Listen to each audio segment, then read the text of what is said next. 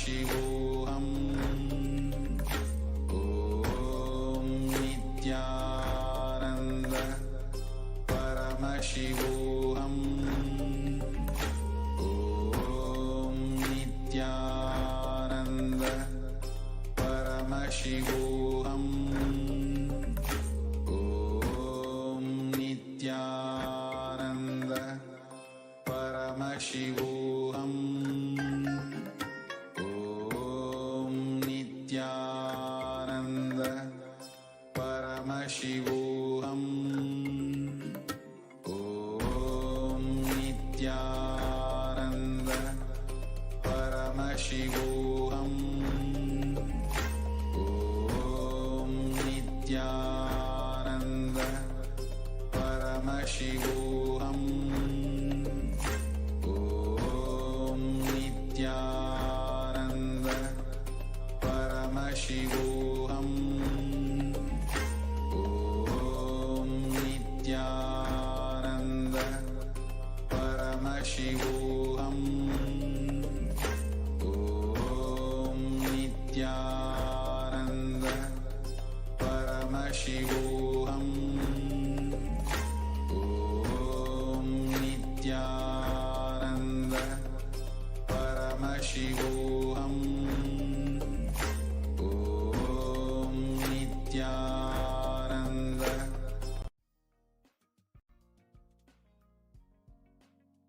We get you health. We get you ability to build beautiful relationships in your life. We get you direct spiritual support, and we make sure you become wealthy.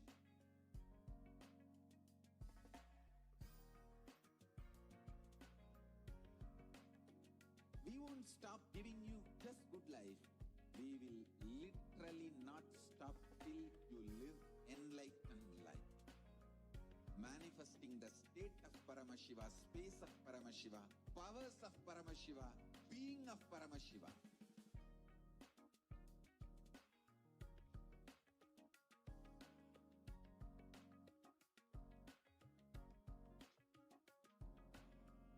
Whole world should become Kailasians.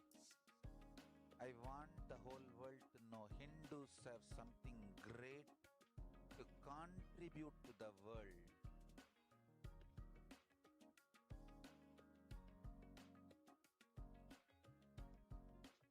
We have something great to contribute to the world. Let us do that.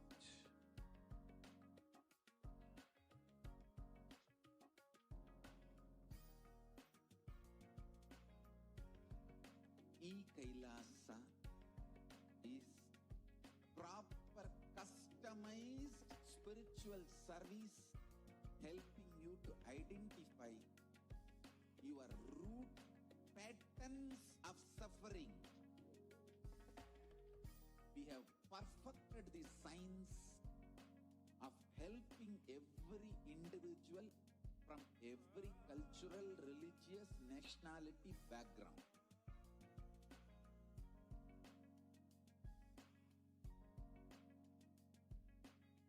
You will have lowest reactionary assumptions, highest awakened response, alive response for life continuously.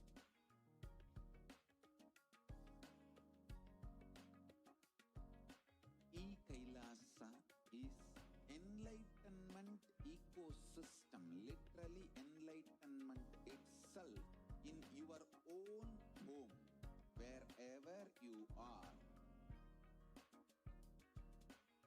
Proper customized spiritual service helping you to complete with your life negativity. Withdrawal from life, self-hatred, self-denial, self-doubt, so much of tiredness, laziness. We can support you aligning your diet, your attitude, your aptitude, your understanding about life. We can help you with everything.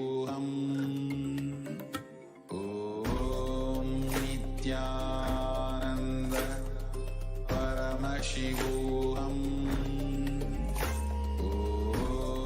Nithyananda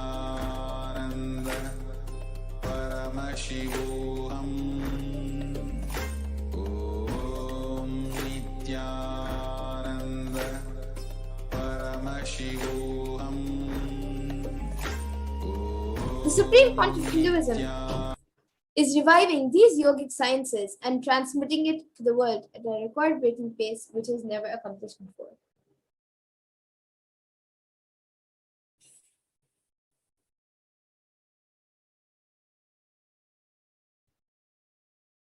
And all of this knowledge and science of power manifestation, these Shaktis, are passed down from one generation to the next generation through initiation and Diksha by the enlightened Gurus.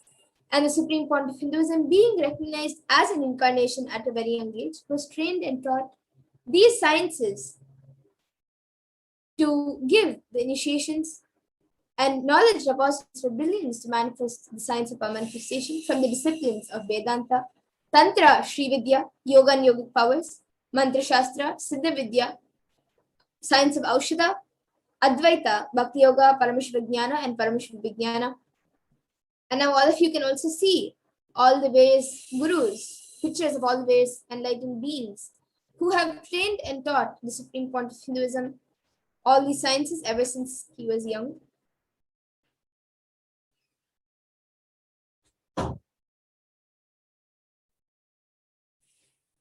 And now for those of you who might be wondering how you can awaken these divine Shaktis in you, let's now look at that.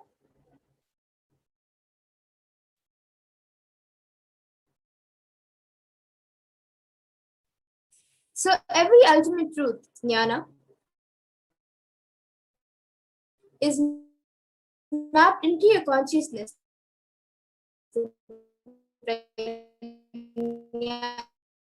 and manifests as a possibility and power of every being, prajnana.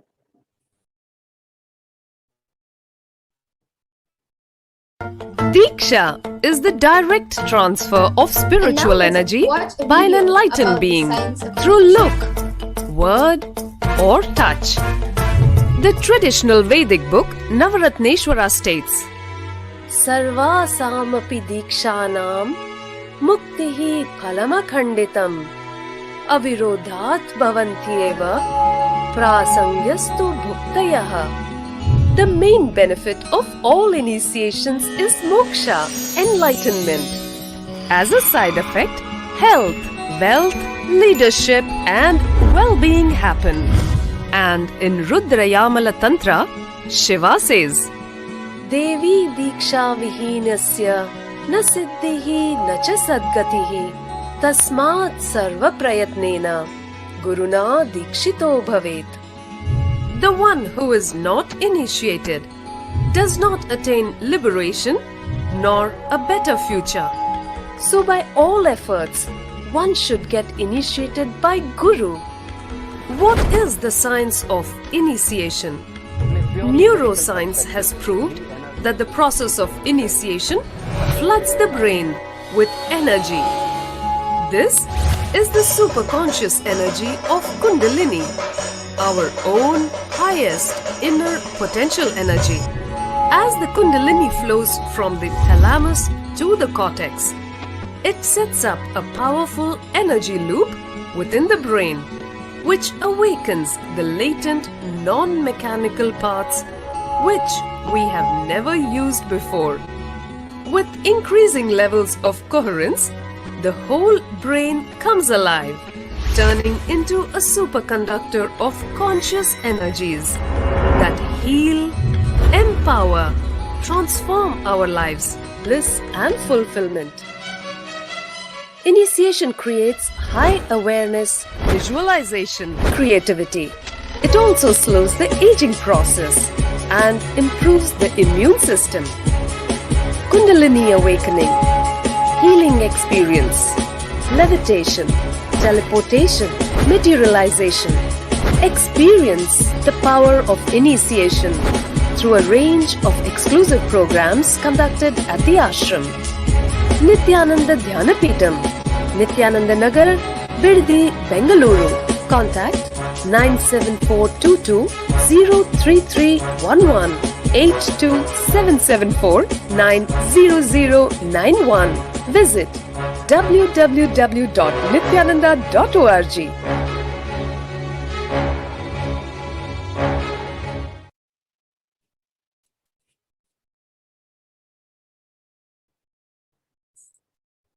Yes, so now all of us got to know of how the science of Diksha works. And now let's see how the science of manifestation is authenticated through pramanas. So there are 4 aspects of evidences or pramanas. The first is the Shastra Pramana, which are the eternal unchangeable truths revealed in the source scriptures. And the next is the Apta Pramana, which are experiences and results of Aptas or authorities who have time tested these powers and sciences.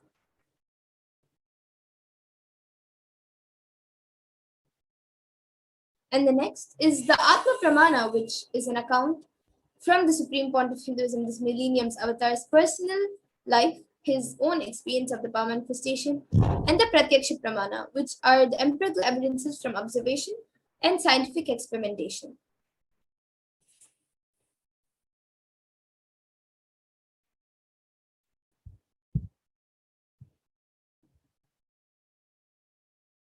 And the Vedas are the ultimate superior authority for Hindus and are a pure science where the ultimate truths are explained, and the Agamas are the scriptures where the applied technology and applied science is expanded. And Vedas and Agamas, the Vedagamas, are given the stages of Shruti as they are revealed directly by Paramashiva, and they are the ultimate, eternal, unchangeable truths. And a reference cited from these Shastras or scriptures is called the Shastra Pramanas. So now let's get ready to witness a live demonstration of these extraordinary Shaktis. We can move on to the next slide now.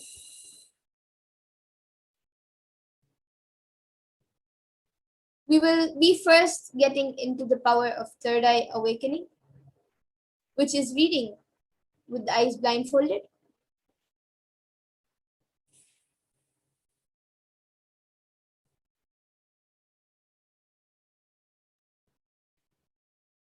We can go to the next slide.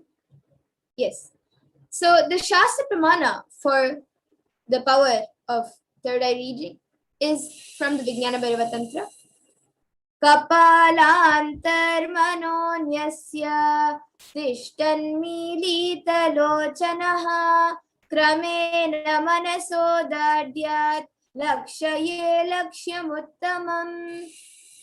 And the translation for this verse is, by fixing the mind on the inner space within the crown center and sitting stably without any movement, having the eyes closed in succession, by that stability of the mind in inner space through the power of the third eye, one directly sees the ultimate goal Lakshyam by having the vision beyond the sight that reveals any object or place, attaining the space of oneness with the source, Paramashivoham. And the next is the Apta Pramana for this power, where Krishna initiates Arjuna into the power of third eye. Nato mam shakyase drashtu manenaiva swachakshusha divyam dadami te chakshuhu pashyam me yogamaishwaram. So Bhagavan Krishna says to Arjuna, but you cannot see my cosmic form with these physical eyes of yours. Therefore, I grant you divine third eye vision. Behold my cosmic opulence.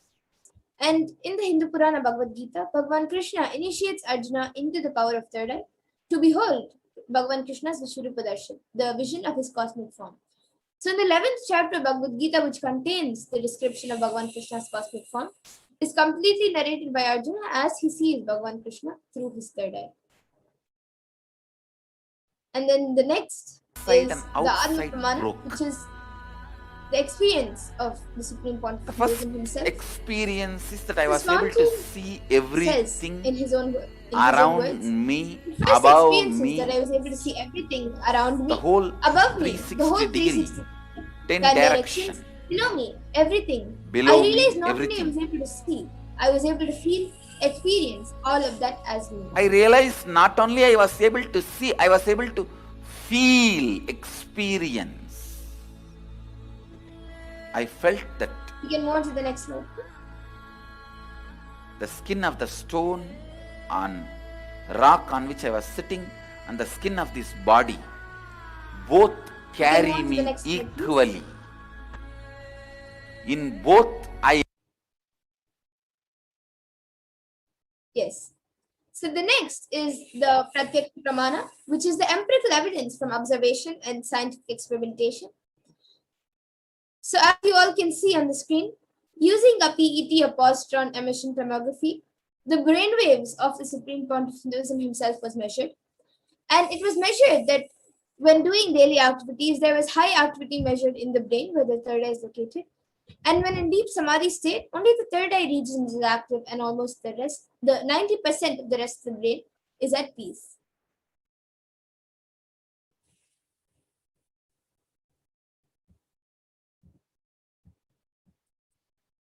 And now the Sakshi Pramana, which is a rare sacred science. This rare sacred science of the third eye awakening is being made available to humanity for their ultimate enrichment and conscious evolution by the Supreme Pontiff of Hinduism, who is the living incarnation of Paramashivoham. The Supreme Pontiff of Hinduism embodies the most profound yogic states and surpass all the bounds of time, space, and matter. And now he is gifting this pure and great science of third eye awakening, along with many other spiritual sciences, to the world through initiations, to millions of people, and everyone through these initiations are expressing these sciences and these powers. So now with this, let us get ready to witness a live demonstration. We will be back in just a few minutes to witness the live demonstration of these extraordinary Shaktis. We will be back. So please stay tuned for witnessing the live demonstration of the power of third eye.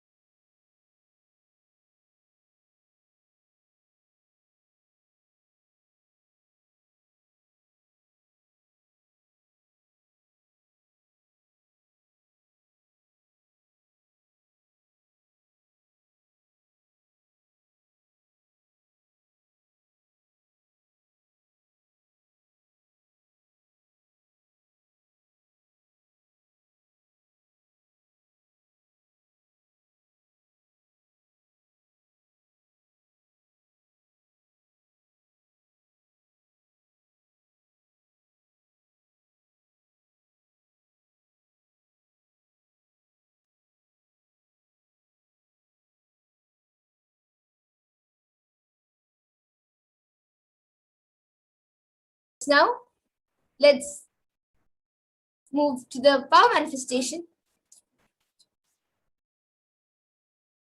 We can stop the screen share now.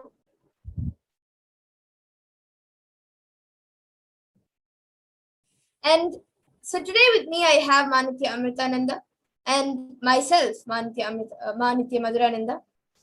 And today, with this I-band, I will be doing the power of third eye reading. So this is an I-band which is certified by ophthalmologists. We can stop the screen share.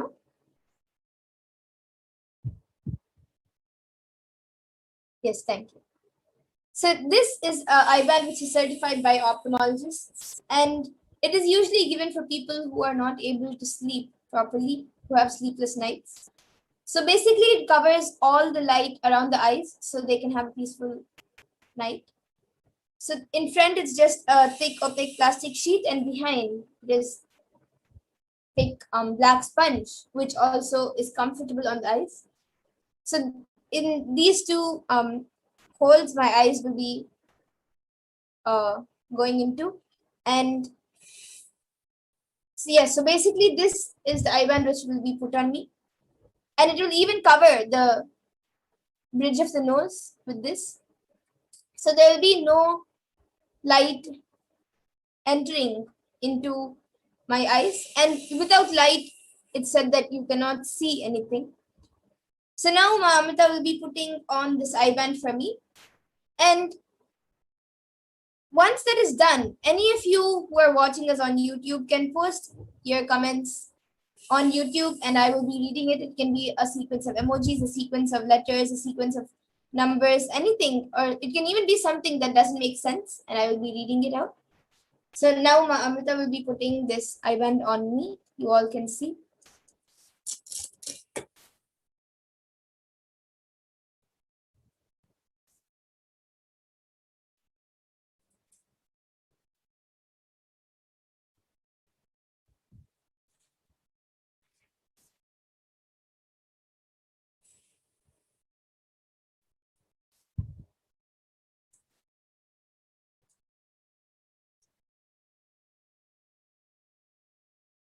Yes, you can move it a little to the left.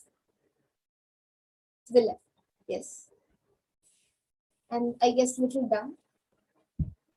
Yes. So now the I-band has been put on me. And now all of you, I will be turning to my right, left, up and down. So all of you then can see that there's no gaps anywhere around my eyes. So I'll be turning to my right, left, up and down. So all of you can see that there's no gaps anywhere around. And now any of you can post your comments in the YouTube comment section, and Ma Amrita will be projecting the YouTube comment section to me, and I will be reading out the comments. Yes, so I think we already have many comments. We have first from Selvi Crow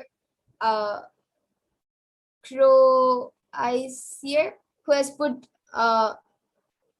Momon, and then we again have her who has posted two I's or two capital L's. Two capital I's or a lowercase L, I guess. And then we again have her who has posted. We have Selvi Crow Isier who has put L.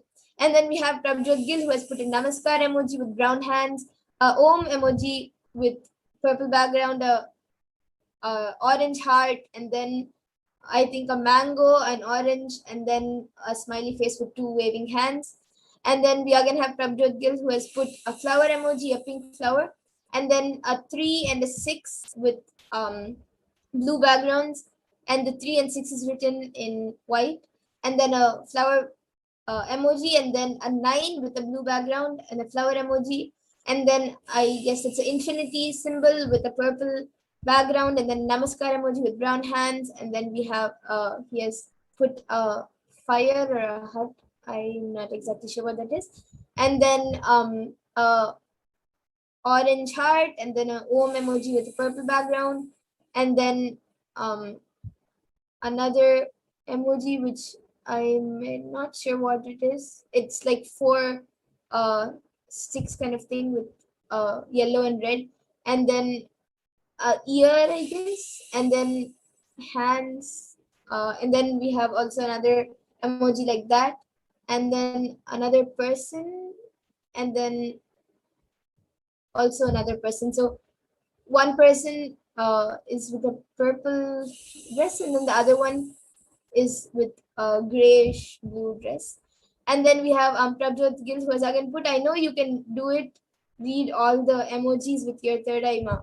Yes, and I already read it. And you put more emojis. So Prabjot Gill has again put emoji with the party stuff, and then a person meditating, and then a hut, or that a hut or a mosque, I guess, or a temple.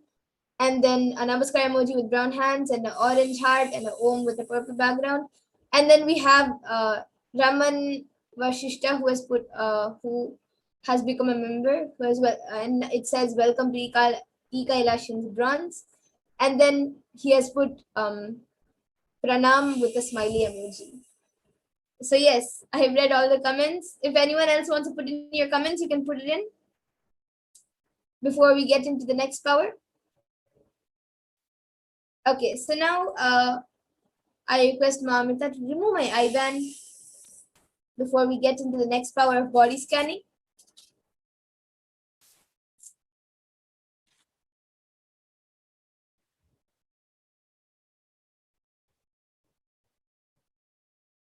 Yes, so yes, I see Prabjot Gill has put that is a temple and the red fire thing. Okay, so next time when you put that emoji, I'll remember that that's a temple. Okay, so now all of you can see that this is IBAN. It is just as it is, as it was before we put it on. And now we will be moving on to the next power of body scanning. I will be back in just a few minutes.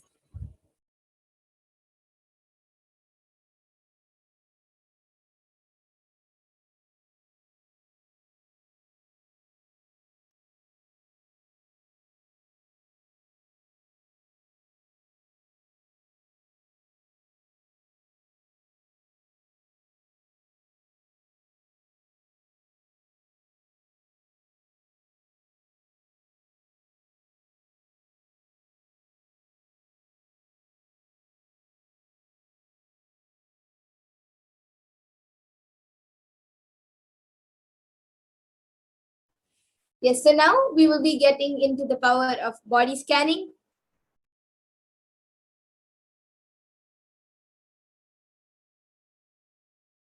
And in this power of body scanning, it awakens the ability to scan any illnesses, diseases, medically diagnosed issues, and provide solutions through the awakened third eye.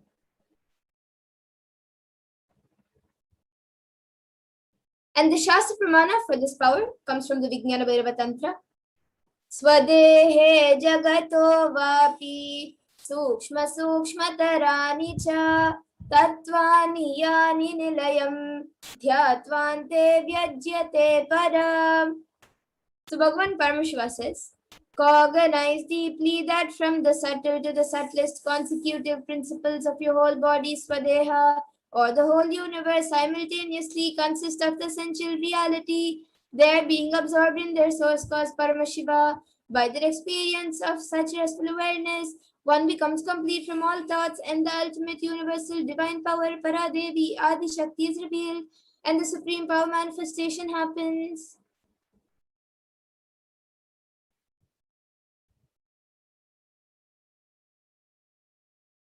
And then the Apta Pramana for this power is from the life of a Siddha. So Terayar was a Siddha and one of the most prominent disciples of Agastya. One day a man suffering from severe headache comes to Agastya for healing, and he uses the power of body scanning to identify the root cause of the headache. And he reveals that there is a small Terai, a type of frog, sitting in the person's brain. Agastya then immediately instructs Terayar, his disciple, to perform an open head surgery and remove the frog. And after the surgery is completed successfully, the person is healed and cured of the headache, and thus he gains the name Terayar.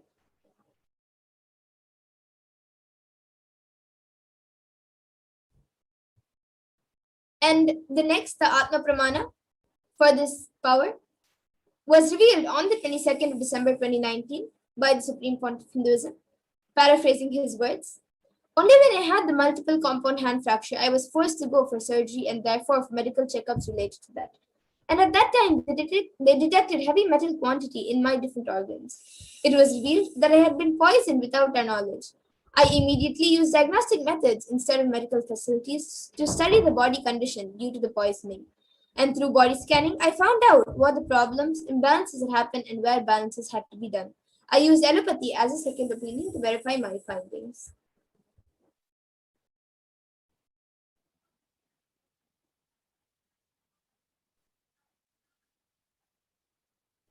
So you can see the various Sakshi Pramanas screenshotted over here. And we will also be witnessing this power of body scanning. Yes, so now whoever would like a body scanning can put your comments in the YouTube comment section. Yes, ma'am, we can stop the screen share.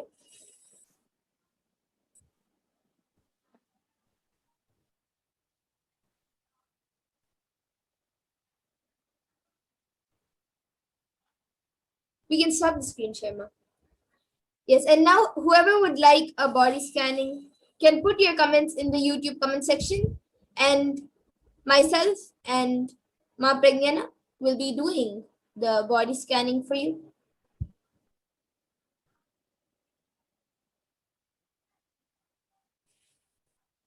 Okay, so we have Prabjot Gill who is asking Vijay Sharma have a body scanning, ma. He has said yes for body scanning.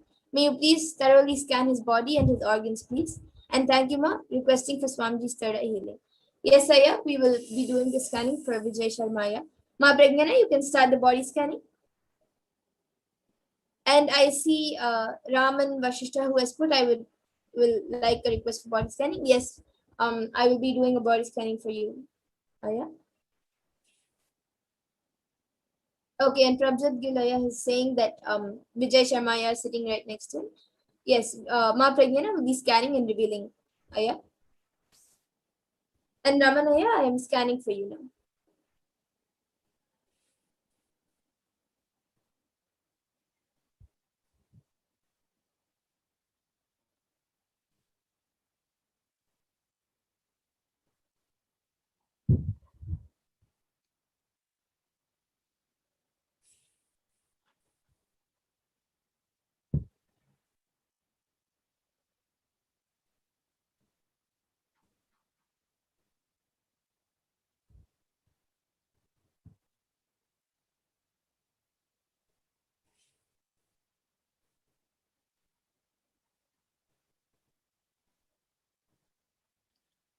So I was able to see that there is some kind of a problem which is making the liver to decay. Yeah. So I was able to see the solution for this.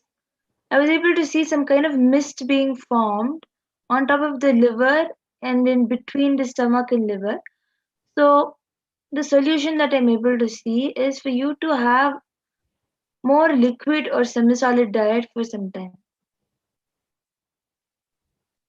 Yes, and actually that's surprising. Prabjot Gilaya, actually for Vijay Sharmaya, even I was able to see that there is a problem in the liver.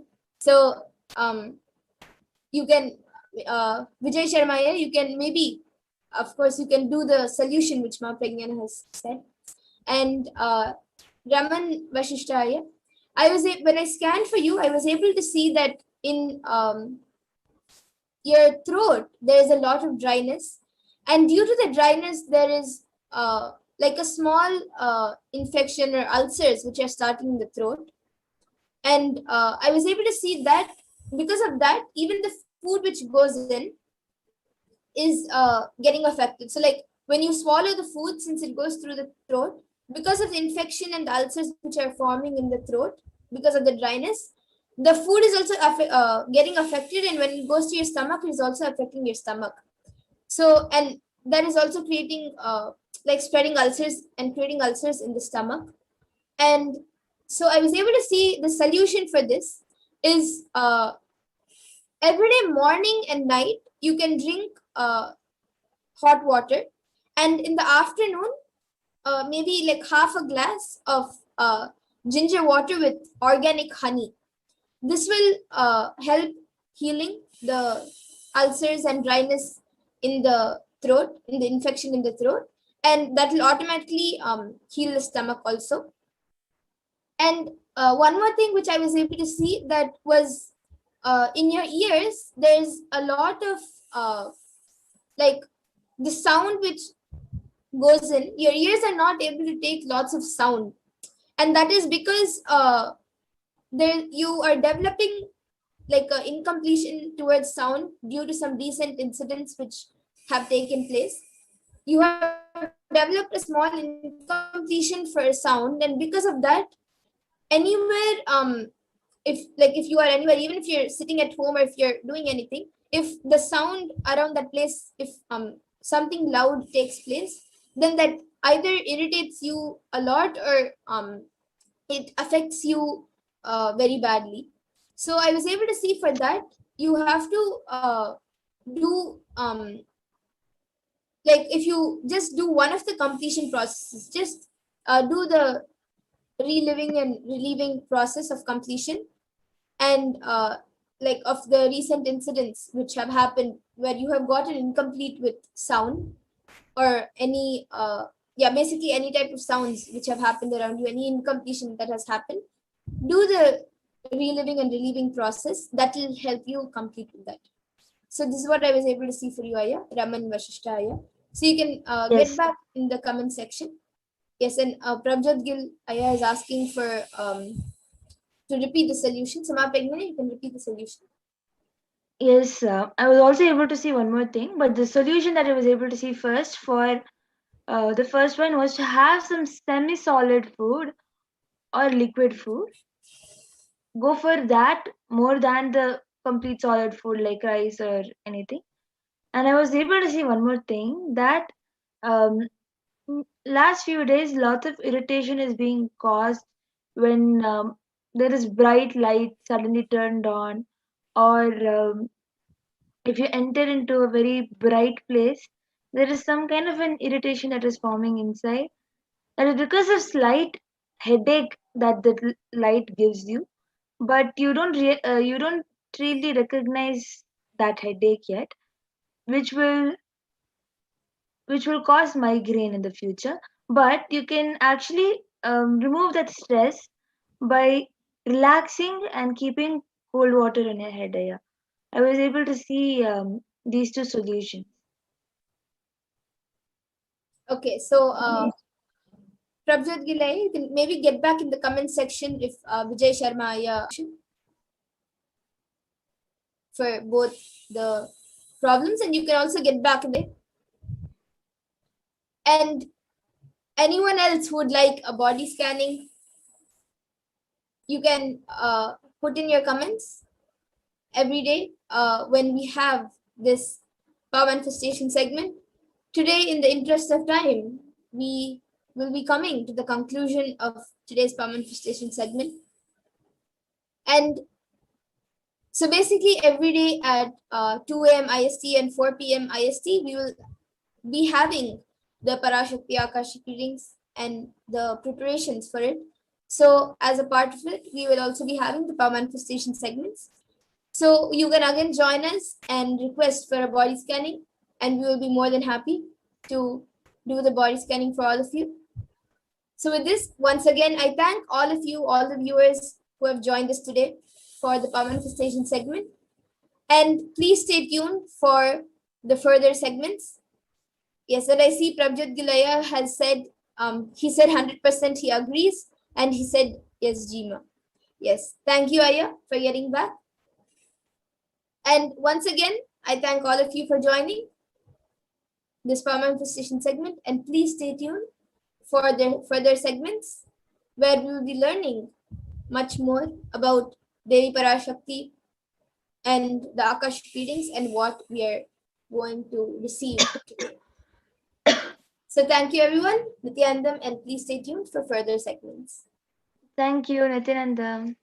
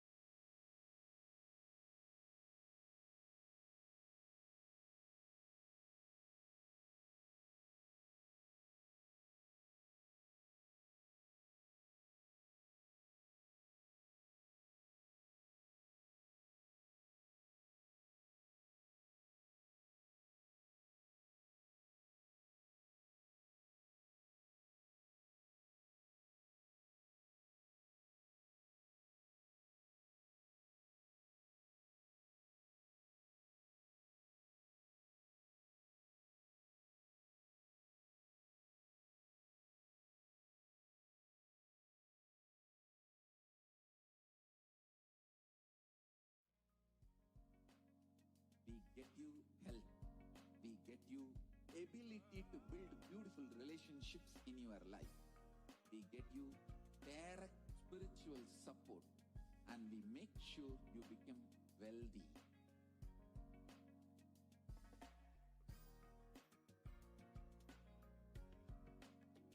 We won't stop giving you just good life. We will literally not stop till you live enlightened life. Manifesting the state of Paramashiva, space of Paramashiva, powers of Paramashiva, being of Paramashiva.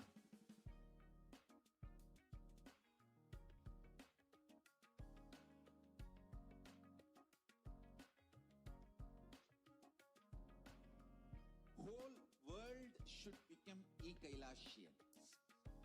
I want the whole world to know Hindus have something great to contribute to the world.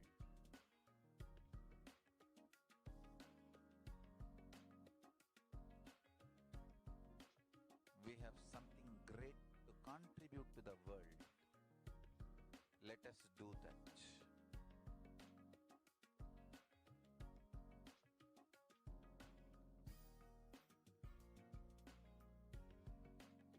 Kailasa is proper customized spiritual service helping you to identify your root patterns of suffering.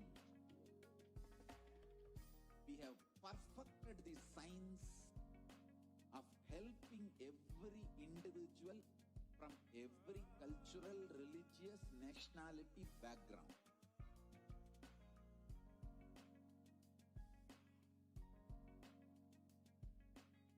You will have lowest reactionary assumptions, highest awakened response, alive response for life continuously.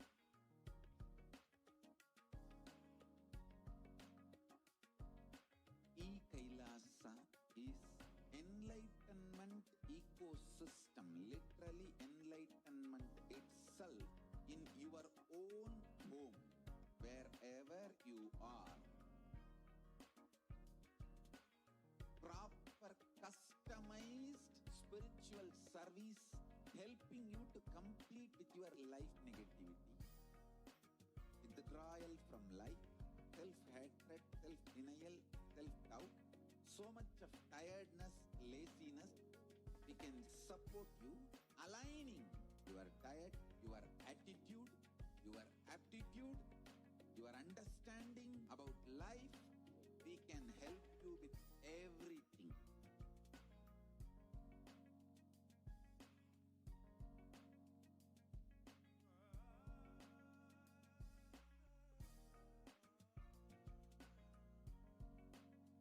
If you are interested in enlightenment, we will immediately bring this to you. If you are not interested, we will explain the whole science, inspire you and make you interested in enlightenment science.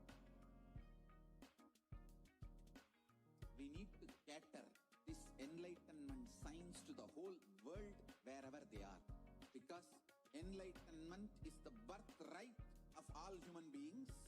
Kailasa is responsible to provide that to all human beings.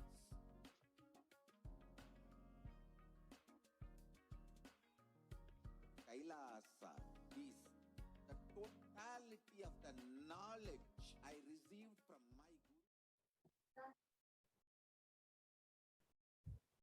Nithyanandam, welcome back to your viewers.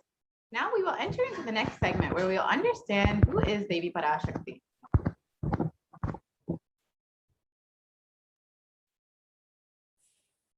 So Devi Parashakti is the divine feminine consciousness.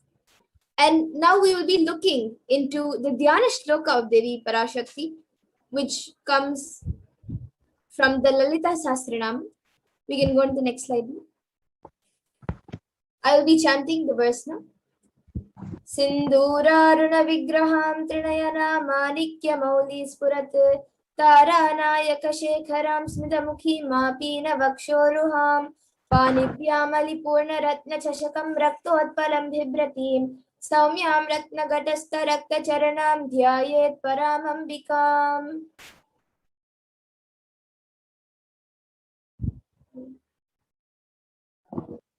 And the translation for this is the Divine Mother is to be meditated upon as a shining in a vermilion red body with the triple eyes, sporting a crown of rubies studded with a crescent moon, a face all smiles, a splendid bust, one hand holding a jewel cup brimming with mead, and the other twirling a red lotus.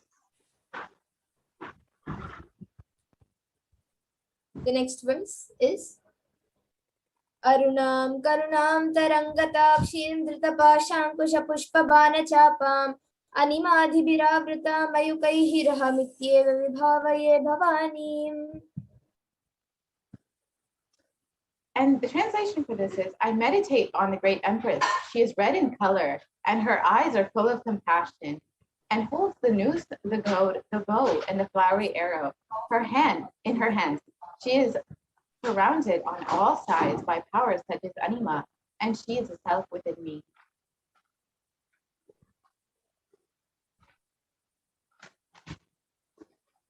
And Devi is the ultimate pure feminine consciousness. Parashakti is the cosmic mother, and it is in her cosmic womb, the Brahmanda Yoni, from which billions and billions of universes come out and go in. And it is the source where the Big Bang and black holes go on and on. Parashakti is the source Shakti, the source energy, the source power from which all of us came, all of us are in even now, and which all of us are going to merge into.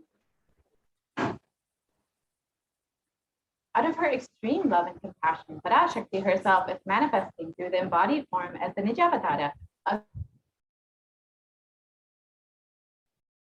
Paramashivoham, gracing us, answering all of our questions, attending to our prayers, giving boons, healing us, revealing our past, present, and future, delivering profound spiritual truth, and ultimately giving us the experience of Paramashivoham itself.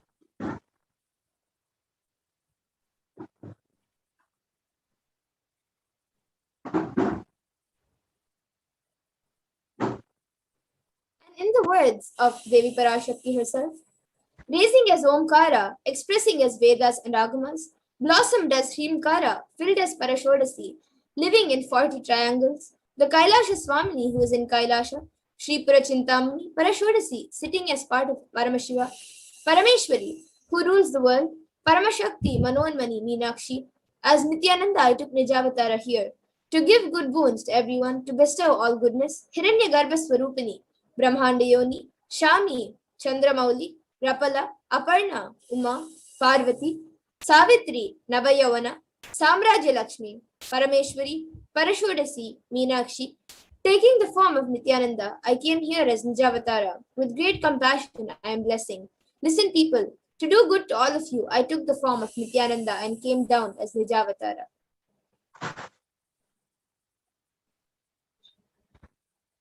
Raising in Omkara, blossoming as Shiva, Shiva manifesting as the source of existence, powers of existence, the expression of existence, from the oneness of Om, blossoming into two as Prakriti and Purusha, blossoming as the three Shaktis, Ichha, Kriya, Jnana, growing as the four Vedas, expanding as the five Panchabhutas, beyond the six Shaktis, filled as the Gotras of the seven Rishis, expanding as 8 directions, existing as the 9 Grahas, blossoming as the 10 Indriyas, being as the 11 Rudra's, creating all the worlds, bringing life to tell and make truth blossom, and to do good, Parashodasi, Meenakshi, in the form of Nithyananda, I came to bless every one of you.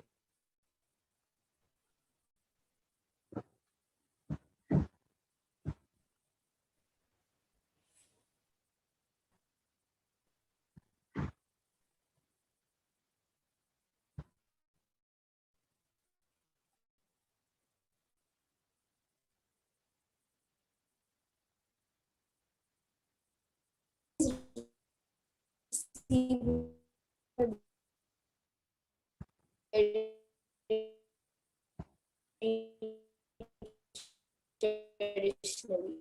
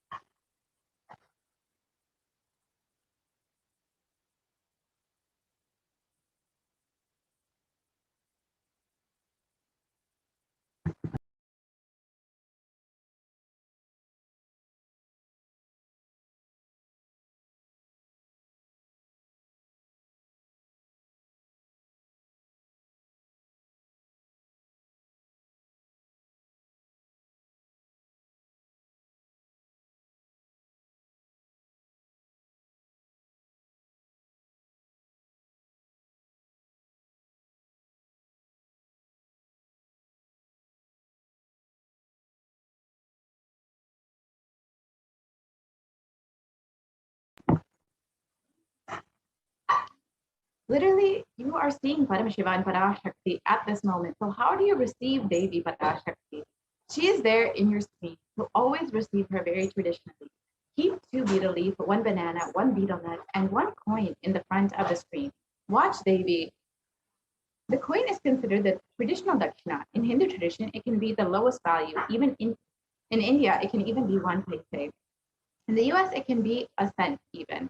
I'm not trying to monetize. Keep even 1 cent. It is okay. So for 100 days, if you have darshan, it will add up to $1. In India, even 1 paise is okay.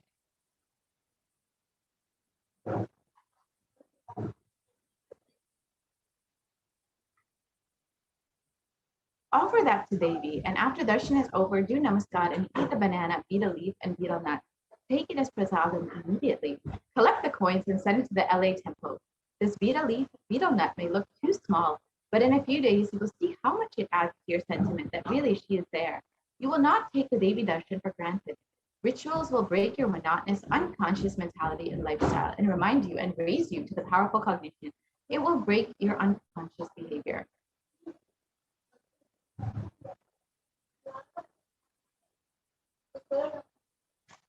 So how do you set up your tambulam?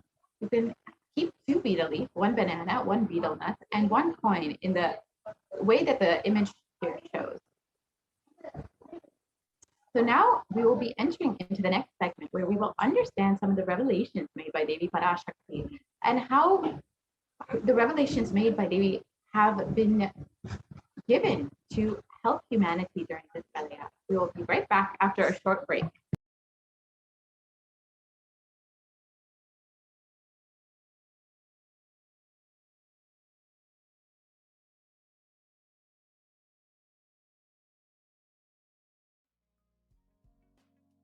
We get you health.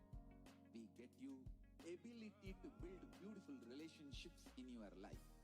We get you direct spiritual support, and we make sure you become wealthy.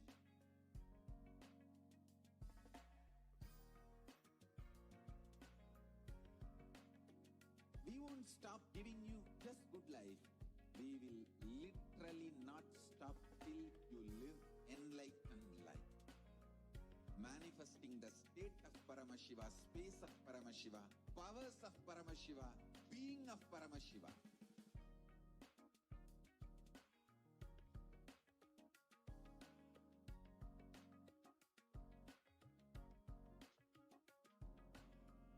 Whole world should become Kailasians. I want the whole world to know Hindus have something great to contribute to the world.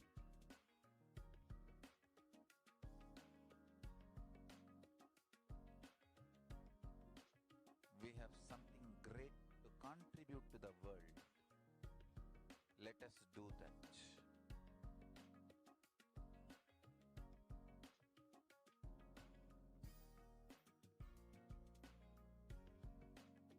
Kailasa is proper customized spiritual service helping you to identify your root patterns of suffering.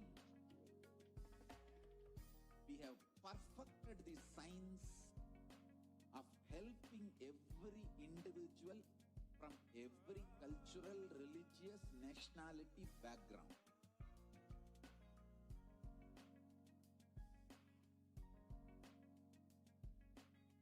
You will have lowest reactionary assumptions, highest awakened response, alive response for life continuously.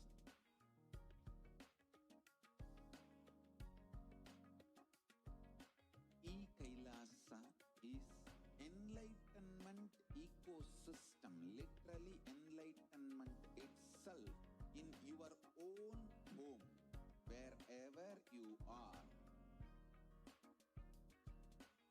Proper customized spiritual service helping you to complete with your life negativity. Withdrawal from life, self-hatred, self-denial, self-doubt, so much of tiredness, laziness, we can support you aligning your diet, your attitude, your aptitude, your understanding about life. We can help you with everything.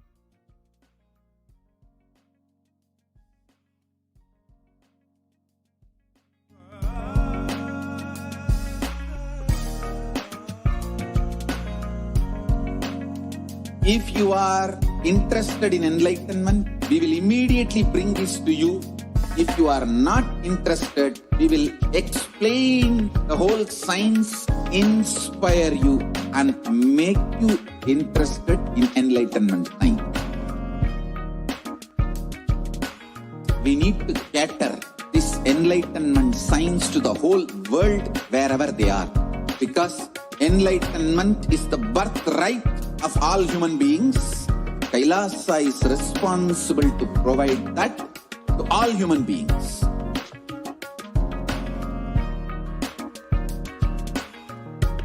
Kailasa is the totality of the knowledge I received from my gurus and practice manifested in my life, perfected by teaching millions of people from all cultures, time zones, backgrounds, genders, nationality, race, from every creed.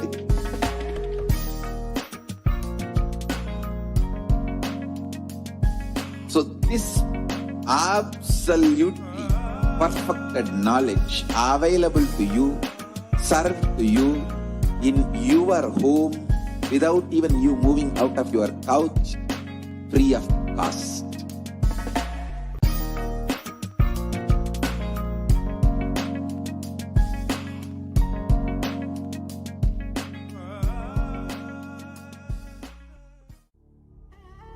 What I mean by the word Kailasa, listen intensely. Enlightenment ecosystem, literally enlightenment itself, in your own home, wherever you are. If you cannot come to Kailasa, it's okay. Kailasa can come to you. Kailasa coming to you is Kailasa.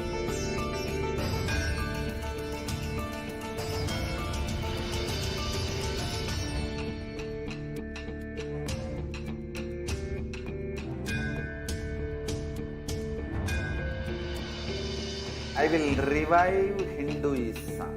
I am a Hindu revivalist, not by any revolution, but by evolution.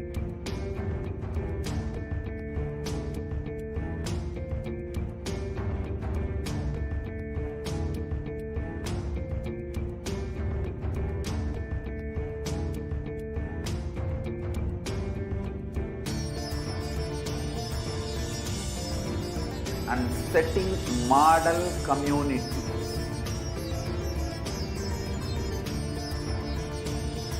Kailasa, enlightenment ecosystems, Sarvanya Peethas all over the world.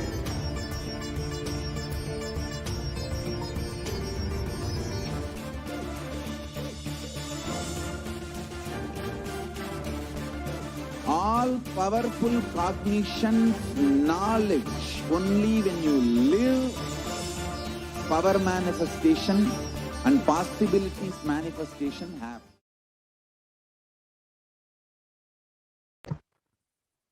Nithyanandam, welcome back to your viewers. Now we will be entering into the next segment where we will understand Devi Parashakti's revelations on Hindu Yonija. Ma, can we project the slides on Hindu Yonija?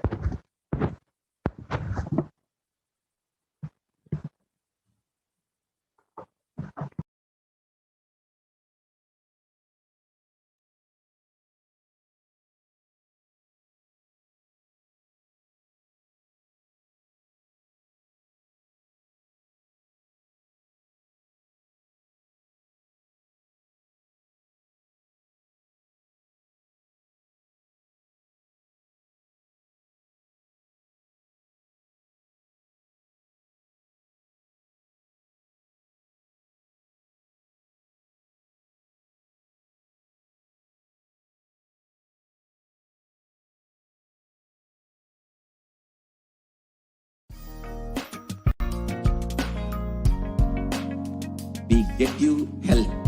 We get you ability to build beautiful relationships in your life.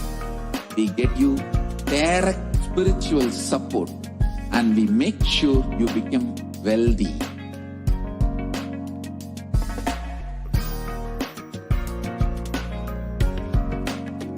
We won't stop giving you just good life. We will literally not stop till you live enlightened life. Manifesting the state of Paramashiva, space of Paramashiva, powers of Paramashiva, being of Paramashiva.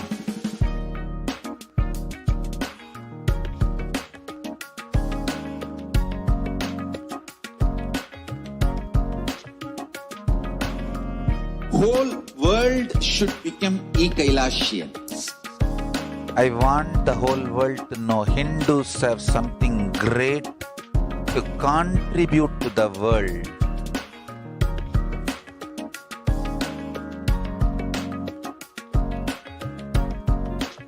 We have something great to contribute to the world. Let us do that.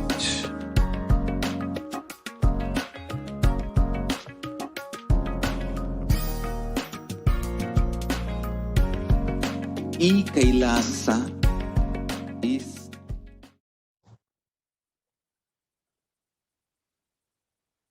Now we will understand Devi Parashakti's revelations made on the 14th of April, 2021. Corona is destroyed, but it will take 4 years for the political conspiracies done by humans to end. I will protect my devotees, disciples, and Kailasa. No suffering will come for my devotees, but it will take 4 years for the conspiracy of Corona to end. It will come to an end only in 2025. It is a conspiracy, a human conspiracy.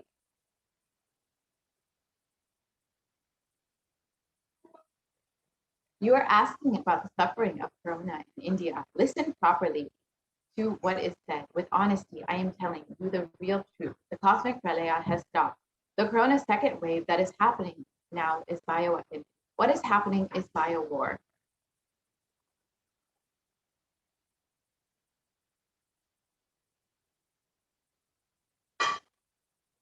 As the Nijavatara, taking the form of Nithyananda Parashakti, I came in person to save Bharat, to save Sanatana and Hindu Dharma in Bharat. Taking the form of Nithyananda, when I came as Nijavatara, the people who don't know how to live, having me with them, what will I do for them?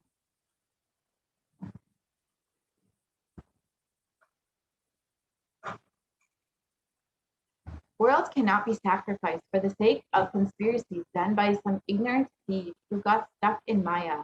Srishti should not have loss. Cosmos should not have destruction. To save the cosmos from Pralaya, I have made a huge ship. Its name is Adi Kailasa. Adi Kailasa is the ship that will gather all the enlightened powers of this cosmos.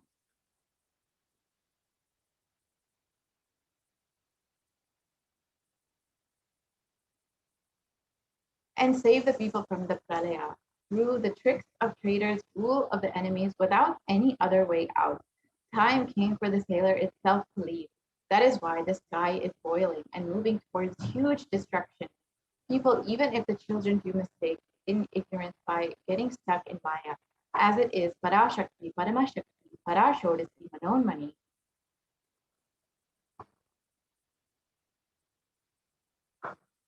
My responsibility to save the cosmos from destruction. I'm telling some of the truth. Listen properly. Within the next few months, not in thousands or lakhs, lives will be lost in crores. Crores of lives will be lost in India. I am telling you the truth. I am telling you the good. Search for protection for your life.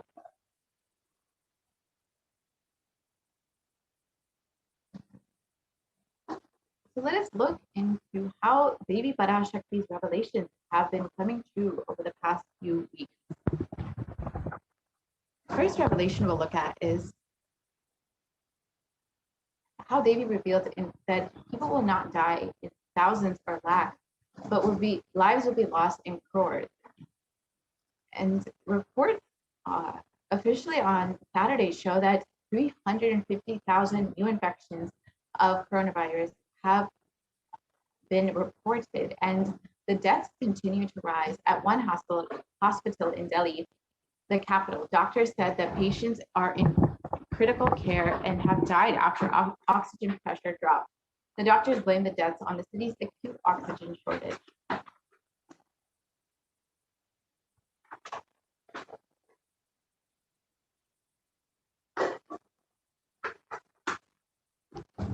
And here you can see that in India posts the highest death tolls in the pandemic so far. You can see photos where cities are literally becoming crematoriums.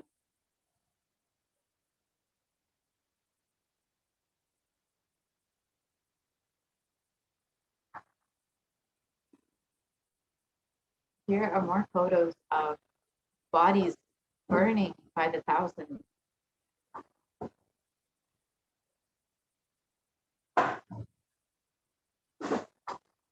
So let's look at the COVID disaster in India. Let us look at the revelation by the Supreme Pontiff of Hinduism on the 23rd of May, 2021. All devotees and disciples, whoever listens to me, whom I don't need to convince, this is a personal message I am giving to all of you. Devi has very clearly revealed to me. Buddha month, August and September, there's going to be a worse third wave of corona.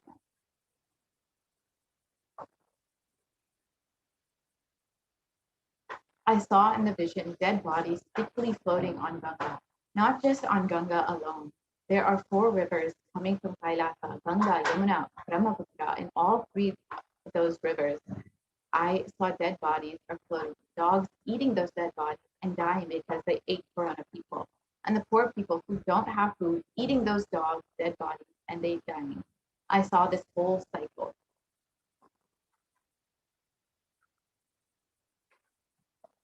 I am not a constipated conspiracy theorist or a positive thinking buckboss.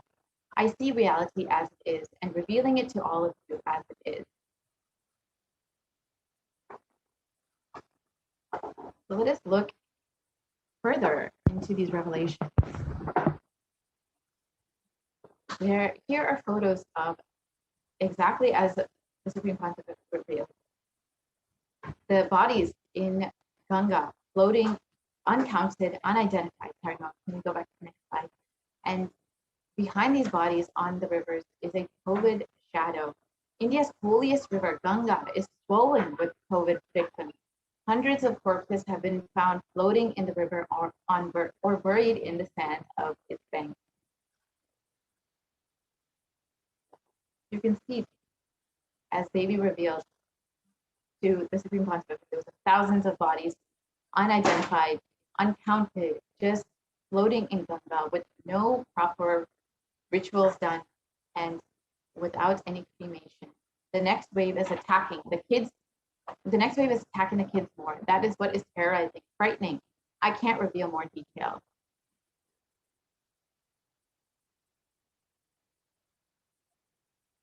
So here is a report by CNBC which reports that India's richest state was at the center of the second wave. Now it's preparing for its third wave. The western state of Maharashtra has so far reported more than 5.4 million cases of COVID, including over 82,000 deaths from COVID-19. Some predict a third wave could hit India potentially between September and October. And this is exactly as the Supreme Pontiff revealed, that in Puritasi month, between September and October, the third wave will hit.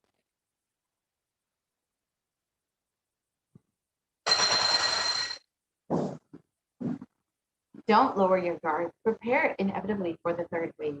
Even though it is being anticipated that the coronavirus cases would peak by mid-June in the city, experts have been warning against lowering the guards, as they said that a third wave of COVID-19 looks inevitable by the end of October. Not only that, but the experts have further said that the third wave could be deadlier than the first 2 waves. And this, again, is exactly as the Supreme Pontiff of Hinduism revealed.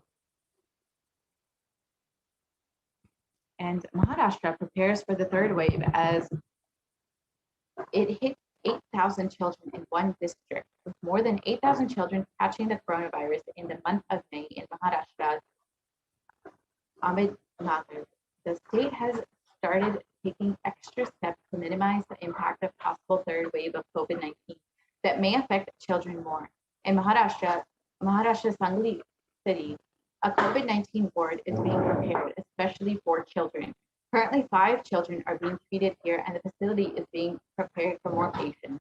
Again, as the Supreme Court of Hinduism reveals, the third wave will be affecting children.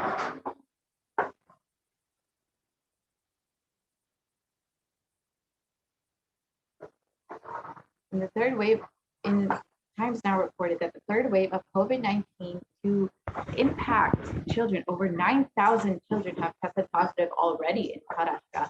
With fears of the second wave of COVID-19 still lingering, the experts have suggested that the third wave will severely impact children. If the virus changes its course of nature, the children will be largely impacted. Reports suggest that the virus has already impacted children across the country in the second wave.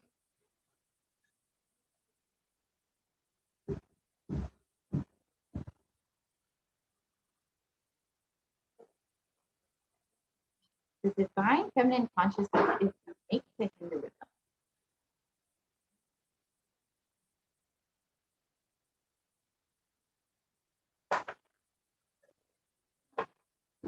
Yes, we can move to the next slide, please.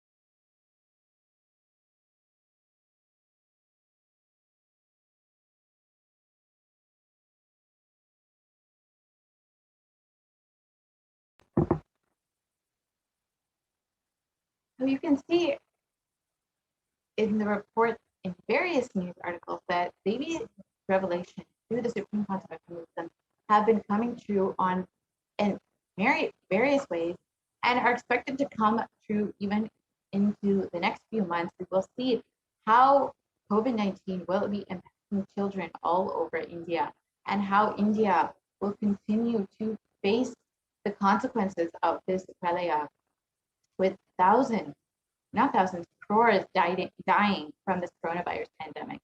Now we will look further at how coronavirus is impacting the mental health of patients in India, as revealed by Devi Parashakti.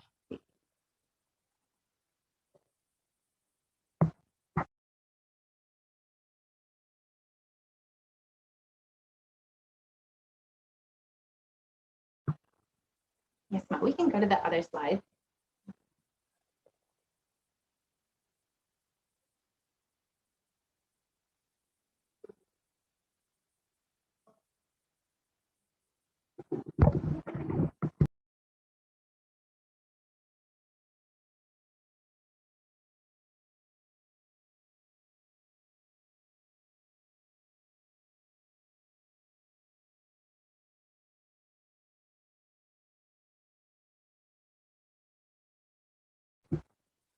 Not only people, here is the revelation made by Devi on June 5th, 2021.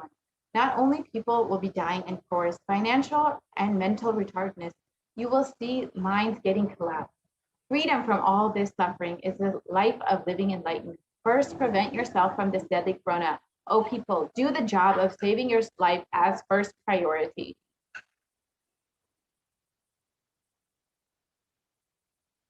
So let us look at these revelations a little bit deeper. On the 5th of June, Devi made this revelation, and on the 6th of June, we can see various news sites publishing similar information. on Global News, they published an article sharing that psychiatric symptoms like depression, anxiety have been exhibited by COVID-19 patients. And according to the new study, neurological symptoms like depression and anxiety are also showing to be common in those who have contracted COVID-19, even more in mild cases.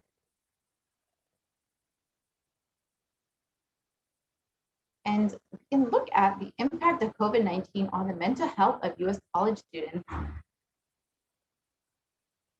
Move to the next slide, please.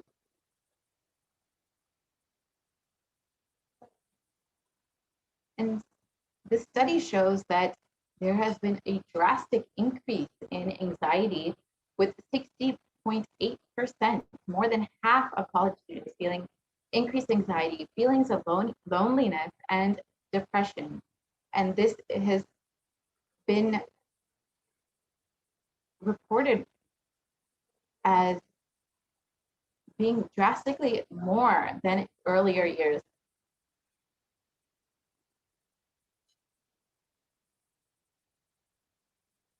And rates of anxiety and depression among college students continue to soar, researchers say. This has been found by Dartmouth College, who have tracked the moods and behaviors of about 200 college students over the course of 4 years, and are finding that the stress levels are currently at the highest.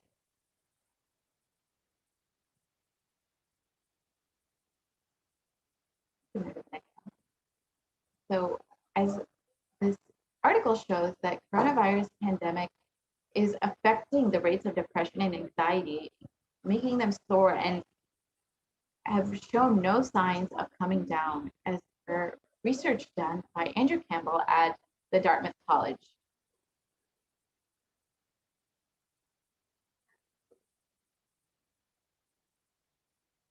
And here, let us listen to Devi Parashakti's revelation on the secrets of the universe.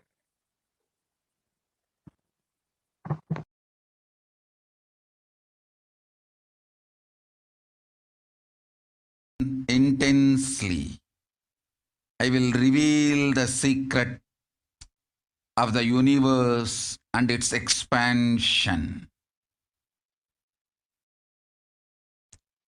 Life, consciousness in you does not end while your body drops dead.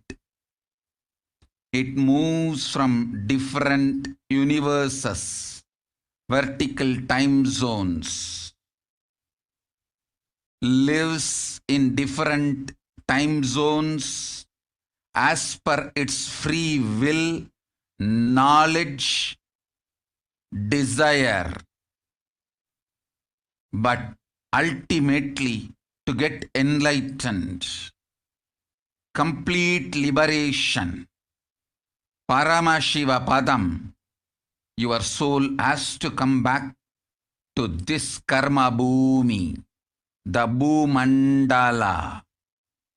This Bhumandala and the Jati ecosystems, the caste ecosystems, Hindu, Jnana, Sannyasa, Yoga, Grihastha, multiple spiritual ecosystems are created for the souls to come back and rebirth and grow more and more towards enlightenment easily, quickly, in accelerated speed and space. Now, too many souls from the cosmos is landing into this Bhumandala to be part of Kailasa and to manifest Kailasa. That is the reason the rate of expansion of the universe has been accelerated. An intense ecosystem for great enlightened beings and incarnations to land is being manifested by me through my Nijavatara Nithyananda and this Kailasa. all the blessed fortunate beings will be attracted to Kailasa and experience liberation. Kailasa is the space where Sanatana Hindu Dharma, cosmic science is nationalism. This cosmic law is the country law. Sanatana Hindu Dharma is nationalism. These cosmic truths will be the truths of the country, society, ecosystem. Society, country, judiciary, ecosystem, all this of Kailasa will be aligned to the cosmic law, the cosmic energy, universal existential truths. Because Kailasa, cosmic ecosystem is manifesting. Expansion of the universe has been accelerated. Universe is celebrating the happening of my Nijavatara Nithyananda and this Kailasa.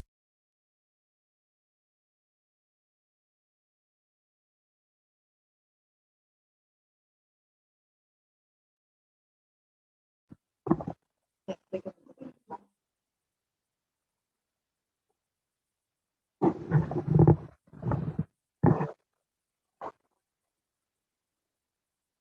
Yes, we can move to the next slide, please. So let us reiterate what Devi Parashakti revealed on the 8th of June 2021. Listen intensely. I will reveal the secrets of the universe and its expansion. Life, consciousness in you does not end. While your body drops dead, it moves from different universes, vertical time zones, lives in different time zones as per its free will, knowledge, and desire. But ultimately, to get enlightened, complete liberation, Paramashivoham, your soul has to come back to this Karma Bhumi, this Bhumandala. This Bhumandala and this Jati ecosystem, the caste ecosystem, the Hindu, Jnana, Sannyasa, Yoga, Grahastha, multiple spiritual ecosystems are created for the souls to come back and rebirth and grow more and more towards enlightenment quickly, easily, in accelerated speed and space. Now, too many souls from the cosmos are landing into this Bhumandala to be part of Kailasa and to manifest Kailasa.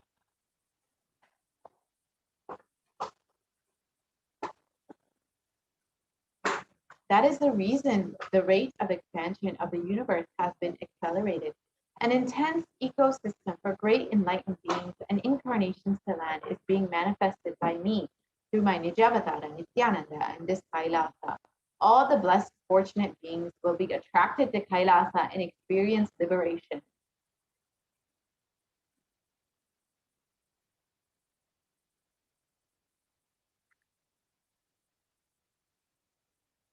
Kailasa is a space where Sanatana Hindu Dharma, cosmic science, is nationalism. This cosmic law is the country law. Sanatana Hindu Dharma is the nationalism. This cosmic truth will be truth of the country, society, ecosystem, society, country, judiciary system. All these of Kailasa will be aligned to the cosmic law, the cosmic energy. Because Kailasa cosmic ecosystem is manifesting, expansion of the universe has been accelerated. Universe is celebrating the happening of my Nijavatara, Nithyananda, and this.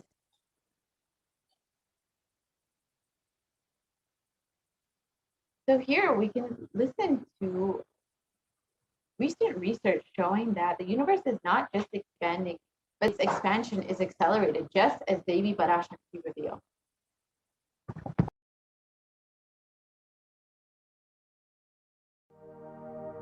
You are looking at the most detailed three-dimensional map of the universe known to humankind, and it's called the Sloan Digital Sky Survey. Scientists from around the world have just completed a 20-year-long survey of the night sky, measuring the positions and distances of more than 4 million galaxies and quasars. This detailed map will help scientists shed light on the remaining mysteries of the universe. Let's go on a journey from the local stars to to the largest scales of our universe. Beyond the local stars that draw familiar constellations in the night sky in the neighborhood, in addition to our own Milky Way, billions of galaxies are spread throughout the observable universe.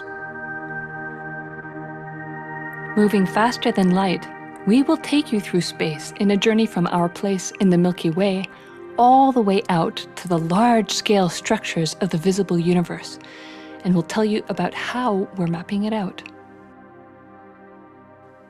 Since 1998, the scientific community has realized that the universe is not only expanding, but its expansion is accelerating.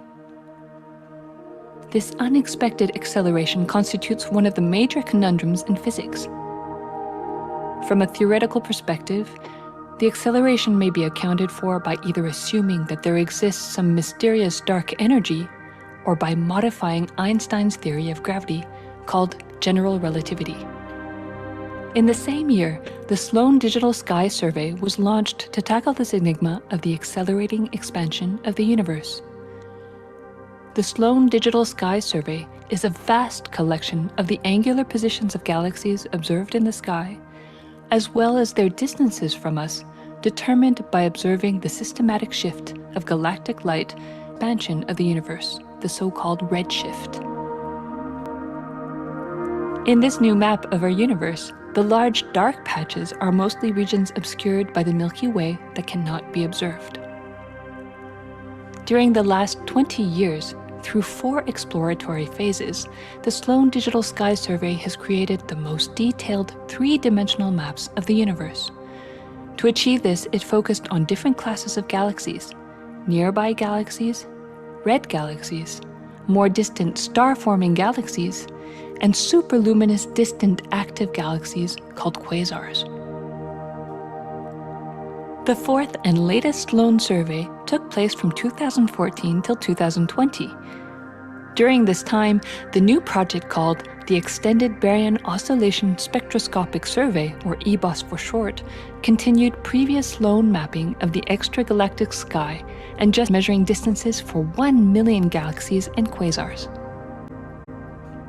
These successive surveys allow scientists to trace the large-scale structures of the universe up to a fraction of its horizon, represented by the cosmic microwave background emission, seen here as a colorful pattern projected onto a sphere.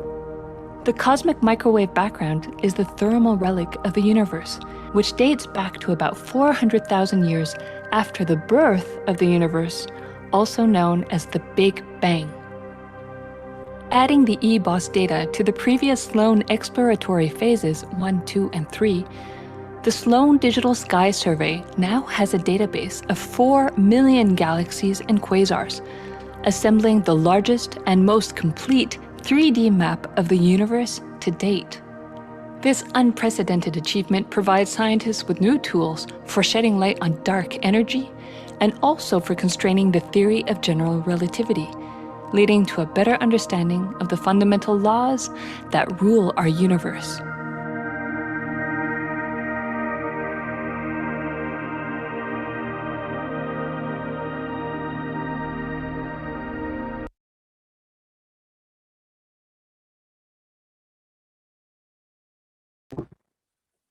Yes, You are looking at the most detailed 3-dimensional map expanding at an accelerated rate due to the various souls landing to be a part of Kailasa and to get liberated.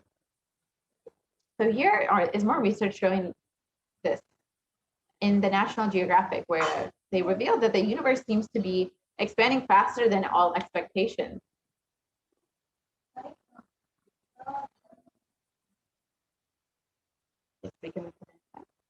And fresh evidence suggests that the universe is expanding faster today than it did in the infancy, a difference that has set off a search to understand what the cosmic forces could be at play.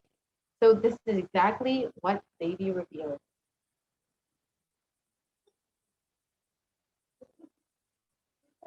And here is more research from Harvard University, which shows that There are independent results that have now demonstrated time and time again that the universe is accelerating in its expansion. So even if we took the universe is continuing to expand at an accelerated rate due to the numerous souls landing in the earth for reaching Kailasa.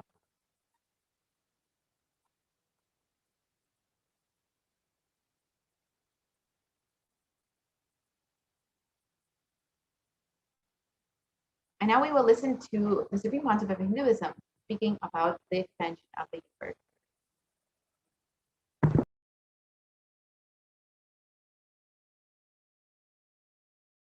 Listen, the key information, the key line I wanted to bring all your attention through this video is universe is not just expanding, its expansion is accelerated. Please understand. Last few years, I am screaming in top of my voice that superconscious breakthrough is happening. Please understand. It is not only just the physics level. The universe expansion is accelerated. It's a dark energy, the dark matter, in that level, the unmanifest, in avyakta, unmanifest level itself, the expansion is accelerated intensely. Please understand. The expansion is accelerated intensely in the dark energy, in the dark matter, unmanifest, avyakta swarupa of Paramashiva. See, Paramashiva's manifest form only is this world which we are all enjoying, experiencing. There is an unmanifest form of Paramashiva, dark matter, what we call dark energy, dark matter. The triggering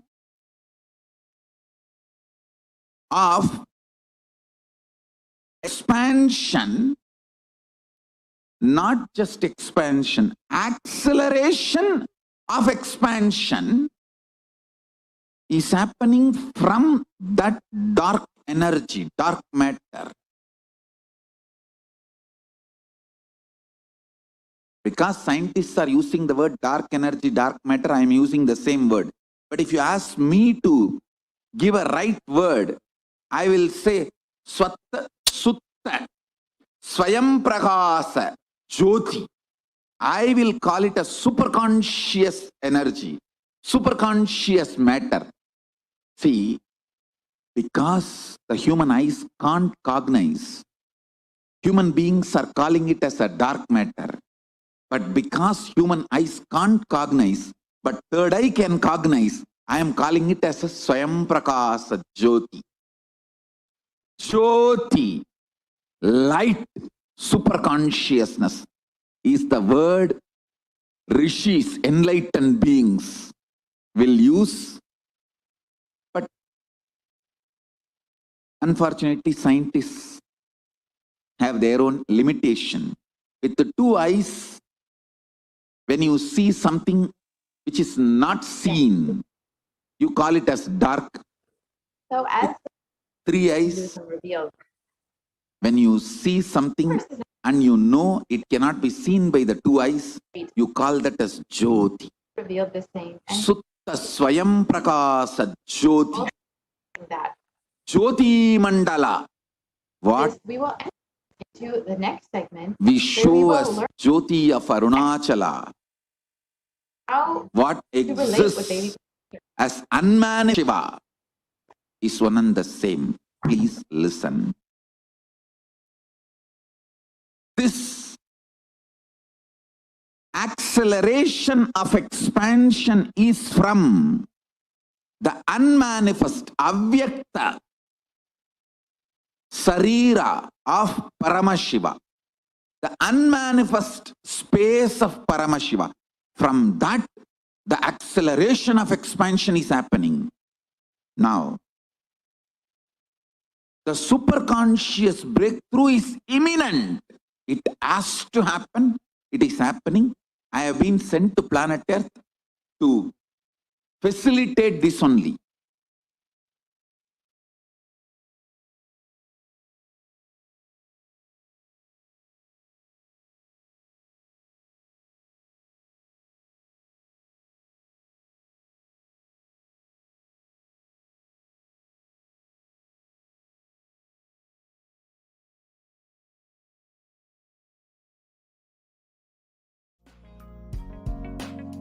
We get you health. We get you ability to build beautiful relationships in your life. Direct spiritual support. And we make sure you become wealthy.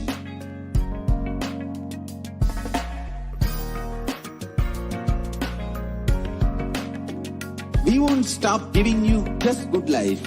We will literally not stop till you live enlightened life. Manifesting the state of Paramashiva, space of Paramashiva, powers of Paramashiva, being of Paramashiva.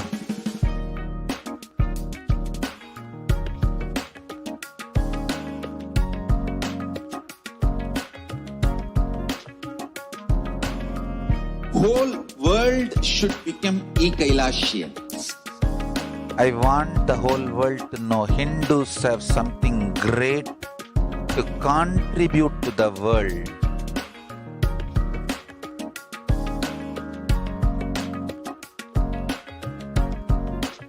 We have something great to contribute to the world. Let us do that.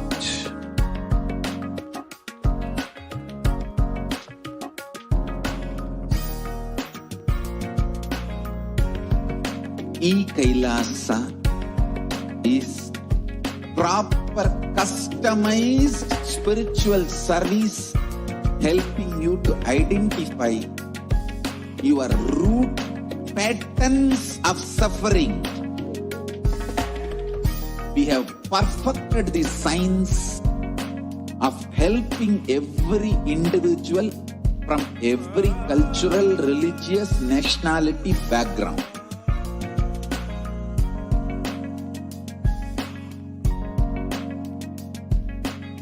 You will have lowest reactionary assumptions, highest awakened response, alive response for life continuously.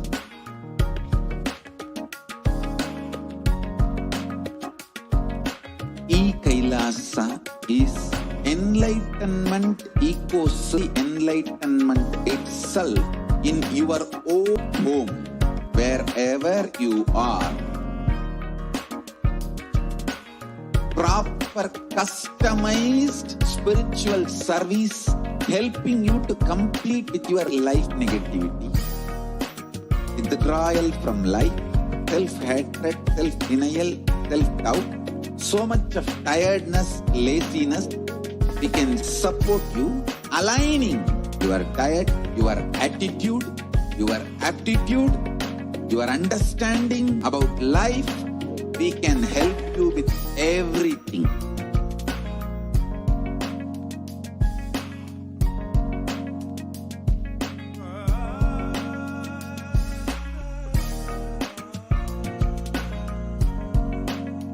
If you are interested in enlightenment, we will immediately bring this to you.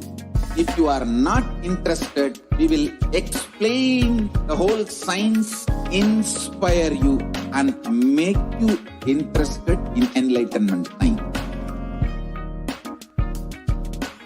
We need to cater this enlightenment science to the whole world wherever they are, because enlightenment is the birthright of all human beings. Kailasa is responsible to provide that to all human beings.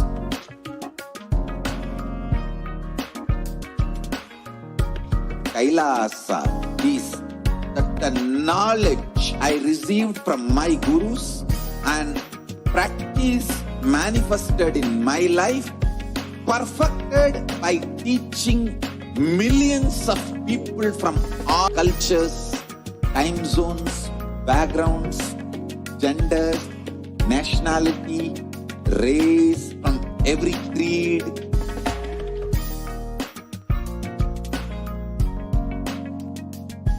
So this absolutely perfected knowledge available to you, served to you in your home without even you moving out of your couch, free of cost.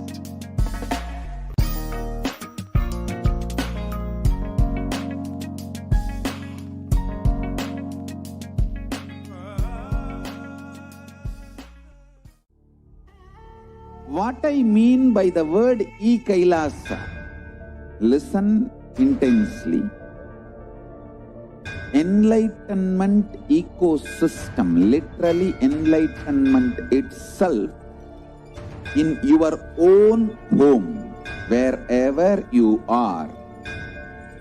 If you cannot come to Kailasa, it's okay. Kailasa can come to you. Kailasa coming to you is Kailasa.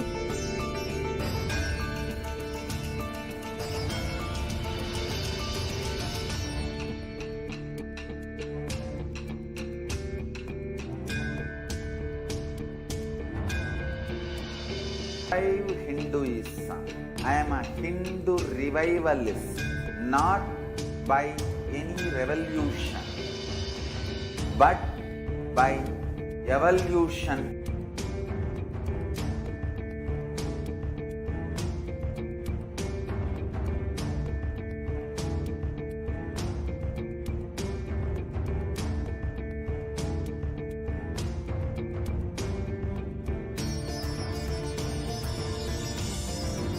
And setting model communities.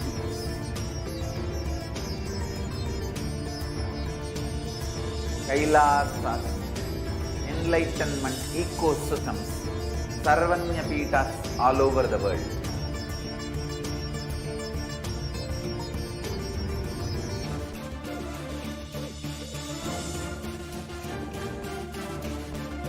All powerful cognition, knowledge, only when you live power manifestation and possibilities manifestation happens. It's a fundamental truth.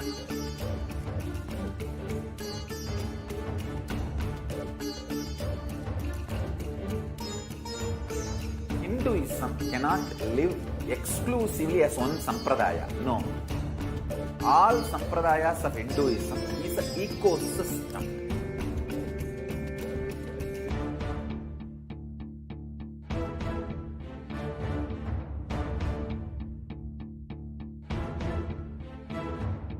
So don't keep quiet thinking that if one sampradaya is attacked, only that sampradaya is going to be affected. All of us are ecosystem.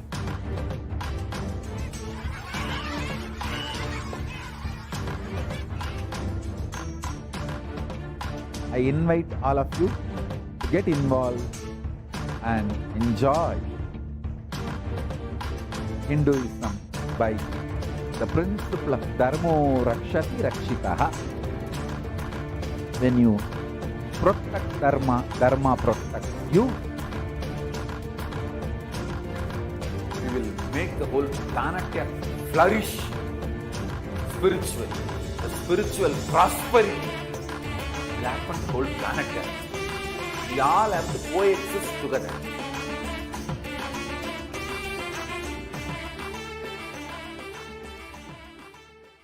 Just be alive for next 3 years. Don't die within next 3 years.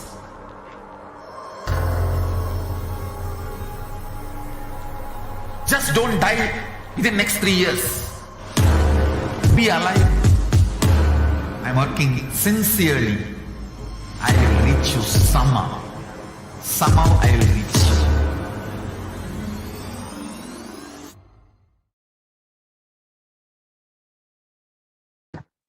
Yes.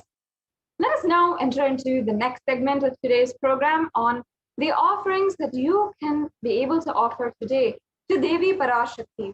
Now, we are celebrating the auspicious occasion of the Guru Purnima Brahmotsavam. So all of these offerings become that much more auspicious and can bestow that much more blessing, love, gratitude in your life. During this extremely special festive occasion, across the world, so many Hindus are celebrating and remembering, worshipping and revering the Guru Parampara. And out of all the different, some of the extremely unique experiences that you will be able to have on the Guru Purnima Day, unique segment, where we will understand how to immediately and instantly manifest oneness, manifest the divine blessings of Devi Parashakti in your life. Now, offering is a divine gift of pure love, devotion, and oneness, and it consists of two parts. One is giving, and the other is accepting. And only when the divine accepts what one offers, the offering becomes complete. An offering is not made out of fear or greed. When an avatar lands, the offerings are purely a part of the grand Leela played out for the only purpose of enlightenment.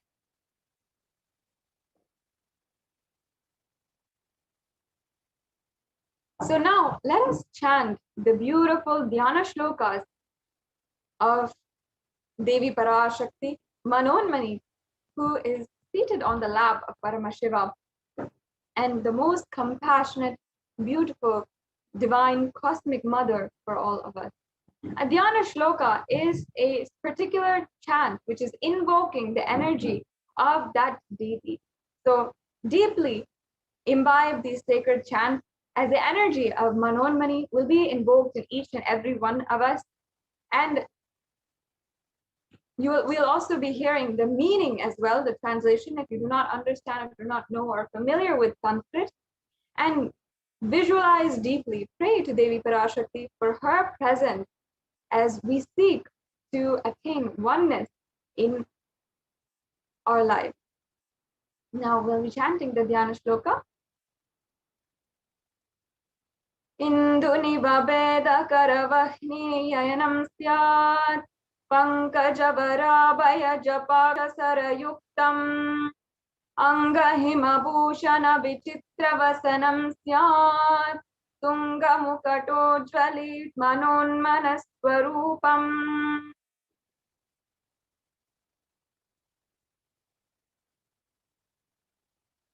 Moonlight face holding the Vedas on hand and fire in eyes, with the lotus flower gracing and blessing hands in one hand with the japamala, beautifully decorated with jeweled ornaments and wonderful clothes and shining bright crown. Her name is Manonmani.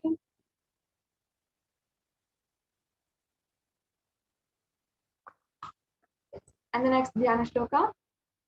Dhyaye devim trinetram shashini bhavadhanam vedahastam dadanam savye padmam varadam aparim chabhayam chakshamalam divyera varana vibhushita tanum brahmadi vipujitam devimeva manonmanim pratidhinam kamatra dhatrim shubham. The English translation. I meditate on Devi with three eyes glowing like a moon and holding the Vedas, lotus and gracing with blessing and gracing hands. She is wearing beautiful ornaments and she is worshipped by Brahma and other many gods and showers auspicious boons for all actions every day.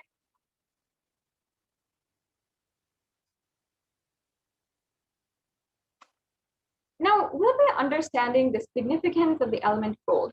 As we proceed into the next segments and we having thus invoked the presence of Devi Parashakti, we can know the very many beautiful ways in order to offer at her lotus feet different ways, different beautiful offerings and sacred sentiments of Sanatana Hindu Dharma to enrich our and to invite the divine cosmic mother as the most beloved guide for our life. Now, in the Atharva Veda, chapter 5, line 28, there is a reference to gold. And the translation of this verse goes, triply born by birth is this gold. From the atoms of Agni is one. It becomes dearest to Agni. And one fell away from Soma when it was hurt. One they call the seed of virtuous and powerful Apaha. Let that triple gold be for your long life. Now, gold is a divine element. People don't really understand. Many of us know and often are practicing, are able to relate because we give gifts in gold. We find it as a valuable gift to give to our loved ones, especially as jewelry or any type of ornament, maybe gold earrings or a gold bracelet that you would like to give to your wife, your husband, or your mother, your father. So many people whom we love, we give gifts of gold. But people do not understand the divine qualities of gold.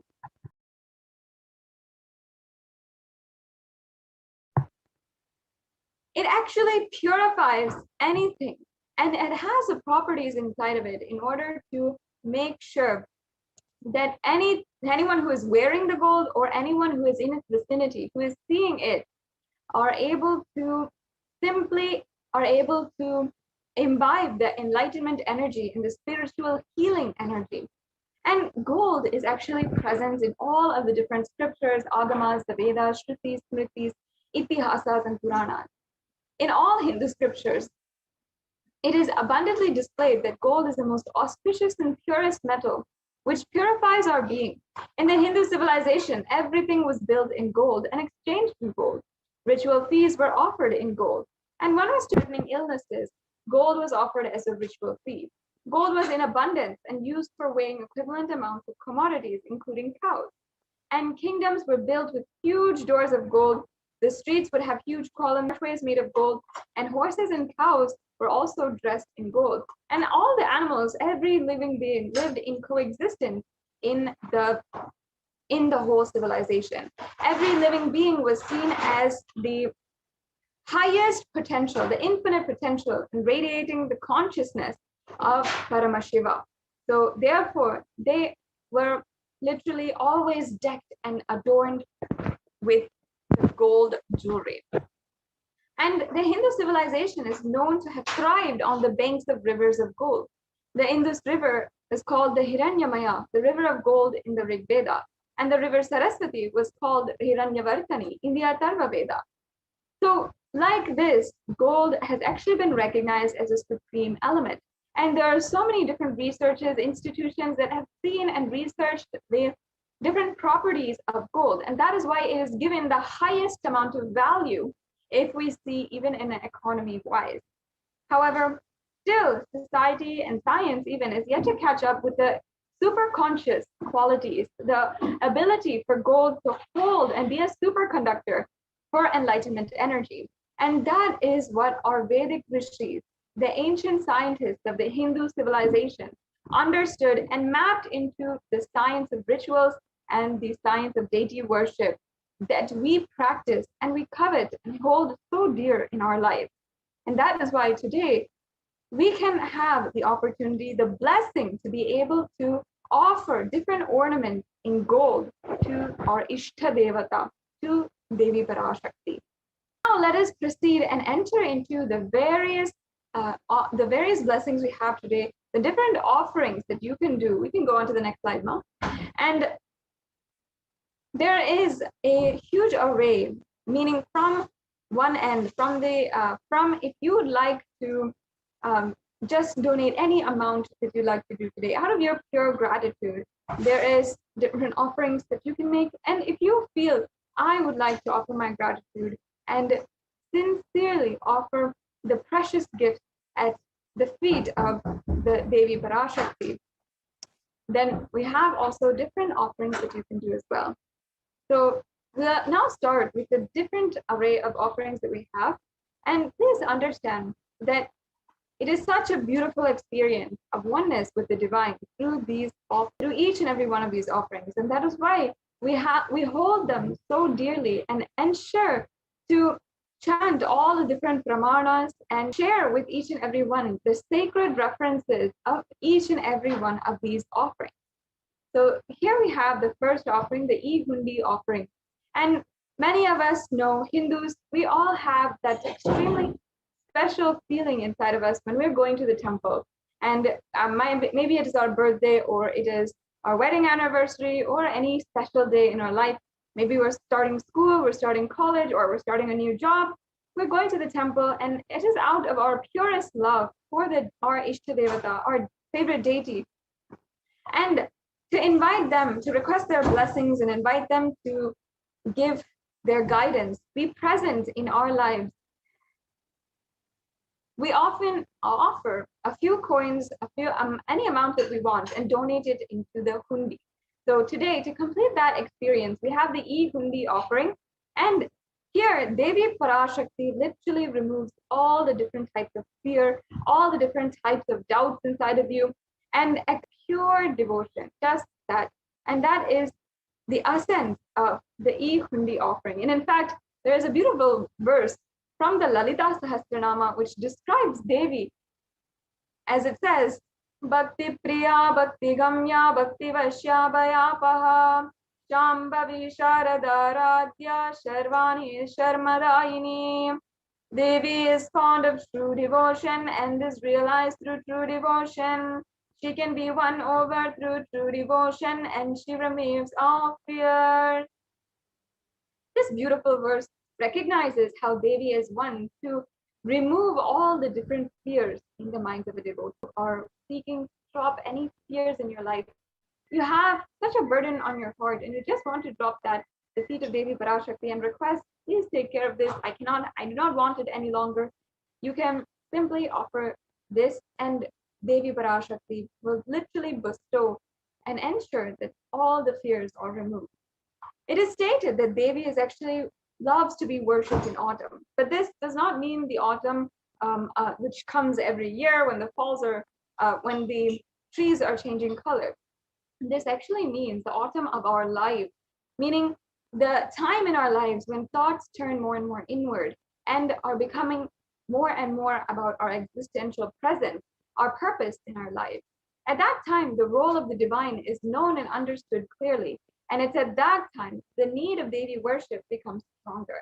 So if you feel that this is that time for you as well, the time when your thoughts are coming more and more inward, you are questioning your very existence on planet Earth and to live, what is the purpose of your life? Devi is the ultimate cosmic mother who guides, and her compassionate guidance and wisdom takes us along the way and ultimately liberates us entirely. You can offer your gratitude and devotion to Devi Parashakti through this E-Hundi offering. And there's two ways of making a payment. Either you can offer through the YouTube super chat, or you can offer on the with the registration form. Don't worry if you're having any questions about this. We will go through this at the end of this, a general donation that you can make. The next offering is the Sankalpa offering, and this verse is from the chapter 12, verse 34, where it literally describes Devi Parashakti. I'll just be chanting the English translation. The goddess enchants this universe, and she herself gives birth to this universe. That goddess, being prayed without any interest in anything, gives the knowledge that leads to and gives wealth in the materialistic sense. Now understand that this sankalpa, the conscious resolution, is anything that we want to take up. We want to manifest and fulfill in our life. And the person with all the fruition and desires and wishes that they are yearning for. So you can have the blessings for all the fruition and the blessings to manifest your desires in your life. The next offering that we have available for each and every one of you today is the Sahasranama Swarnakasi, the very special, unique offering that you can make. And it is the offering where it is the offering of the Devi Parashakti. And in fact, the Sahasranama means all the 1008 names of Devi Parashakti. And in this offering, we're offering all the 1008 names inscribed on the gold coin and offered to Devi Parashakti. And not only that, during the puja, during the mantras, each and every one of the Ananta Kalyana Gunas, the 1008 characteristics, divine qualities of Devi Parashakti are chanted. And understand this is a science. When these sacred vibrations are chanted and that particular energy is invoked inside of you, that energy to radiate the quality, the energy to express that particular aspect of Devi also awakens. And it is such a beautiful, instantaneous, immediate way to manifest oneness with Devi Parashakti. And in this offering, as it says in the Lalita Sahasranama, verse 731, where Devi Parashakti is described as Nama Parayana Prita, the one who likes the repetition of her various names. Just like that, we are offering in this Sahasranama Archana Namavali, the 1008 names of Devi Parashakti. Yes, we can go on to the next slide.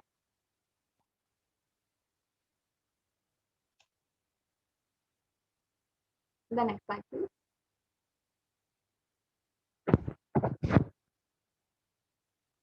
We can go on to the next slide now. Yeah. So now let us understand the next offering, the Mukta Anguti. The Mukta Anguti is actually the finger ring with a pearl. And pearl is very much known to be a beloved gemstone or beloved offering of Devi Meenakshi, the incarnation of Devi Parashakti, and literally the manifestation of all of Devi Parashakti's perfection as a sovereign queen, as a ruler, an administrator, as a divine ruler. And it's from her civilization that the entire Hindu civilization began. It is worship of the matriarch and the matriarchal society. Devi Parashakti was the very queen, the sovereign queen of all of the 56 deshas. She had conquered the 8 directions and literally brought all of the Hindu civilization at that time, 56 kingdoms under one rule, and that was her rule. So let us just remember Devi Meenakshi with this chant from the Meenakshi Pancharatna. Muktaharanala Satkirita Ruchiram Purnendu Vakta Prabham Chinjannu Purakinkini Manidharam Padma Prabhavasuram Sarvabhita Falapradam Girisutam Vani Rama Sevitam Meenakshi Pranatosmi Santatamaham Karunyavaram. In the English translation, I bow down to the goddess Meenakshi, whose crown has garlands of pearls and face shining like a full moon, who wears anklets that are studded with gemstones and has small bells, who is shining like the splendor of a lotus and who grants all wishes, the daughter of the mountain, who is worshipped by goddess Vani and Rama, and I remain ever bowing to goddess Meenakshi, the ocean of compassion. In this verse, it is describing how Devi Parashakti loves the pearl, and that is one of her favorite gemstones. And simply by offering this Mukta Anguti, the finger ring with the pearl, we receive the blessings of Devi Parashakti, her energy as Devi Meenakshi manifesting in our lives to complete all of the different ambitions that we have in our lives. Devi Parashakti, as the sovereign queen, had literally manifested the highest of highest ambitions to be the sovereign queen ruler of all the 56 deshas, to marry Paramashiva himself, and to together rule the entire kingdom of Madurai, the whole civilization at that time, and to conquer ultimately the space of Kailasa and manifest. Just like that, you can fulfill all of your ambitions in life, all of your business endeavors, your career, everything that you'd like to fulfill, just with this one offering and the blessings of Devi Meenakshi. Now, if you'd like to go ahead and make any of these payments, if you'd like to have and start the process for offering these offerings, then you can go to tiny.cc/Devi-offerings and be able to make an offering today. The next slide, please.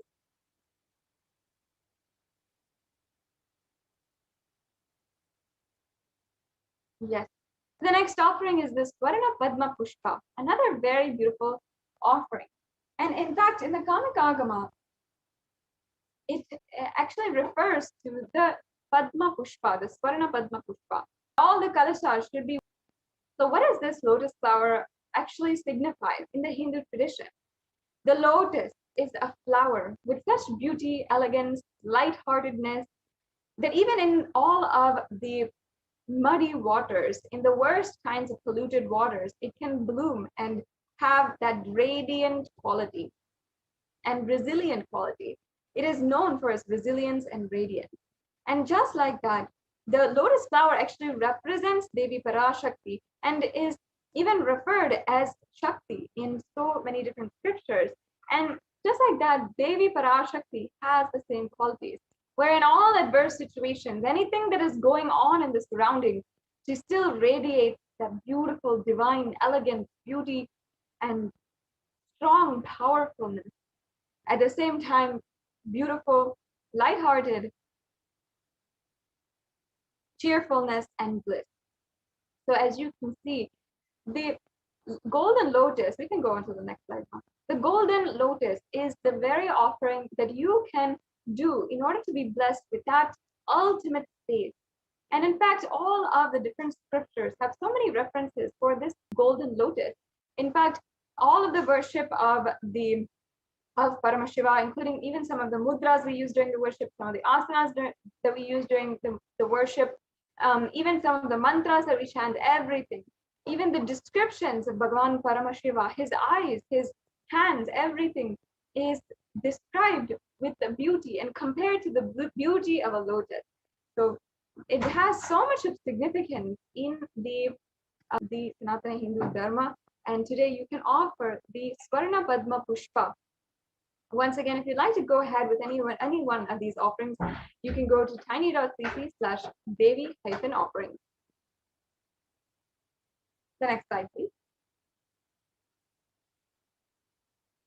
Yes, and the next offering is the Swarna Meti. I'll just be chanting the Pramana. Nakhadiditi samchanana tamo guna padadvaya prabha jala parakrita saroruha. The English translation.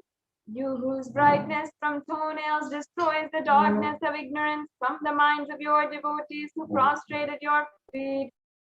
You whose brightness from your 2 feet overpowers that of the lotus flower. The next slide, please. So you can offer this Swarna Meti, the golden toe ring. Now the toe ring is actually a very traditional piece of jewelry that Hindu traditional women wear, the married Hindu women wear. And especially for Devi, it is so significant. Actually, the toenails of Devi are said to have the power to literally remove all of the ignorance in our minds. Anyone who prostrates at her feet, if you're just touching her toenail, if you're just grazing your head with her toenails, then you will simply have such beautiful, constant gratitude in your space, and you'll be able to receive the blessings to even go through, face even the most difficult aspects of your life. Toe ring is so significant that in the Hindu tradition, all the Hindu women, upon having been married, we're representative of Devi Parashakti herself. And literally, they're seen, each and every woman in the Hindu tradition is seen as Devi Parashakti herself. And that is why we adorn the toes and we adorn and worship the feet of Devi Parashakti, and even all the Hindu women as well are worshipped in the tradition. So because Devi Parashakti, if we just prostrate her feet, she removes all the ignorance, all the suffering, everything. We have the special significance of this Swarna Meti. Yeah. And the next offering, another extremely exquisite special offering for each and every one of you today, is the Swarna Mangtika. Now, the Mangtika has a significance. Understand that the Mangtika actually represents nectar, which is overflowing. And at the top of the crown of the head is the Sahasrara Chakra. The Sahasrara Chakra is a very powerful energy center, which when unlocked, literally unleashes so much of gratitude, bliss inside of you. And it is represented by the 1,000-petaled lotus in all of the different Hindu scriptures. The chakra, thus, when opened, actually has the power to be so fulfilling. In fact, that is a very enlightenment experience. And it's described as the enlightenment experience because this huge energy center is opening. And in fact, in the Lalita Sahasranamam, Devi Parashakti is described as Shuddha Sarabhi Varshani, meaning she who makes the nectar flow in all of the nerves from the Sahasrara. She who gives the very pleasant experience of the ultimate. So she is the very one who opens each and every one of our Sahasrara chakra and gives us the ultimate pleasant experience of the enlightenment and oneness experience. So the Mang Tika is actually the very representation of that opening of the liberation of the Sahasrara chakra. And not only that, but it's so open, so ripe that it's literally the nectar is flowing from the flower and it is coming down the head, coming down from the Sahasrara chakra. That is what we decorate and ornament the head with the Mang Tika. Usually it is a hairline jewelry coming from the center of the hairline and coming from the very center of the head until the forehead. It's such a beautiful aspect of the Hindu tradition that literally is mapped to the enlightenment science. And in this offering of the Swarna Mang Tika, you can literally be blessed with the very same experience. Devi Parashakti blessing you, opening your Sahasrara chakra, and you can achieve the blissful state of overflowing gratitude and the space of complete completion. Yes, we can go on to the next slide. The next offering that we have today is the Pratyakshapada Puja. Once again, during this auspicious time of Guru Purnima, the Guru Purnima Brahmotsavam happening, and hopefully each and every one of you are seeing the Guru Purnima Brahmotsavam festival occasion happening, the Uttamotama Mahapaksha Guru Puja, which is happening every single day from Nithyananda Paramashivam Devalayam. It is this time that all of the grahas, all the energies are aligning in order to bless us and align us more and more towards the Guru. So offering ourselves at the feet of the Guru during this time is extremely significant. During this time, if we just offer just a small bit during this time, even if you're offering just any kind of offering, we can more from Paramashiva. And all of the grahas, all of the different planetary energies, everyone in the whole universe is supporting you to do this action at this moment. This time it's really beneficial for each and every one of us to offer the Pratyakshapada Puja. So make sure that even if perhaps you cannot do it, Guru Purnima day is just right around the corner. In a few days, you can start planning and manifesting this offering in your life some way, somehow. This is the time when the entire universe is literally aligning so that you can manifest the reality that you want. Imagine the whole universe is aligning you to your soulmate, the Guru. And all you have to do is simply stretch out and grasp his feet. So at this time, all you have to do is simply offer our gratitude, our utmost humble offerings at the feet of the Guru, and literally the whole universe is aligned such that we can just grab on and he will take care of us after that. It's literally the best happily ever after that you can imagine. So at this time during the Guru Purnima Brahmotsavam, I encourage all of the viewers who are watching right now, start planning to see how you can offer the Pratyakshapada Puja. Once again, if you would like to see more steps about the offering, how to make these offerings, if you want help in manifesting these offerings, or so on and so forth, please stay tuned to the end of this segment, and we will be walking through how you can make the payments. And also, if you need help or if you would like to request help in manifesting these offerings, if you'd like more detailed information, we also have an answer for you. We also would like to ensure that you are attended to and your questions are answered so that you can offer this Pratyaksha Pada Puja. It is an amazing blessing that no one should miss out, especially during this pralaya, during this time. It is so important that we align to Guru in our life. The next slide, please. The next offering that we have available, another offering that you can offer at the very feet of the Supreme Pontiff himself. And you can offer this as well. In the next slide, we'll have available for you all of the different offerings that are available today. Yes, we can go on to the next slide.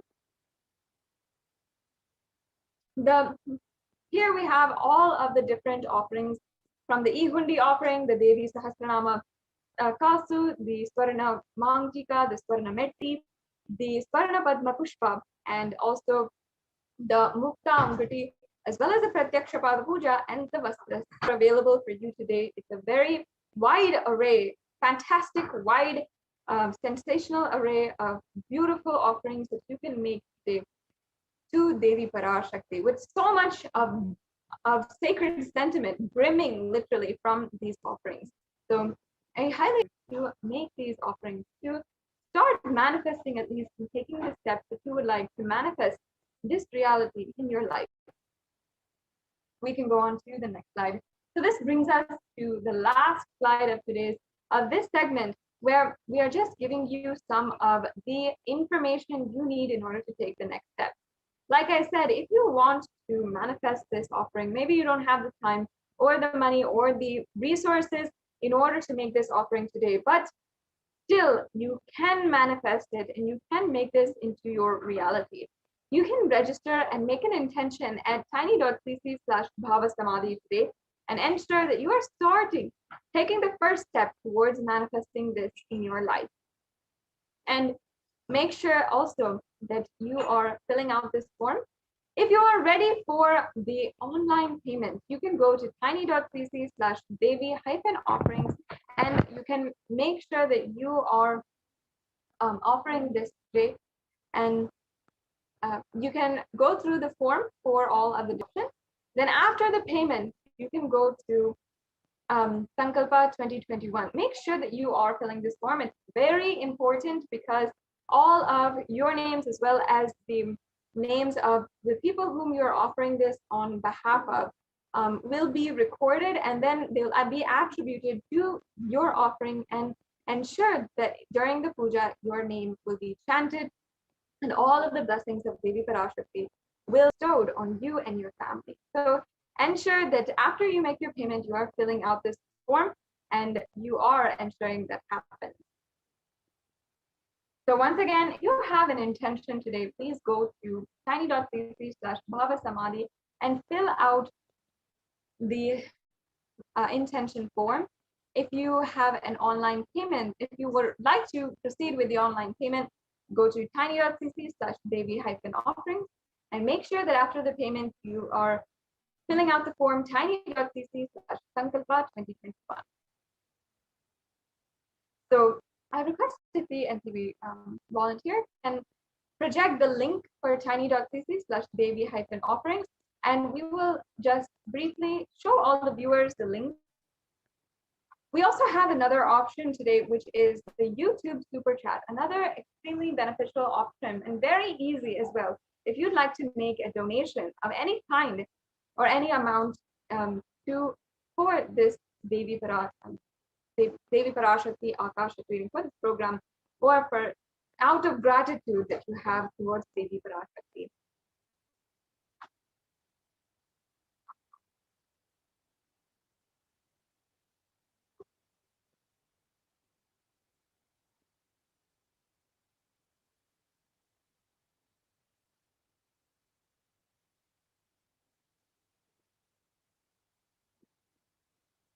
Yes, so we'll be right back with you, and we'll be ensuring that we can show each and every one of you the payment links and the forms that you have to fill out. You can make sure that you do this, and it is very easy steps to be able to make the offering and manifest complete oneness with Devi Parashakti today.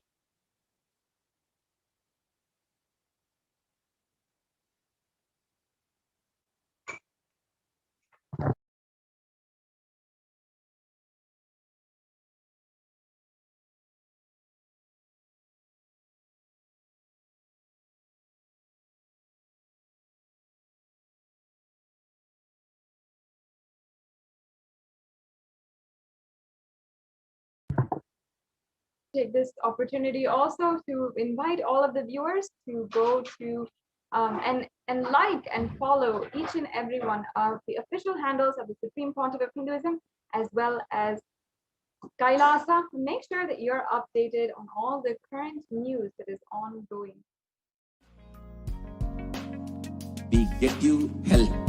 We get you ability to build beautiful relationships in your life. We get you direct spiritual support, and we make sure you become wealthy.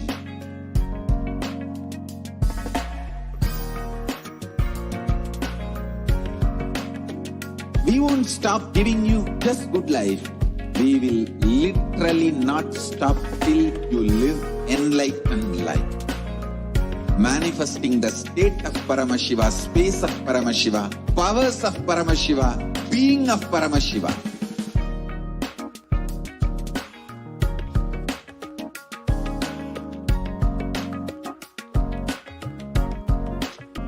Whole world should become Kailasians. I want the whole world to know Hindus have something great to contribute to the world.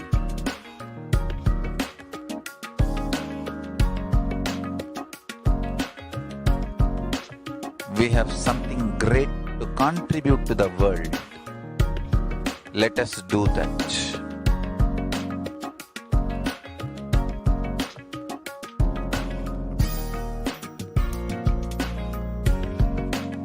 Kailasa is proper customized spiritual service helping you to identify your roots of suffering. We have perfected the science of helping every individual from every cultural, religious, nationality background.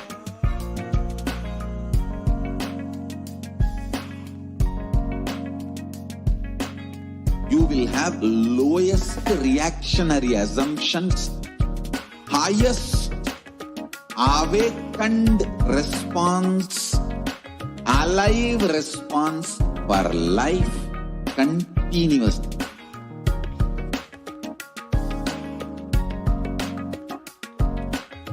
Kailasa is enlightenment ecosystem, literally enlightenment itself in your own home, wherever you are.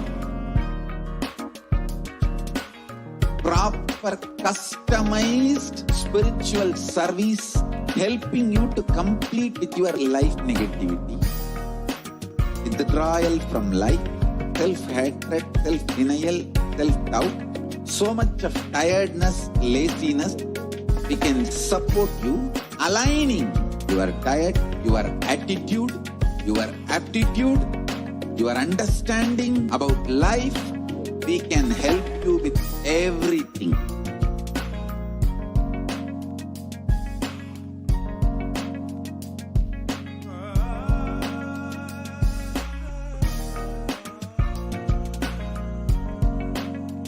If you are interested in enlightenment, we will immediately bring this to you. If you are not interested, we will explain things, inspire you, and make you interested in enlightenment time. We need to cater this enlightenment science to the whole world wherever they are, because enlightenment is the birthright of all human beings. Kailasa is responsible to provide that to all human beings.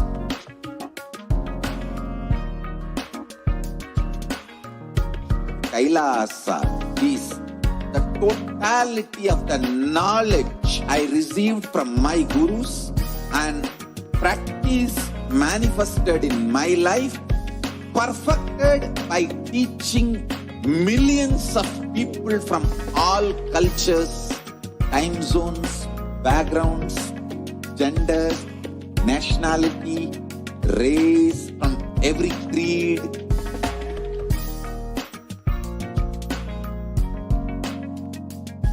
So this absolutely perfected knowledge available to you, served to you in your, even you moving out of your couch, free of it.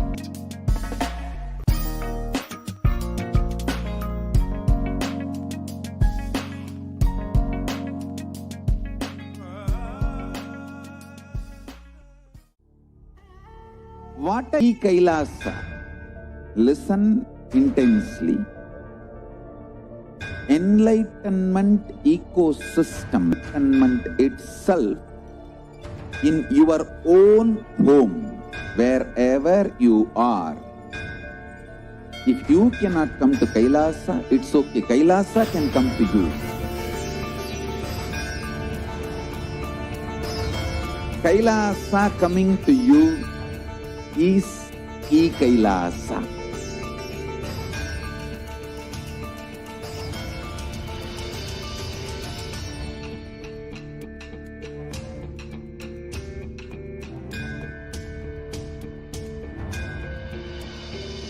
I will revive Hinduism.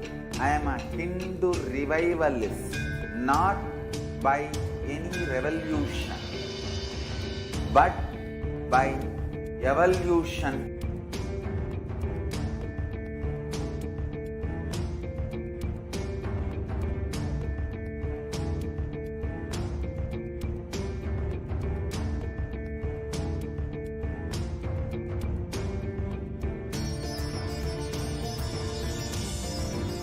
And setting model community.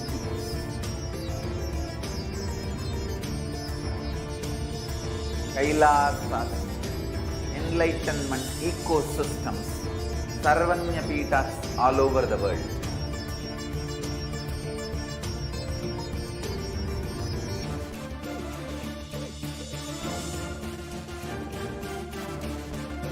All powerful cognition, knowledge, only when you live power manifestation and possibilities manifestation happens. It's a fundamental truth.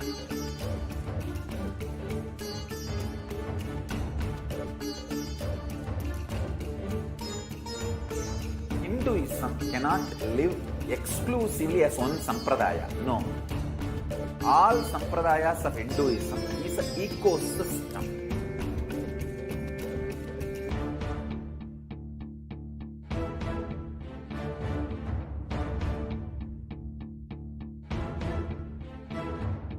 So don't keep quiet thinking that if one sampradaya is attacked, only that sampradaya is going to be affected. All of us are ecosystem.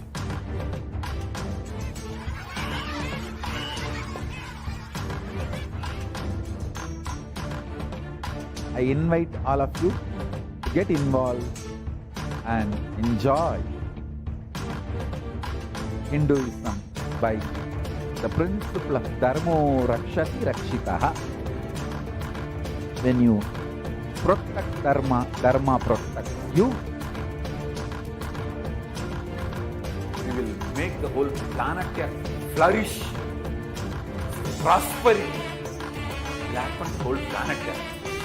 We all have to coexist together.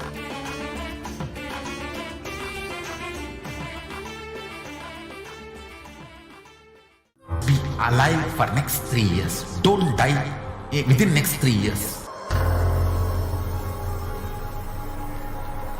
Just don't die within next 3 years. Be alive. Somehow be alive. I'm working sincerely. I will reach you somehow. Somehow I will reach. It's my commitment to humanity.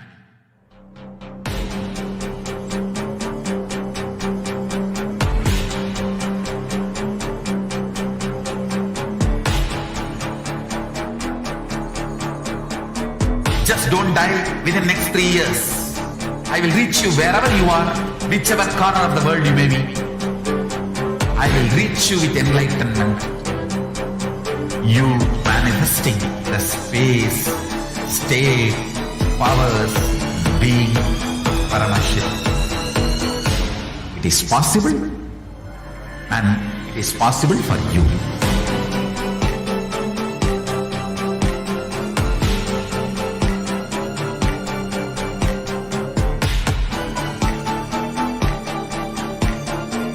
Paramashiva will reach you with enlightenment science.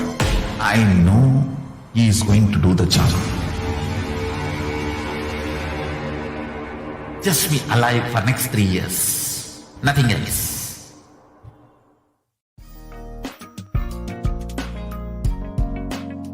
We get you health. We get you relationships in your life. We get you direct spiritual support. And we make sure you become wealthy.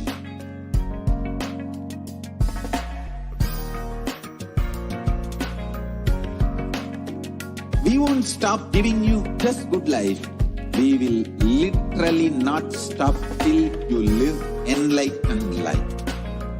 Manifesting the state of Paramashiva, space of Paramashiva, powers of Paramashiva, being of Paramashiva.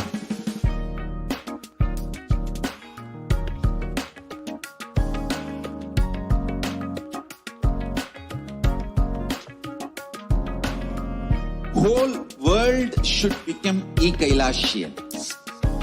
I want the whole world to know Hindus have something great to contribute to the world.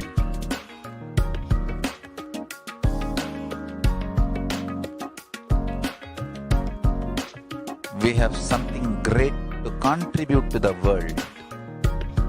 Let us do that.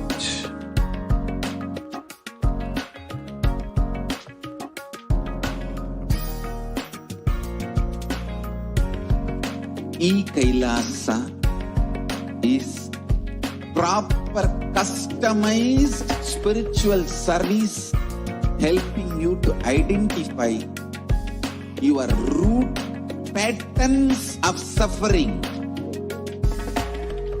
We have perfected the science of helping every individual from every cultural, religious, nationality background.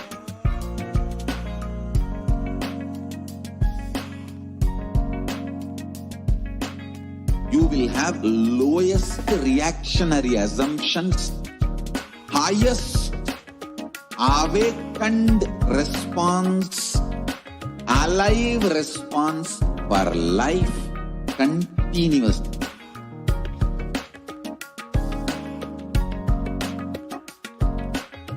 Kailasa is enlightenment ecosystem, literally enlightenment itself in your own home, wherever you are. Proper customized spiritual service helping you to complete with your life negativity.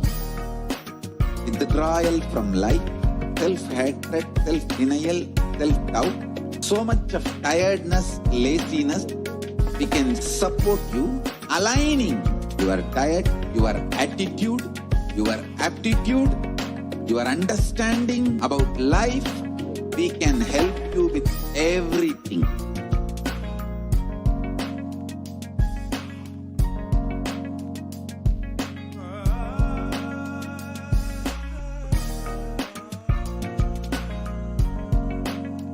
If you are interested in enlightenment, we will immediately bring this to you.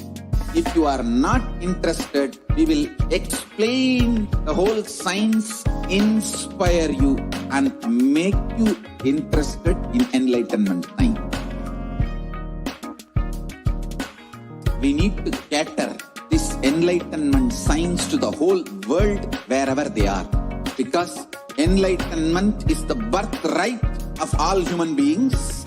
Kailasa is responsible to provide that to all human beings.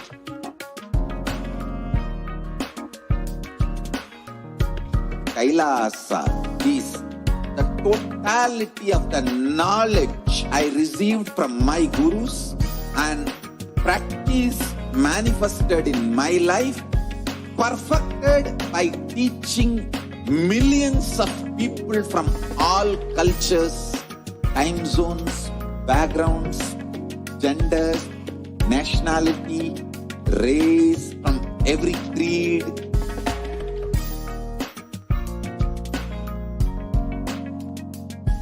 So this absolutely perfected knowledge available to you in your home without even you moving out of your couch, free of cost.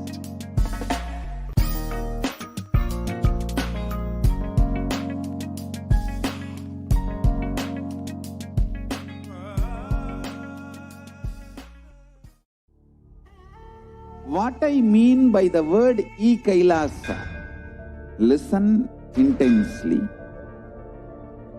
Enlightenment ecosystem, literally enlightenment itself, in your own home, wherever you are. If you cannot come to Kailasa, it's okay. Kailasa can come to you. Kailasa coming to you is Kailasa.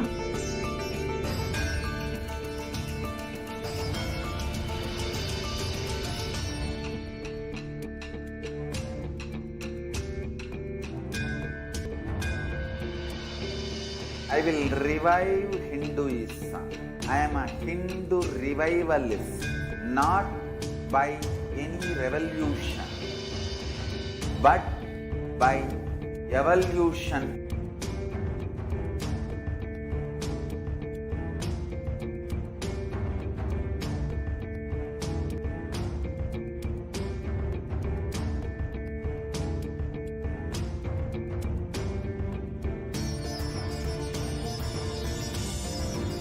And setting model communities.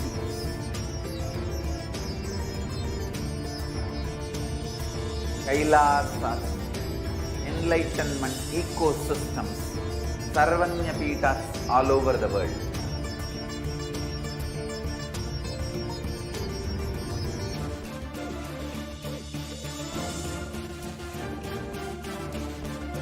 All powerful cognition, knowledge, only when you live, power manifestation and possibilities manifestation happens. It's a fundamental truth.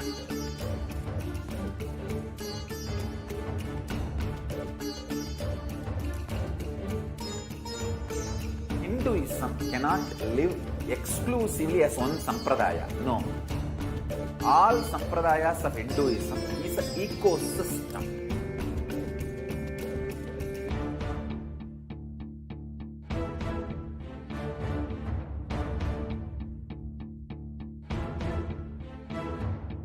So don't keep quiet thinking that if one sampradaya is attacked, only that sampradaya is going to be affected. All of us are ecosystems.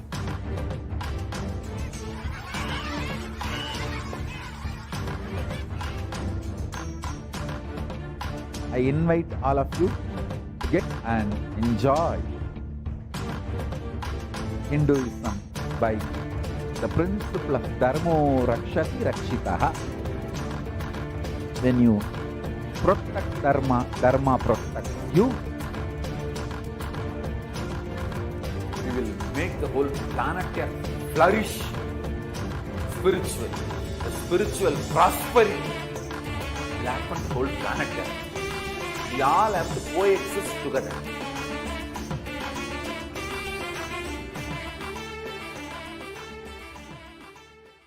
Just be alive for next 3 years. Don't die within next 3 years.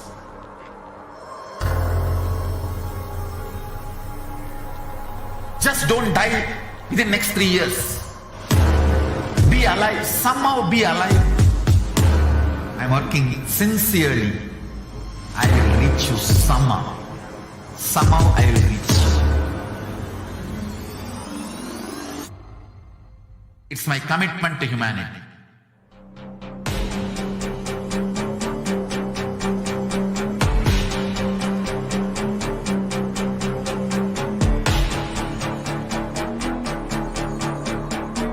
Just don't die within next 3 years. I will reach you wherever you are, whichever corner of the world you may be. I will reach you with enlightenment. You manifesting the space, state, powers, being, Paramashivoham. It is possible, and it is possible for you.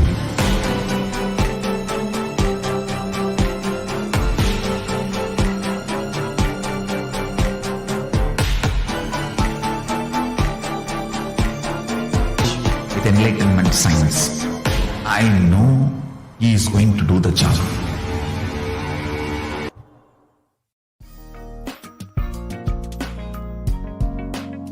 We get you health. We get you ability to build beautiful relationships in your life. We get you direct spiritual support, and we make sure you become wealthy.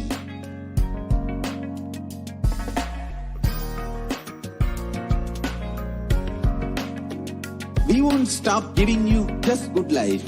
We will literally not stop till you live enlightened life.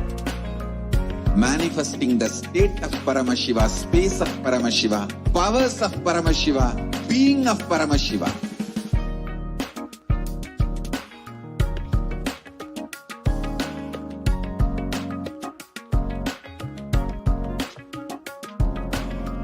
Whole world should become Kailasian. I want the whole world to know Hindus have something great to contribute to the world.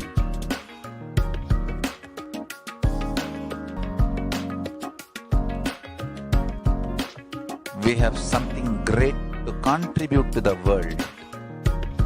Let us do that.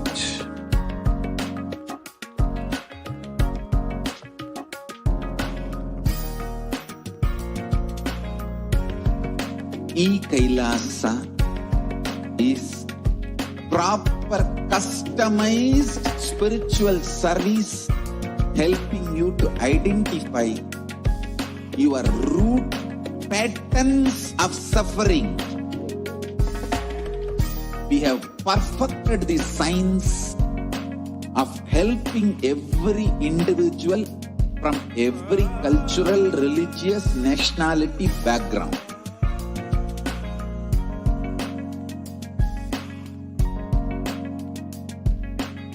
You will have lowest reactionary assumptions, highest awakened response, alive response for life continuously.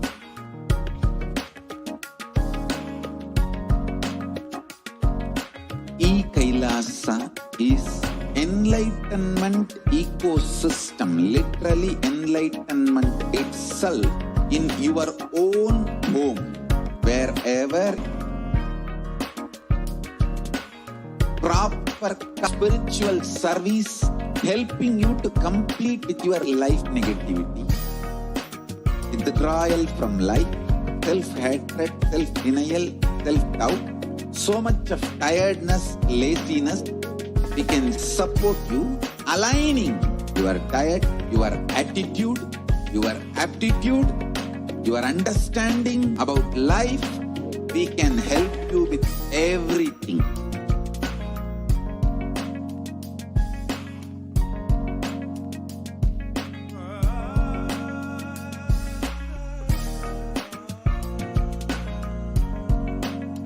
If you are interested in enlightenment, we will immediately bring this to you.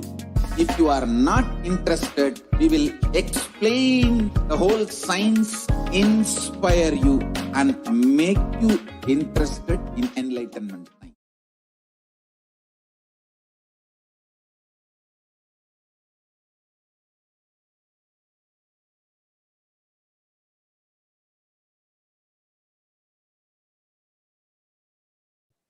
Nithyanandam, and welcome to this segment.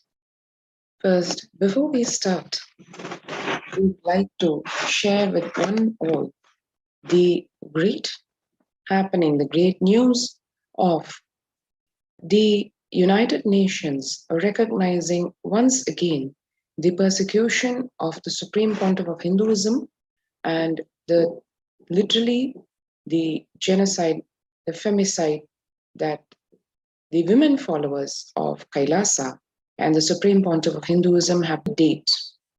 This actually is practically like the current happening of the persecution of Hindus that has been happening for over 2 millennia, and as it happens currently in the form of the Hindus, the Hindu followers of the Supreme Pontiff of Hinduism, facing the same persecution today as we speak. And in a historical happening, the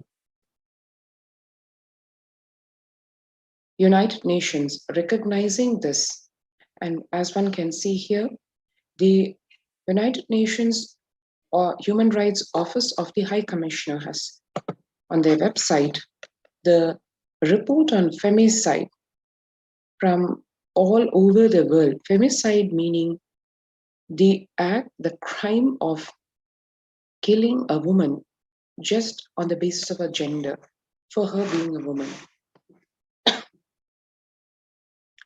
The Special Rapporteur on Violence Against Women, Its Causes and Consequences has published this report.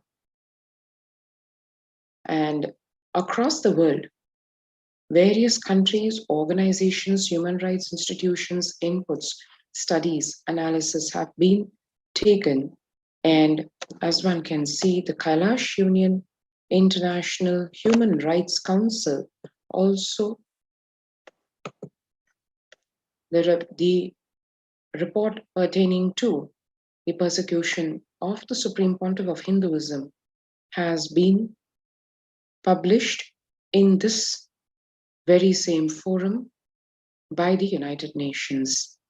And we will be going into the details of a report said, what are all the persecution, especially the crime of femicide, which has been recognized, which has been brought to the attention of the world, awareness.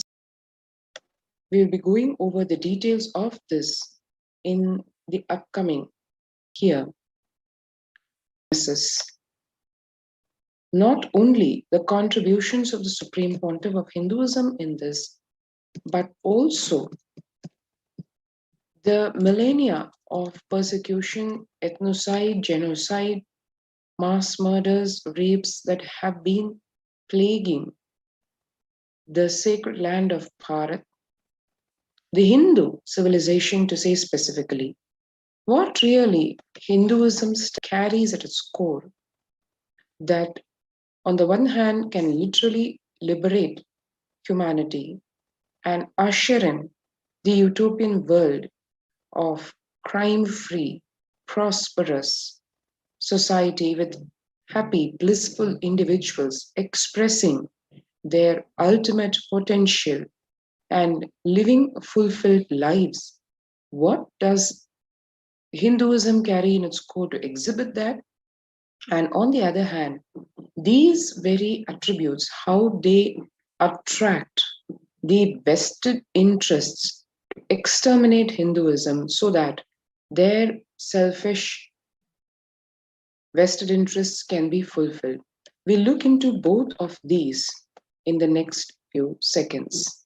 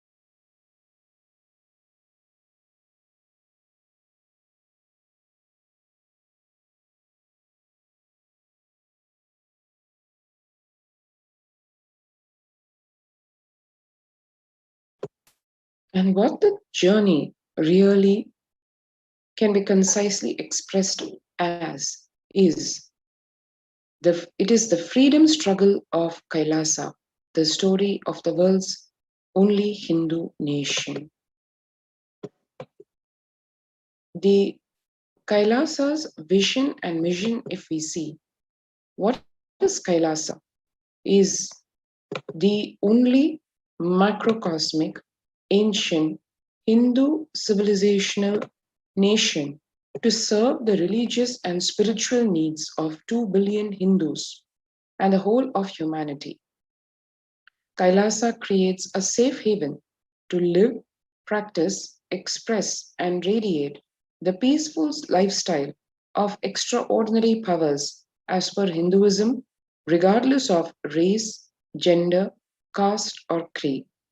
Kailasa is the homeland and civilizational nation for Hindus on par with Israel for Jews, Vatican for Catholics, Tibet for Buddhists. Kailasa was created with determination to not just preserve and protect Sanatana Hindu Dharma and share it with the entire world, but also to share the story of persecution that is yet unknown to the world. Towards this goal, Kailasa is dedicated to the preservation, restoration, and revival of an enlightened culture and civilization based on authentic Hinduism. The mission of Kailasa is a nation created by dispossessed Hindus from around the world who lost the right to practice Hinduism authentically in their own countries. Though the Kailasa movement is founded in the United States and spearheaded by members of the Hindu Adi-Shaivite minority community, it is created for and offers a safe haven to all the world's practicing, aspiring, or persecuted Hindus, irrespective of race, gender, sect, caste, or creed, where they can peacefully live and express their spirituality, arts, from denigration, interference, and violence. The mission of Kailasa is enlightened living for all of humanity, which is rooted in the fundamental principle of Advaita or oneness, the idea that all beings can live in peace and harmony, and that all human beings are equal and divine and can reach their highest potential, irrespective of their color, nationality, gender, religion, sexual orientation, caste, creed, or race. And now we will just take a glimpse of what Hinduism is all about. Hinduism represents the world's most ancient yet progressive indigenous spiritual tradition. It is an open framework model of civilization that stands for non-violence, vegetarianism, worship of nature, organic lifestyle, temple-based living, yoga, manifesting spiritual powers, and the inherent divinity of every being. Hinduism comprises many indigenous spiritual traditions coexisting peacefully for millennia. The Hindu Holocaust, the persecution of Hinduism. The Hindu Holocaust is a stark epitome of a science, of a campaign of race extermination.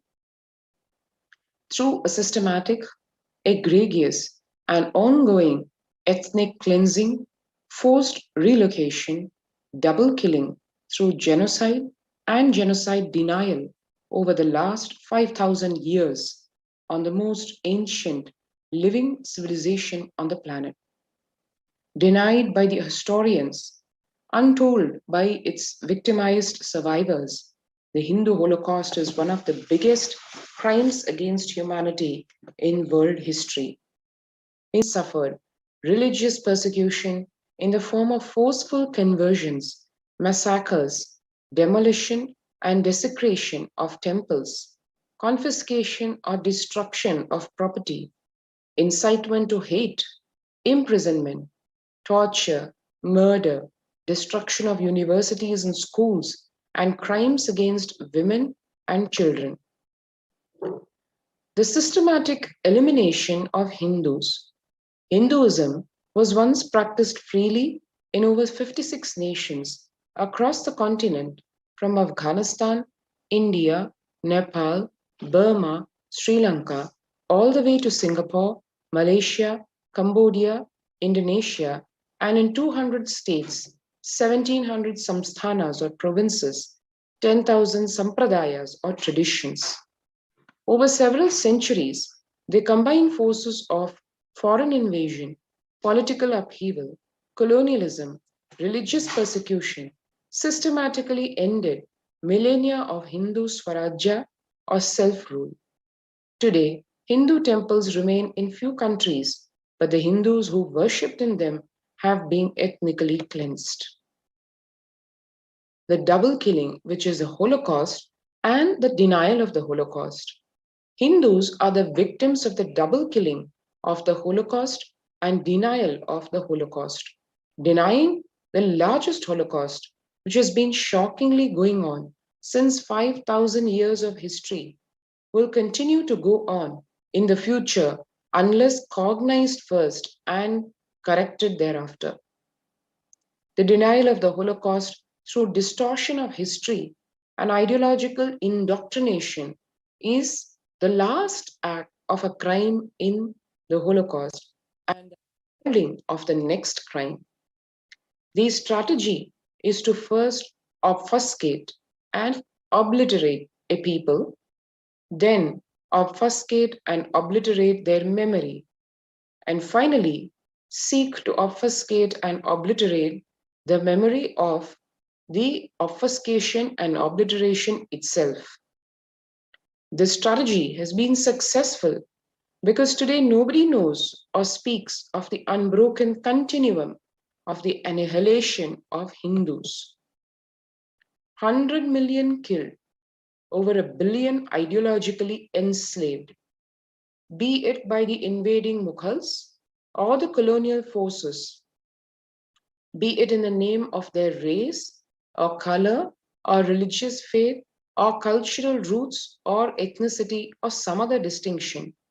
Hindus have over the past over 2,000 years been subject to mass murder, multiple perpetrator rapes, forced indoctrination, artificial famines, child abuse, identity distortion, resulting in a systematic physical elimination of over 100 million Hindus and ideological slavery of over 1 billion Hindus across all sampradayas on all levels: physical, mental, emotional, cultural, religious, political, economical, social, and much more.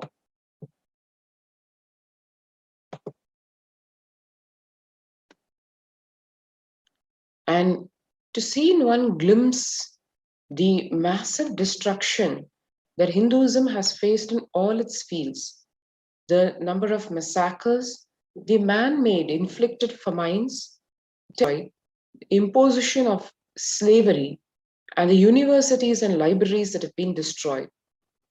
Just if we see 1971, the Hindu genocide in Bangladesh, 30 million Hindus displaced, 3 million Hindus massacred. Then India partition, 14 million Hindus displaced, 2 million Hindus massacred. 1950 riots of East Bengal, 4.5 million Hindus displaced, 5 lakh Hindus massacred. 1000 to 1525 CE, the massacres during the Mughal invasion consumed the lives of 400 million Hindus who were just brutally massacred. When we see the man-made, created famines, 1700 to 1950, 80 million starved to deaths. 1100 to 1700, the Mughal era, 18 million starved to death. 1783 to 84, in the Kailasa famine, 11 million starved to death. 1100 to 1600, the 11 famines, 10 million starved to death. 1600 to 1800, 3 other famines, 10 million starved to death. the temples destroyed in 500 BC to 1800 CE, 2,000 temples destroyed.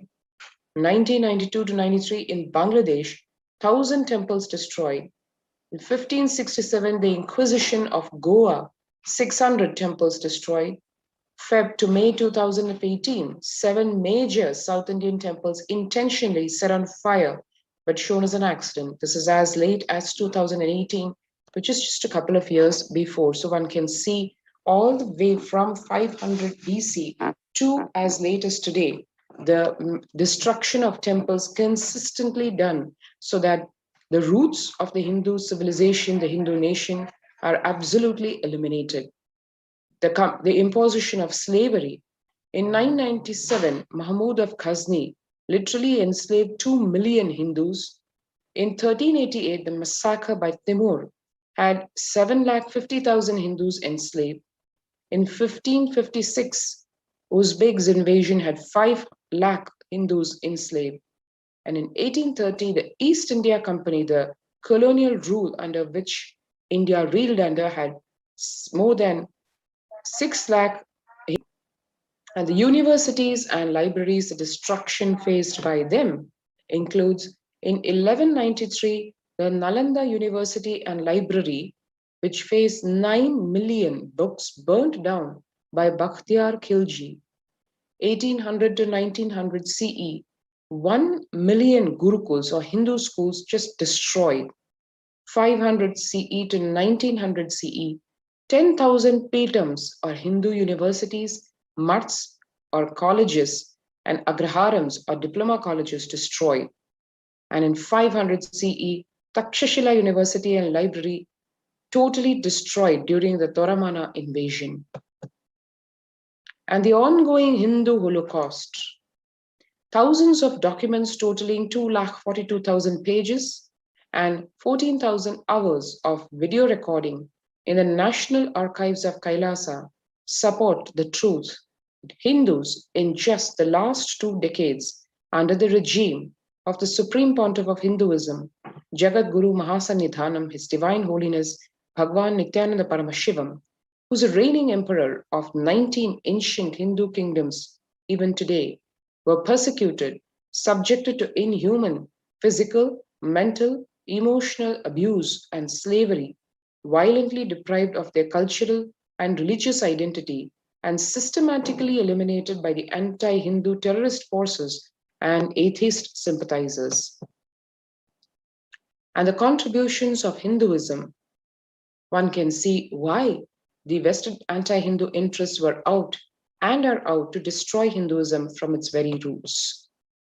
The top contributions of Hinduism include in the field of spirituality, where comprehensive science of enlightenment, Hinduism, as revealed in the Vedas and Agamas, offers mankind a perfected science for attaining the state, space, powers, being, superconsciousness of Paramashiva, the Adi Guru of humanity. The open architecture framework of Hinduism reveals the core truths of the self, universe, and divine. It empowers every individual to have the freedom to customize their own personalized God, personalized lifestyle, personalized spiritual practice as per their needs and disposition. Economics. The contributions of Hinduism, where material abundance is taught and given without exploitation. Hindu economic policy resulted in India becoming the world's wealthiest country. Prior to British rule, India represented a whopping 25% of the global GDP. And if we include the civilizations that emulated Hindu economic policy, that number jumps to a staggering 60%. Abundance was a lifestyle of all Hindus, and fundamental needs such as food, education, healthcare were offered to all citizens free of charge as a basic right.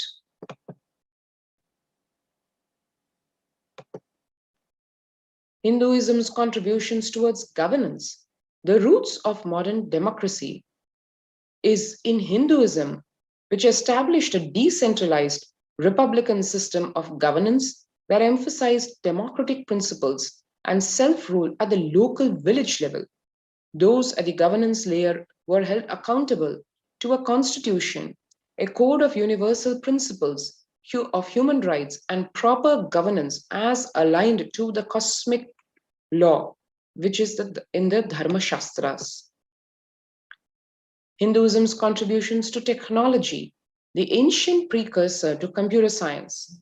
Just one of the examples of the contributions to technology, Hindu philosophers were the first to discover the binary number system, algorithms, and the Nyaya system of logic, which was a major influence on George Boole and Charles Babbage, the founders of modern computer science. Hinduism's contributions to medicine. The most comprehensive indigenous system of medicine was in the form of Ayurveda, and Hinduism is responsible for the world's first holistic plant-based system of medicine. The ancient Hindu civilization also had detailed knowledge of embryology, digestion, metabolism, physiology, genetics, immunity, anesthesia, and even cosmetic surgery. Hinduism's contributions to yoga, preparing the human body for enlightenment. Yoga is a comprehensive system of physical, mental, and spiritual practices designed to give human beings a superconscious breakthrough.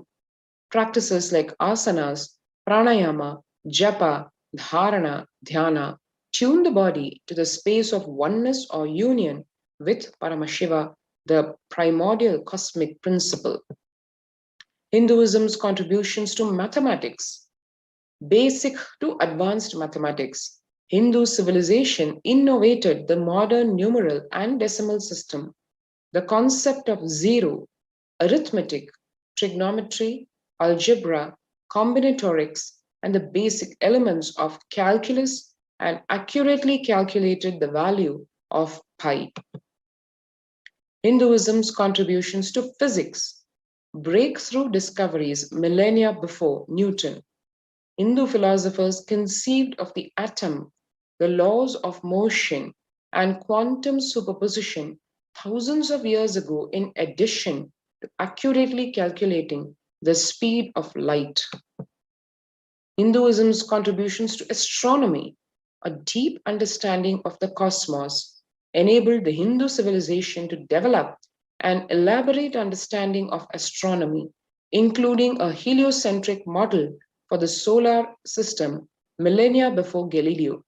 It also developed a theory of gravity, accurately calculated the Earth's orbit around the sun, and created precise star and planet charts thousands of years before European astronomers. Hinduism's contributions to architecture, monuments that stood the test of time. Hindu civilization built elaborate, highly durable structures that exhibit well-planned cities with complex drainage systems and huge rock-cut temples carved from a single stone. Hinduism's contributions to art, the perfect harmony of form and substance. Hindu culture recognized 64 traditional arts, including dance, painting, singing, instrumental music, sculpture, and many other forms of expression. Each art form embodied aesthetic beauty while conveying the deep spiritual truths and motifs. Hinduism's contributions to linguistics. The world's yet most complex language is Sanskrit, which has a vast vocabulary and adaptable grammar so that words can express any nuance of an idea. Sanskrit possesses technical and philosophical terms unknown in any other language.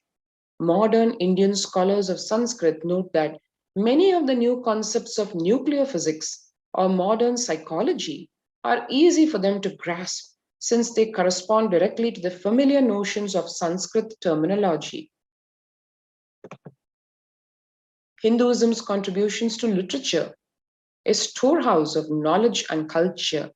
The Hindu literature consists of innumerable, rich and diverse textual sources that cover all facets of human condition including the world's longest and oldest works of epic poetry in the form of the Ramayana and the Mahabharata.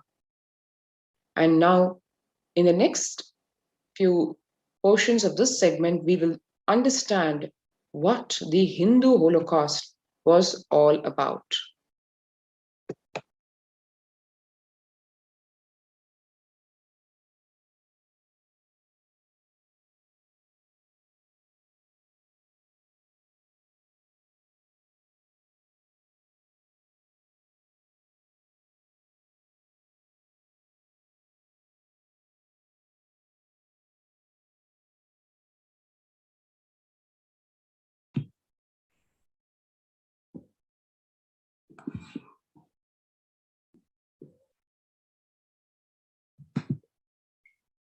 The Hindu Holocaust, Phase 1, Islamic invasions from 800 to 1700 AD. The physical destruction of Hindu civilization. The Mohammedan conquest of India is probably the bloodiest story in history. The Islamic historians and scholars have recorded with great glee and pride that the slaughter of Hindus, forced conversions, abduction of Hindu women and children to slave the markets, and destruction of Hindu temples carried out by the warriors of Islam during 800 AD to 1700 AD. Millions of Hindus were converted to Islam by sword during this period. Millions more were raped and murdered and dismembered. Over 200 million Hindus were slaughtered by Muslim invaders, 100,000 temples were destroyed, and 1 million destroyed.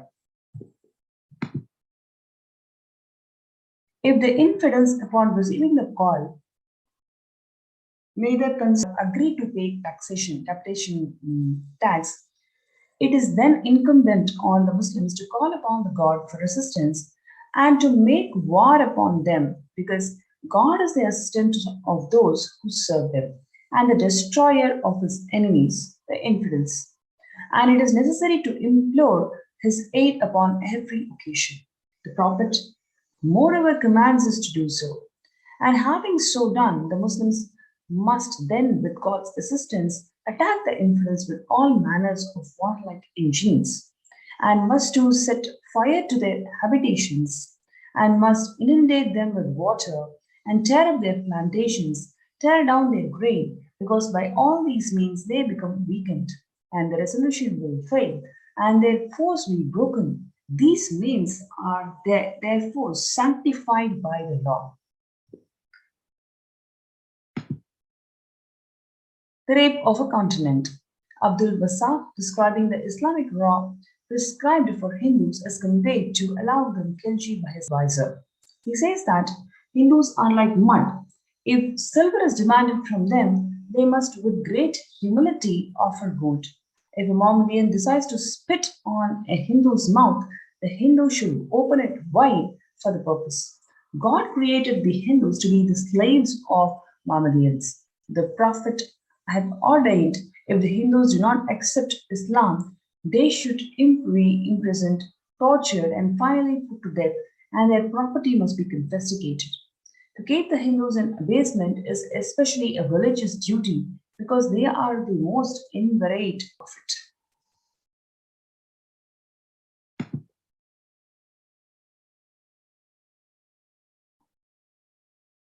The rape of a continent. Muhammad Qasim Hindu Shah Firista in 16th century says that Sultan Feroze on the occasion broke the idols of Nagarakote and mixing the fragments with the pieces of cow's flesh, filled bags with them and caused them to be tied around the necks of the Brahmins, who were then paraded through the camp.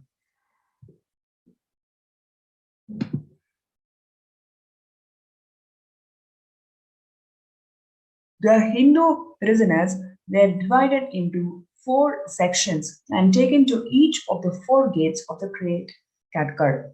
There, on the stakes they would carry, the prisoners were impaled. Afterwards, their wives were killed and tied by their hair to these spades. Little children were massacred on the bosoms of their mothers and their corpses left there.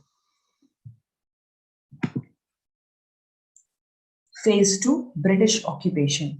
That's from 17th century to 1947 AD, where he says that I have seen a great people starving to death before my eyes, and I am convinced that this exhaustion and starvation are due not, as their beneficiaries claim, to overpopulation and superstition, but to the most sordid and criminal exploitation of one nation by another in all recorded history.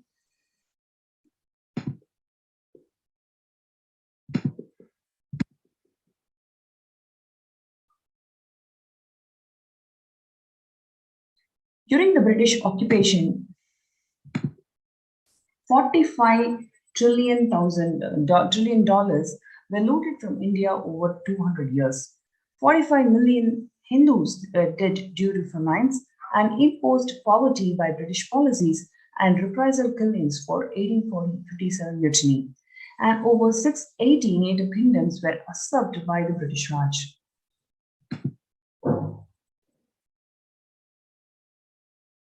British master race theory, colonial subjugation. Using the theories of scientific Darwinism and social racism, the British justify their conquest and oppression of dark-skinned people as a humanitarian civilizing mission, even though it was a mere cover for racial oppression and economic exploitation. They do not say that following these duties, you are walking into the very path to which England owes the glorious work which God seems to have laid on the English race to replenish the earth and subdue it, says Charles Kingsley, who is a celebrated professor, historian, and friend of Charles Darwin and priest in the Church of England.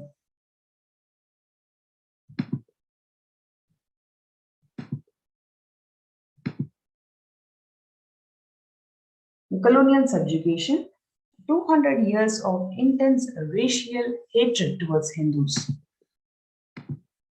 The Hindus are full of dissimulation and falsehood, the universal concomitants of oppression, the vices of falsehood. Indeed, they carry to a height most unexampled among the other races of men. As for religion, no people have ever drawn a more gross and disgusting picture of the universe than what is being presented in the writings of the Hindus. Very few words are required because the superiority of Mohammedans in respect to religion is all beyond dispute. In truth, the Hindus, like the Inuit, excels in the qualities of a slave. The Mohammedan is more manly. And this is what is a statement from James Mill, who is a celebrated author of the seminal book, The History of British India, and intellectual leader for the generation of East India Company servants.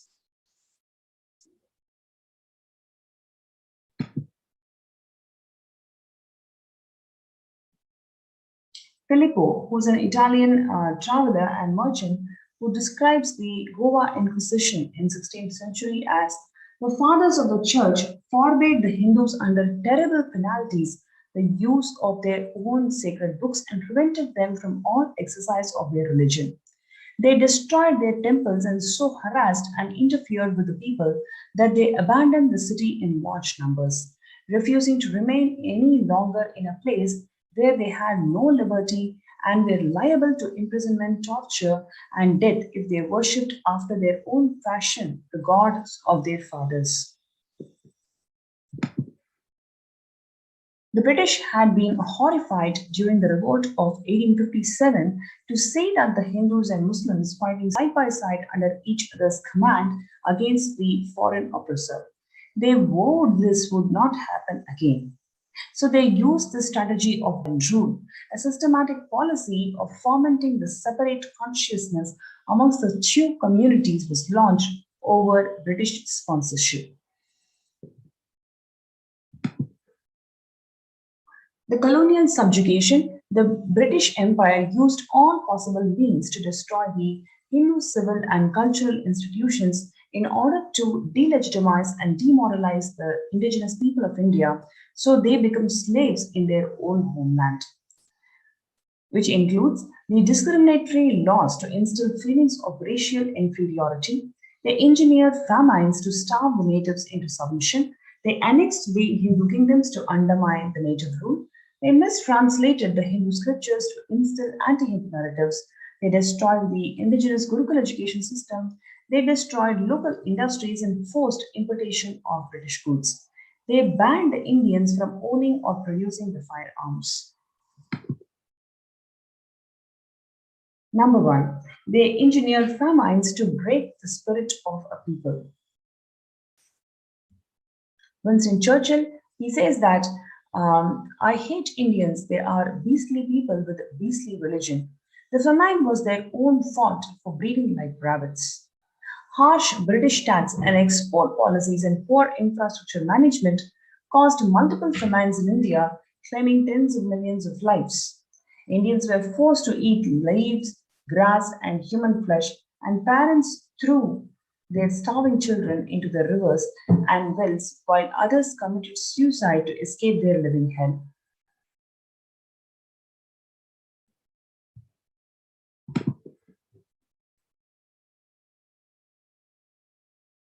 Prior to the colonial rule, India was the world's leading textile manufacturer and produced the finest fabrics. The British engaged in a systematic campaign to destroy the local handloom industry through harsh taxation and export policies that forced India to import British-made textiles and banned Indian textiles from being sold in foreign markets. Within a generation, the Indian weavers were tuned into beggars and their indigenous skills were lost forever. Destroying the local industry to ensure dependence and poverty. By 1878, the Indian railways mechanics in Jamalpur in Bengal and Ajmer in Rajputana had become so proficient at maintaining the locomotive trains that they started designing and building their own models at a fraction of the cost of the British trains. The British Parliament responded by passing an act in 1912 banning all the local manufacture of trains to ensure that the India's economic dependence on their colonial masters and destroy any native technologies know-how.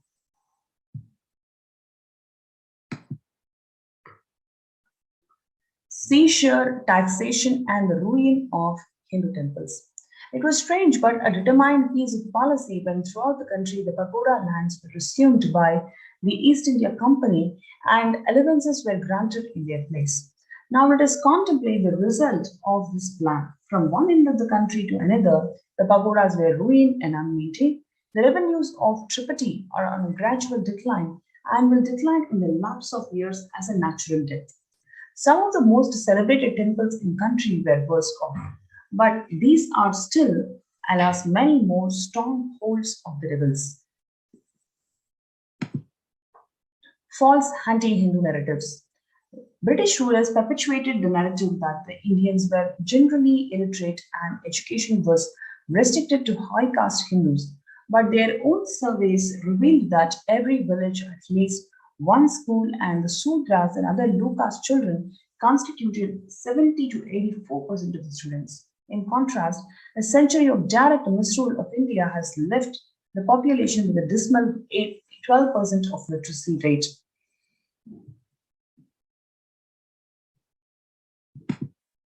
Creating the class of brown British natives. We must at present do our best to form a class who may be interpreters between us and the millions whom we govern. A class of persons Indian in blood and color, but English in taste, in opinions, morals, and in intellect.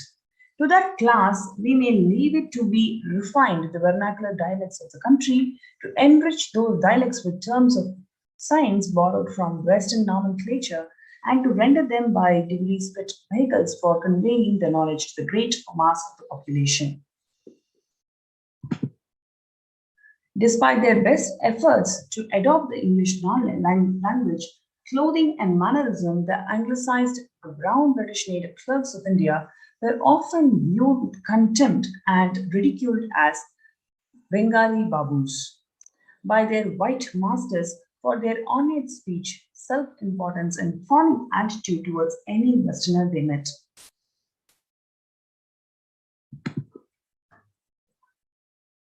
Converting the native Hindu Rajas into proper British gentlemen. Concerned at the rising awareness of the Indian Mutiny of 1857, the British realized that to strengthen their hold in India, not just being a handful, needed to widen their political and psychological management of India and the Indians.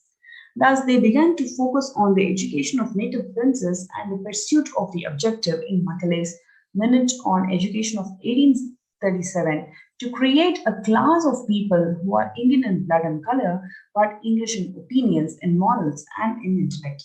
That became the cornerstone of their strategy. Criminal Tribes Act of 1871, the British government passed the Criminal Tribes Act where various ethnic communities were deemed subversive by the colonial authority simply because they did not conform to their idea of civilized living.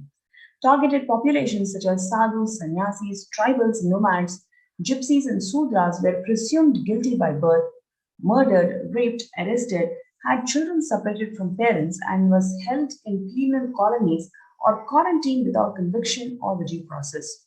Upon release from British custody, targeted communities were subject to surveillance and given tattoos to stigmatize them and make them easier to track. Thuggy and Dacoity Suppression Acts. In an effort to demonize the Hindus and fade the stereotype of the savage Oriental, British authorities and media sensationalized the stories of bloodthirsty Thuggis or bandits who would offer human sacrifices to the wicked and the fearsome goddess Kali. The image of the Thuggi was promoted worldwide as an example of all that was done wrong with India. In addition to denigrating Hindu culture, the native of the Thuggi menace was also used to justify the colonial rule, suspend the civil liberties, and target submersive elements that challenged the British hegemony. The secular India, where the temples were looted and neglected. Post-independence, the Indian state continued the British policy of taxing and managing the wealth and properties of all the major Hindu temples, despite claiming to be a secular state. The governance of Hindu temples has been fraught with mismanagement, neglect of and deities, and alienation of the temple land. It were constructed at least 1,500 years ago, and much before was actually recognized by UNESCO are in ruins. Even the daily rituals are not performed. Some temples remain closed throughout the day with no one to even light the lamps.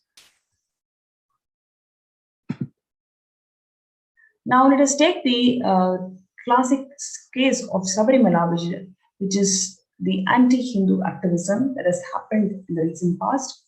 The Sabarimala temple dedicated to the Lord Ayyappa in Kerala, where that represents one of the Hinduism's unique spiritual ecosystems. The form of Ayyappa that is worshipped at Sabarimala is Naishtika Brahmachari, who is a strict celibate. As such, women of reproductive age are forbidden to enter the temple out of respect for Ayyappa and to maintain the sanctity of the spiritual ecosystem.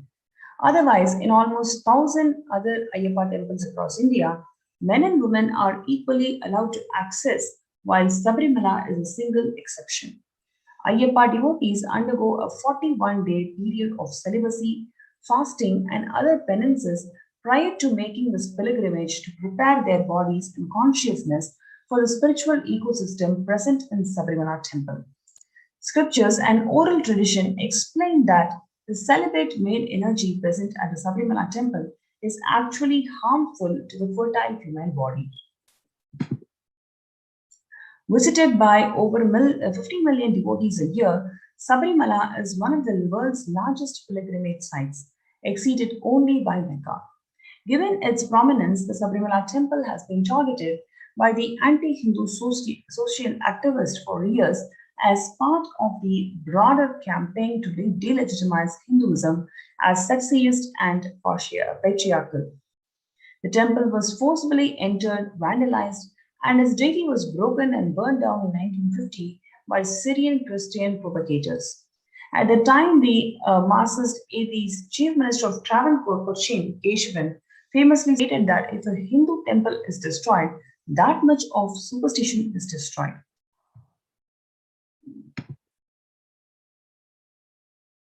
Now, the media narratives that are used to stereotype and demoralize the Hindus, the use of propaganda against an enemy supported by such military, economical, or political measures as may be required. Such propaganda is generally intended to demoralize the enemy, to break his will, or to fight and resist, and sometimes to render him favorably disposed to one's position. The media narratives used to stereotype and demoralize the Hindus. Bollywood and other mainstream media outlets consistently portray Hindu gods and gurus as cartoonish. Dishonest, corrupt sex fiends in a similar manner to British imperial propaganda. India today denigrates the Hindu sari while praising the Muslim hijab. The glaring double standards only make sense in the light of the anti-Hindu colonial stereotypes perpetuated in modern India. The relentless campaign of the psychological warfare waged on Hindu minds by British and their brown successors post-independence have resulted in a Hindu population that is completely demoralized, delegitimized, and without a sense of identity except to pathetically ape the West. This is a textbook case of internalized racism where we can very clearly see Indians spend billions annually on fairness cream to lie more like their former British masters. A 2014 marketing study found that 90% of Indian girls cite skin lightening as the highest need.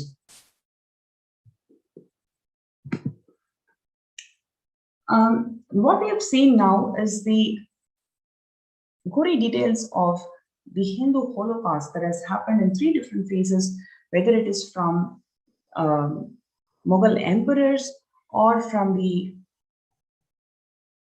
British invaders, and post-independence, it is the neo-Hindutva groups, how the Hinduism has suffered at the hands of the anti-Hindu elements. And now this has been recognized by the United Nations in the second report that's been published recently. In the next segment, we'll have the glimpses of that report.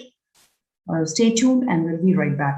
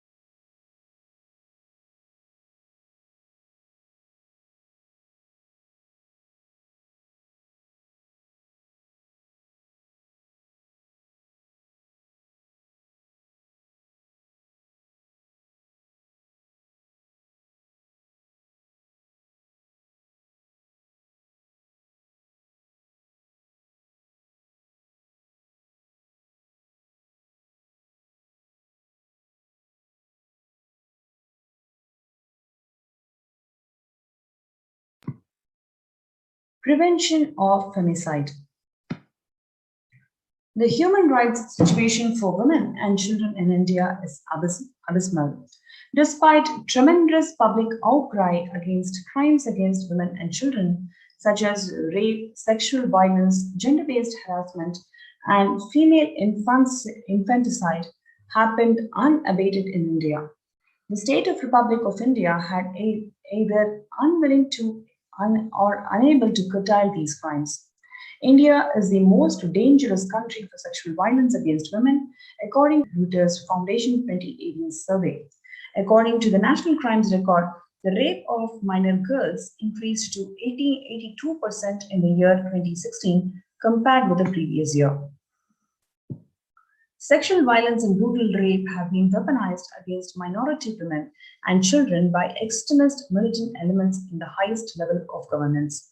This weaponization of sexual violence targeting the women and children is part of the more pervasive and systematic campaign targeting certain indigenous spiritual traditions, minority communities, and their leaders, especially those from linguistic and religious minority groups and of dark-skinned people of indigenous spiritual traditions and ethnic native Hindu tribes that have existed in India for millennia.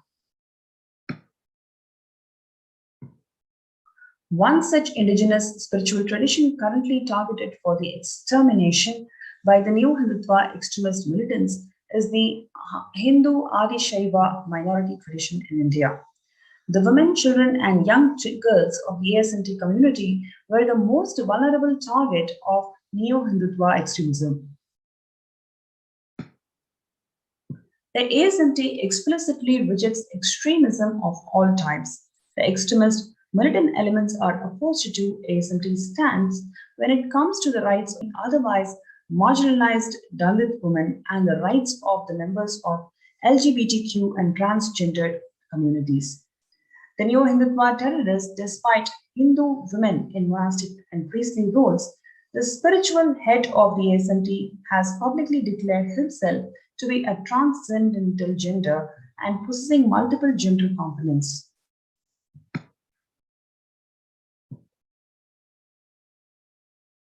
The neo-Hindutva extremist elements see that the LGBTQ and the rights are immoral. The ASNT freely ordains women into sannyasa, recognizes 11 genders, and performs specific temple rituals for gay marriage as more than 5,000-year-old indigenous spiritual scriptures.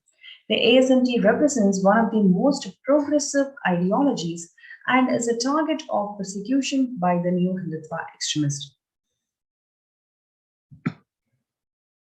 In the last decade, especially in India, there has been an alarming trend in the mainstream media and the social media of sensational screening and manufacture of misinformation and hate speech that is marginalizing the minority communities, targeting women with the use of image morphing and deepfake videos. In 2010, a fabricated video was repeatedly and sensationally broadcasted by Sun TV and various media channels to defame her character and to delegitimize her guru, the Supreme Pontiff of Hinduism, Jagat Guru Mahasanidanam, His Divine Holiness Bhagavan Nithyananda Paramashivam.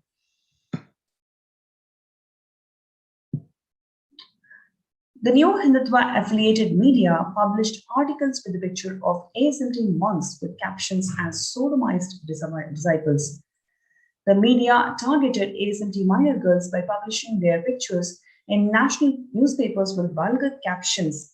The media published fake interviews of ASNT actress Ranjita for defaming Nakir and Gopal and other media heads, pressurized Ranjita to commit circulated false news of the same in media as a rumor.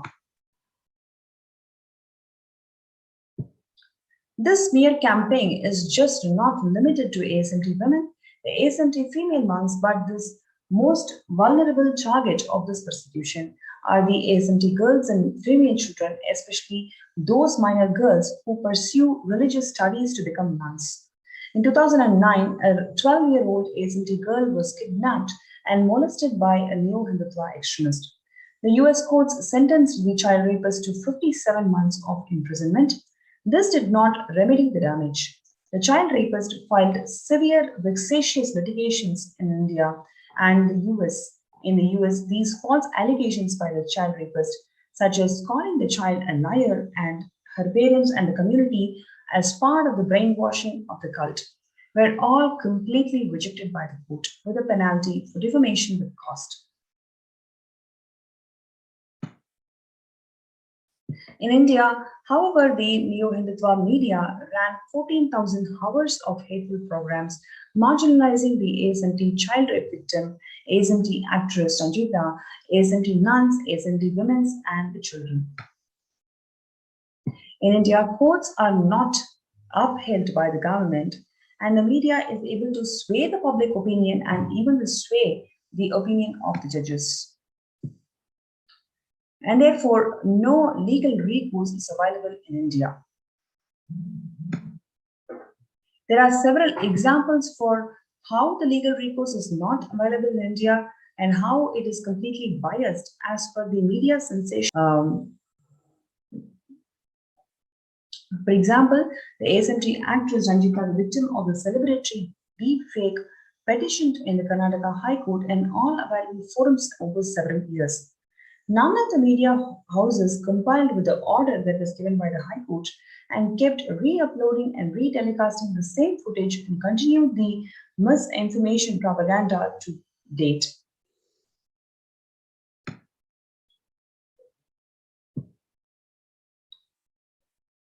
No legal recourse available in India. The NSBA as a self-regulatory body is a toothless and is known to disregard in its own guidelines and orders, even when the member channels ridicule and shame the dead celebrities. Indian courts are unwilling or unable to protect the ASMT women, especially nun and children. The Indian media kept marginalizing the ASMT nuns and girls with defamatory sexualized allegations.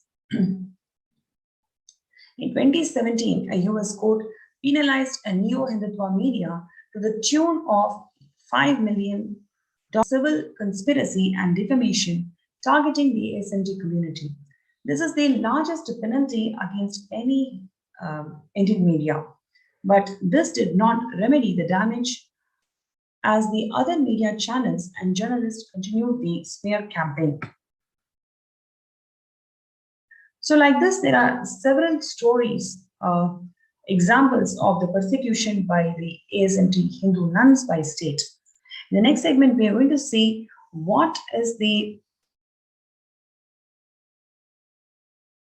revelations of Devi Parashakti in protecting the humanity from Pralaya. So far, we have seen the glorious Hindu civilization and the persecution by the anti-Hindu elements over different phases, and how the Supreme Pontiff of Hinduism has revived the authenticity of Hinduism through various with this community, and for that same reason, how this community has been persecuted by the anti-Hindu elements.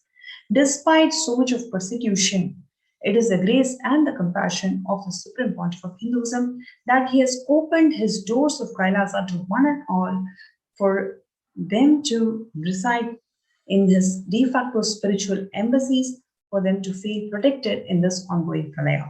The next segment will be seeing the revelations by Devi Parashakti on solutions given to humanity to protect themselves from pralaya.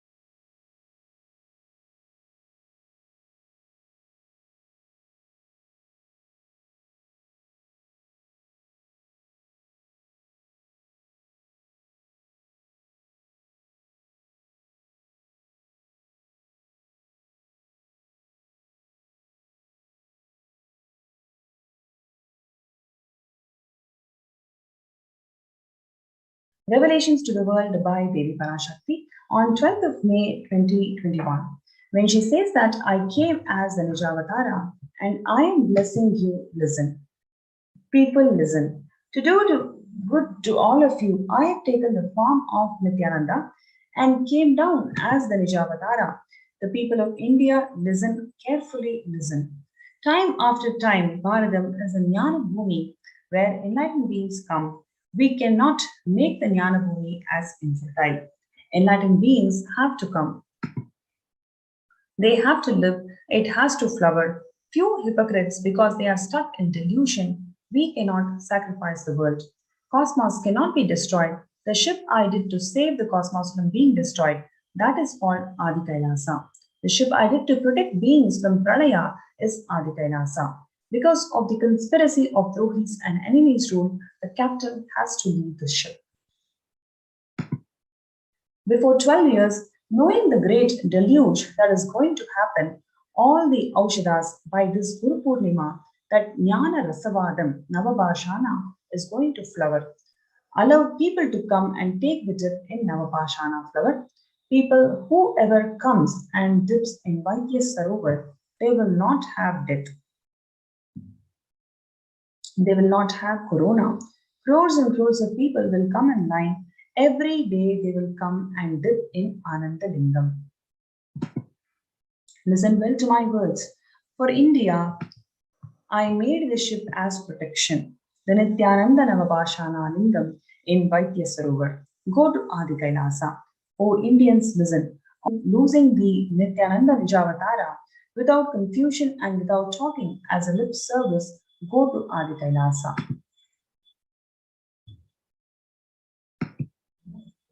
Crores of people will come there looking for health, Navapashana water feast, and medicine to get health, protection, and enlightenment, to protect India from the great destruction.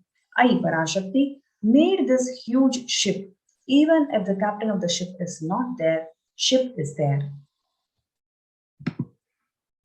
When the first world countries closed their borders during the massive global emergencies, Kailasa has opened its doors to one and all without exception. So, what we are going to see in the next segment is the hard work that the Supreme Pontiff of Hinduism, Jagadguru Mahasanidanam, His Divine Holiness Bhagavan Nithyananda Paramashivam, has done to make this ship happen. In today's segment, we saw the relentless Hindu persecutions that the Hindus suffered and the efforts of the Supreme Pontiff of Hinduism to bring back the legitimacy of this, of Sanatana Hindu Dharma to in Hindus, for which he was persecuted for more than a decade. Despite all this persecution, what has he left to the community that persecuted him? It is this huge boon of getting protected from corona through this Adi Kailasa ship. So let us see next what it takes to build this huge AK ship, Adi Kailasa ship, that this Devi Parashakti has revealed, that which is going to protect people from corona.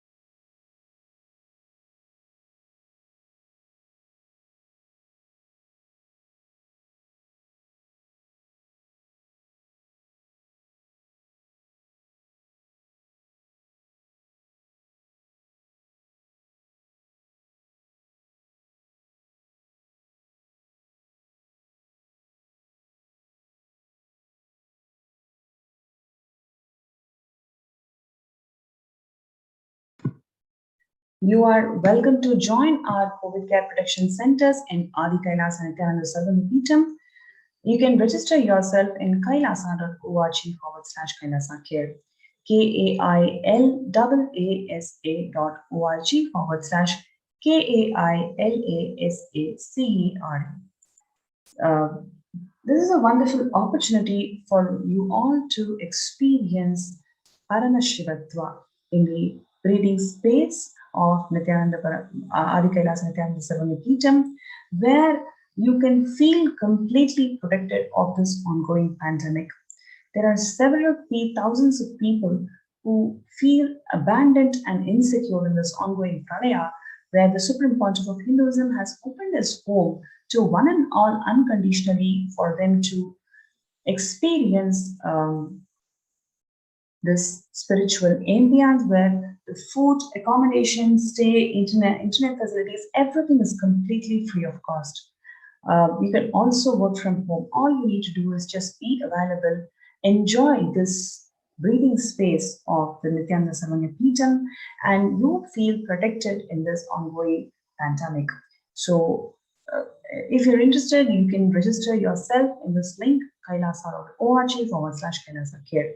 KAILAASA.org/KAILASACER. Let's take a few minutes to register ourselves in kailasa.org/Kailasa care.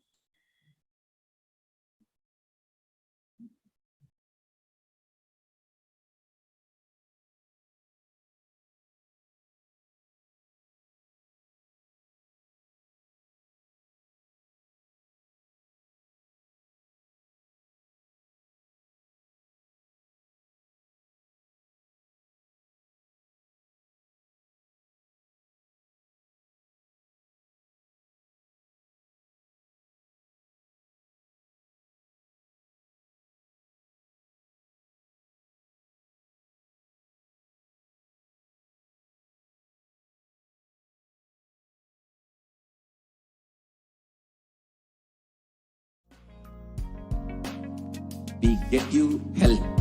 We get you ability to build beautiful relationships in your life. We get you direct spiritual support, and we make sure you become wealthy.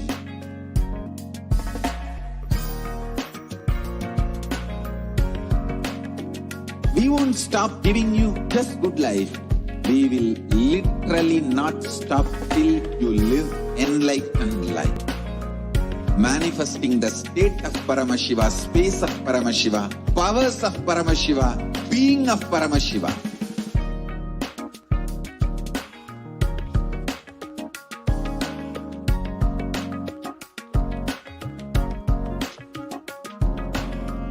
Whole world should become Kailasians.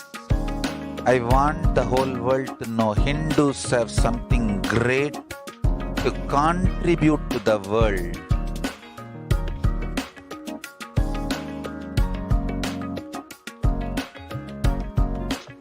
We have something great to contribute to the world. Let us do that.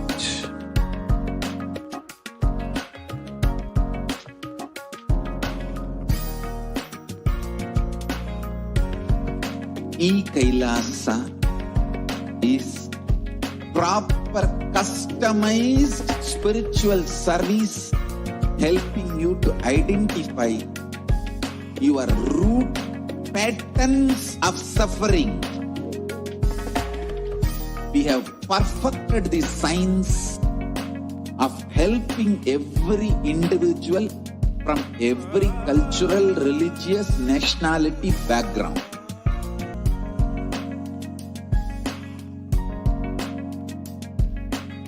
You will have lowest reaction, highest awakened response, alive response for life continuously.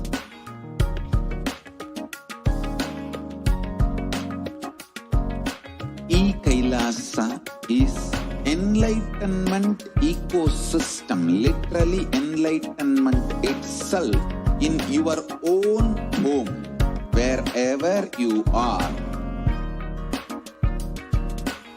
proper customized spiritual service helping you to complete with your life negativity, withdrawal from life, self-hatred, self-denial, self-doubt, so much of tiredness, laziness. We can support you, aligning your attitude, your aptitude, your understanding about life. We can help you with everything.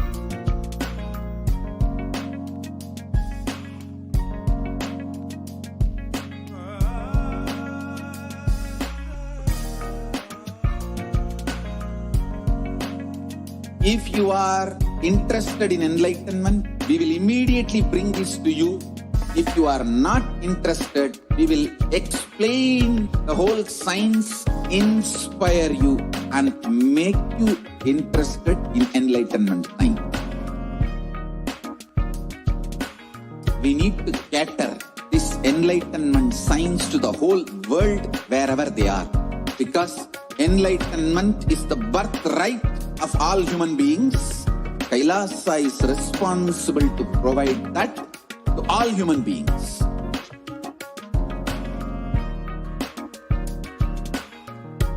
Kailasa is the totality of the knowledge I received from my gurus and practice manifested in my life, perfected by teaching millions of people from all cultures, time zones, backgrounds, genders, nationality, race, from every creed.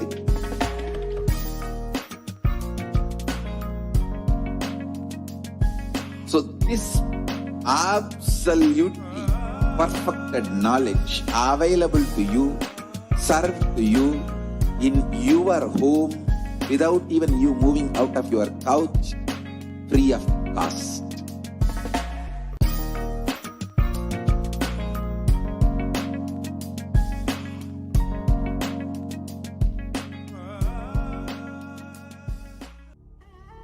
What I mean by the word Kailasa, listen intensely.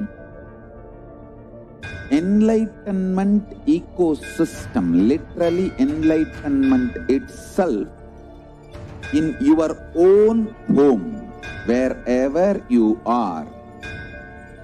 If you cannot come to Kailasa, it's okay. Kailasa can come to you. Kailasa coming to you is Kailasa.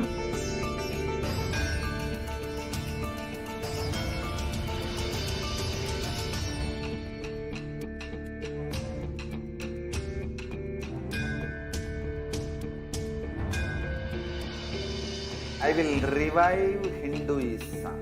I am a Hindu revivalist, not by any revolution, but by evolution.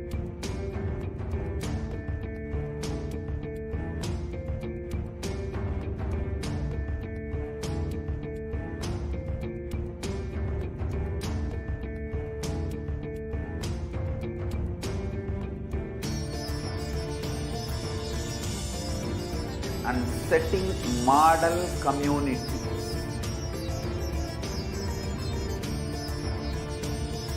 Kailasa, enlightenment ecosystems, Sarvanya Pitas all over the world.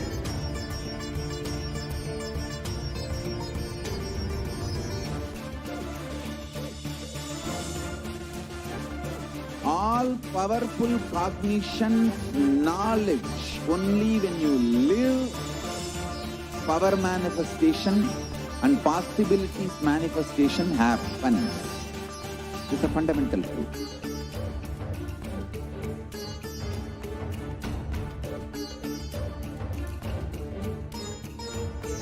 Hinduism cannot live exclusively as one sampradaya. No. All sampradayas of Hinduism is an ecosystem.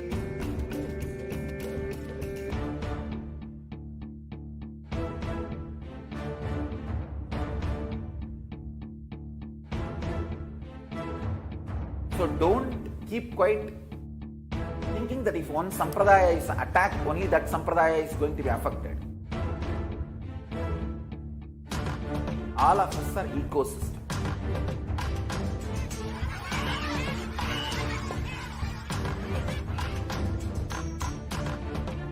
I invite all of you to get involved and enjoy Hinduism by the principle of Dharmo Rakshati Rakshitaha. When you protect Dharma, Dharma protects you. We will make the whole planet flourish spiritually. The spiritual prosperity will happen to the whole planet. We all have to coexist together.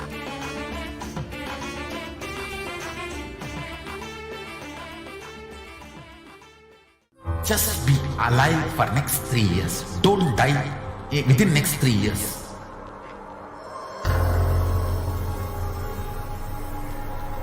Just don't die within be alive. Somehow be alive. I'm working sincerely.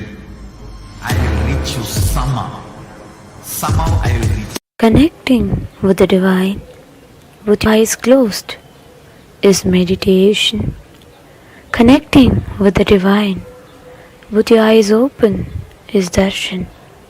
Come, let us all now move from meditation to darshan. Slowly, very slowly, please open your eyes.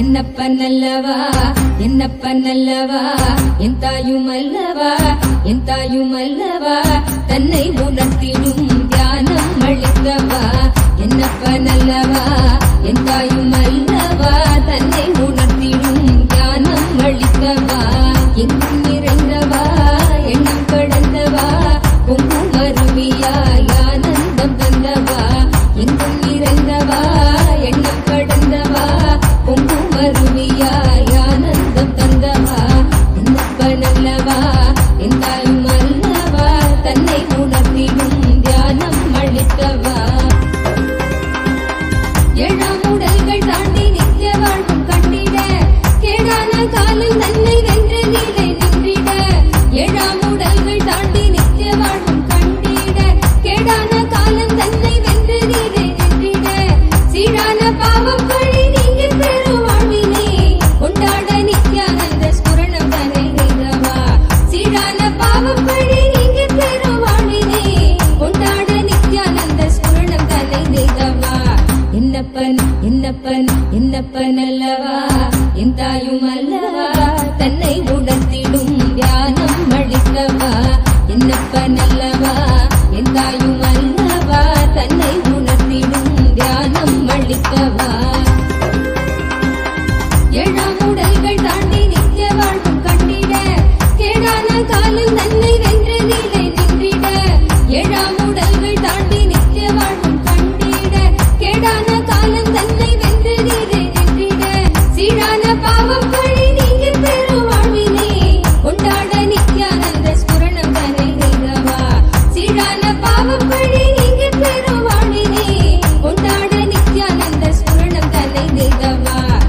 என்னப்பன் என்னப்பன் என்னப்பன் அல்லவா என் தாயும் அல்லவா தன்னை உணர்த்திடும் தியானம் அளித்தவா என்னப்பன் அல்லவா என் தாயும் அல்லவா தன்னை உணர்த்திடும் தியானம் அளித்தவா ஏழாம் உடல்கள் தாண்டி நித்திய வாழ்வும் கண்டிட கேடான காலில் தன்னை வென்று நீரிட ஏழாம் உடல்கள் தாண்டி நித்திய வாழ்வும் கண்டிட கேடான காலம் தன்னை வென்று நீரிட சீரான பாவம் வழி நீங்க பெரும் வாழ்வினே கொண்டாட நித்யானந்த ஸ்புரணம் தன்னை செய்தவா சீரான பாவம் வழி நீங்க பெரும் வாழ்வினே கொண்டாட நித்யானந்த ஸ்புரணம் தன்னை செய்தவா என்னப்பன் என்னப்பன் என்னப்பன் அல்லவா என் தாயும் அல்லவா தன்னை உணர்த்திடும் தியானம் அளித்தவா என்னப்பன் அல்லவா என் தாயும் அல்லவா தன்னை உணர்த்திடும் தியானம் அளித்தவா ஏழாம் உடல்கள் தாண்டி நித்திய வாழ்வும் கண்டிட கேடான காலில் தன்னை வென்று நீலை நின்றிட ஏழாம் உடல்கள் தாண்டி நித்திய வாழ்வும் கண்டிட கேடான காலம் தன்னை வென்று நீலை நின்றிட சீரான பாவம் வழி நீங்க பெரும் வாழ்வினே கொண்டாட நித்யானந்த ஸ்புரணம் தன்னை செய்தவா சீரான பாவம் வாழ்வினே கொண்டாட நித்யானந்த ஸ்புரணம் தன்னை செய்தவா என்னப்பன் என்னப்பன் என்னப்பன் அல்லவா என் தாயும் அல்லவா தன்னை உணர்த்திடும் தியானம் அளித்தவா என்னப்பன் அல்லவா என் தாயும் அல்லவா தன்னை உணர்த்திடும் தியானம் அளித்தவா என்னப்பன் அல்லவா என் தாயும் அல்லவா தன்னை உணர்த்திடும் தியானம் அளித்தவா என்னப்பன் அல்லவா என் தாயும் அல்லவா தன்னை உணர்த்திடும் தியானம் அளித்தவா எங்கும் நிறைந்தவா எண்ணம் கடந்தவா பொங்கும் அருவியாய் ஆனந்தம் தந்தவா எங்கும் நிறைந்தவா எண்ணம் கடந்தவா பொங்கும் அருவியாய் ஆனந்தம் தந்தவா என்னப்பன் அல்லவா என் தாயும் அல்லவா தன்னை உணர்த்திடும் தியானம் அளிக்கவா என்னப்பன் அல்லவா என் தாயும் அல்லவா தன்னை உணர்த்திடும் தியானம் அளிக்கவா எங்கும் நிறைந்தவா எண்ணம் கடந்தவா பொங்கும் அருவியாய் ஆனந்தம் தந்தவா எங்கும் நிறைந்தவா எண்ணம் கடந்தவா பொங்கும் அருவியாய் ஆனந்தம் தந்தவா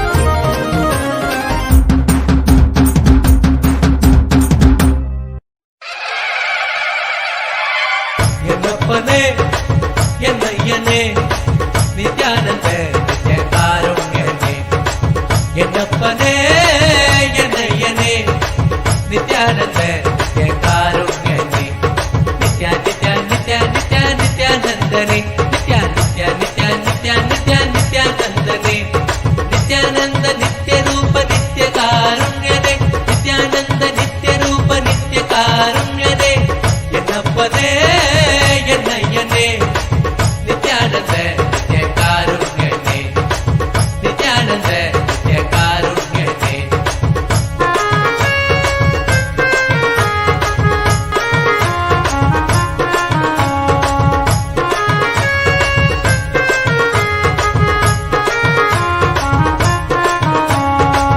பன்னீர் கை நித்ய குருநாதனே பன்னீர் கை குருநாதனே பன்னீர் கை நித்ய குருநாதனே பன்னீர் கை குருநாதனே பக்தர்கள் அனுகூலனே பக்தர்கள் அனுகூலனே நித்யா நித்யா நித்யா நித்யா நித்யானந்தனே நித்யா நித்யா நித்யா நித்யா நித்யா நித்யானந்தனே நித்யானந்த நித்ய ரூப நித்ய காருண்யனே நித்யானந்த நித்ய ரூப நித்ய காருண்யனே என்னப்பனே என்னையனே நித்யானந்த நித்ய காருண்யனே என்னப்பனே என்னையனே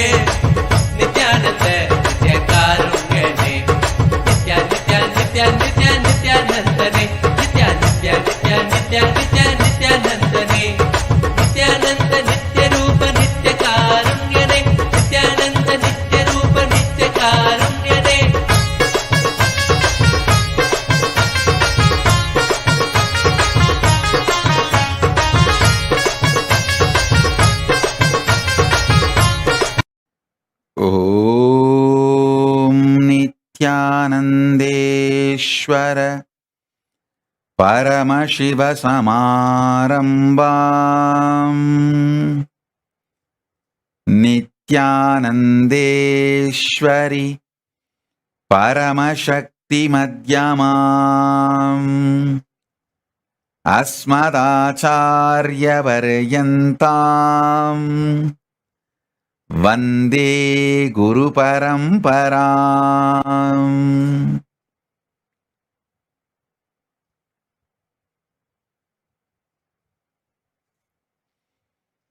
I welcome you all with my love and respect. I welcome all the devotees, disciples, Samajis, Satsangis, Shri Mahants, Mahants, Mantreshwara, Vidyeshwaras, Ganeshwaras, Lokeshwaras, Astreshwaras, ambassadors, diplomats, e-diplomats, citizens, consulate generals. I welcome all of you with my love and respect. Paramashiva's message, directly from Kailasa. Listen. Listen intensely.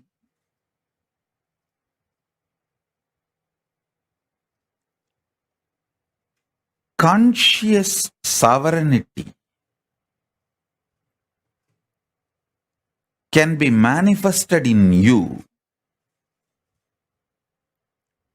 just through the Shaktipada and Shaktinipada,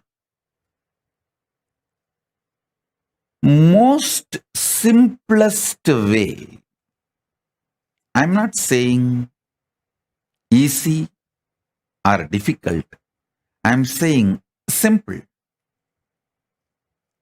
Listen.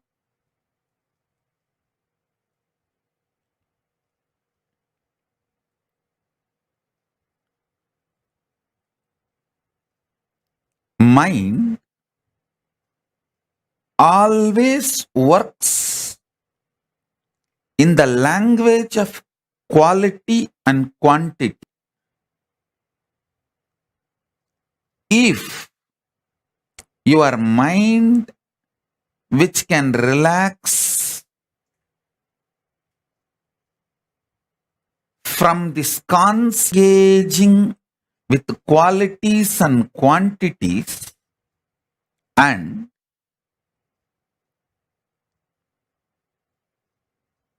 Shaktipada, initiation,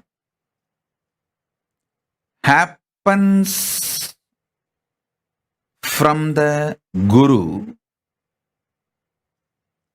immediately your being starts experiencing quantum experience. Listen. Because you are constantly engaged in the activities related to quality, quantity, you miss your existence, which can be experienced only in the quantum space. I tell you,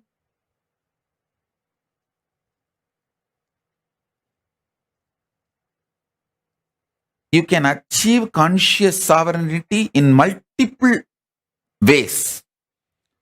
Through powerful yoga, you can achieve. Through kriyas, you can achieve. Through bhakti, you can achieve. Through yoga Vedanta, yoga and Vedanta together. By practicing, you can achieve. You can achieve with Veda and Agama. Making Veda and Agama as your lifestyle, Charya Pada. You can achieve. There are multiple paths. You can achieve conscious sovereignty. I'll explain the most simplest way I achieved and transmit that same to all of you, because I committed to all of you By this Guru Purnima, I want to give this great gift of conscious sovereignty to all of you.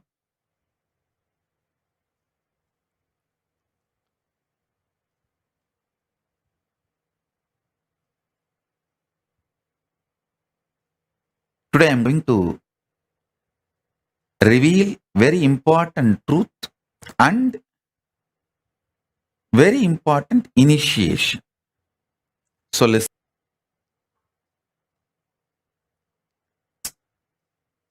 This quantum experience of initiation, Shaktipada and Shaktinipada, happens in a very sweet, simple, relaxed sitting with the Guru.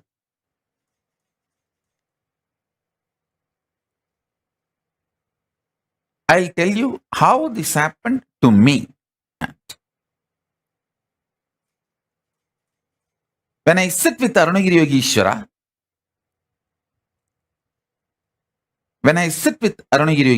my Guru,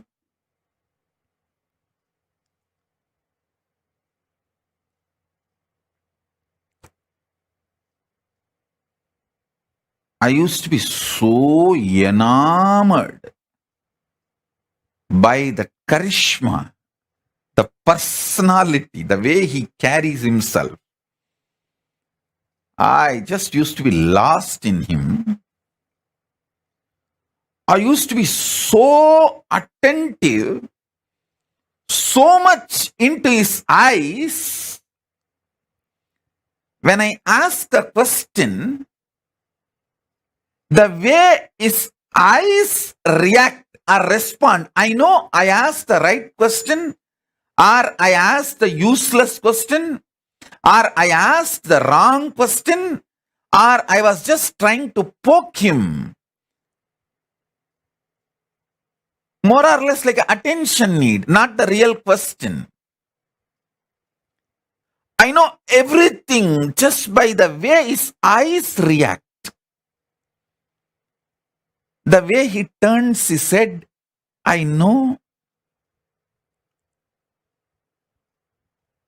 whether he likes the question I put or is neutral about the question I put, or he doesn't like the question I put, or he likes the question but not the way I put. I will know everything, the way his eyes react before even he starts answering. It is such space. I know he knows every thought current getting, or I am entertaining, engaging with. Some thoughts will appear, I will not engage with it. Currents will appear, I will engage with it. Some thought currents will appear, I will just try to drop it. All this he just knows, and I know that he knows. It is like I am absolutely in a nirvana space with him. This body cloth does not stop him looking into my inner space. That is what I call nirvana space.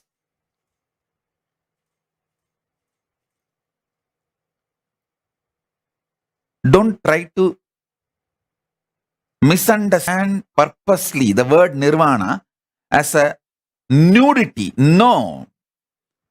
It is not. I am not using the word nirvana for clothlessness. I am using the word nirvana here for bodilessness, sheathlessness. Body is a sheath, annamaya kosha. This sheath does not stop the way I engage me with him or the way he engages with me.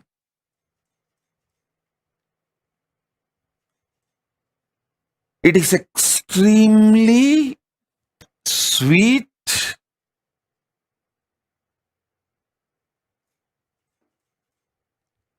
absolutely feeling secured, protected,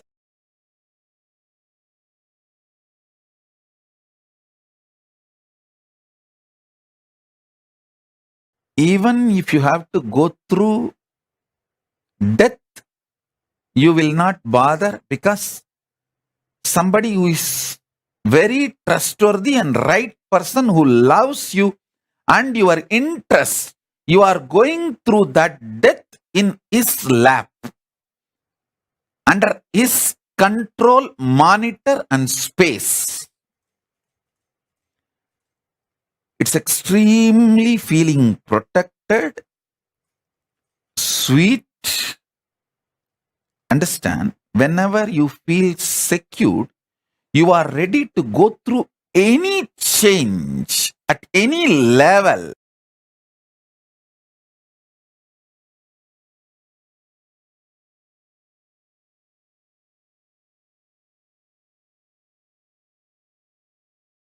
It's an absolute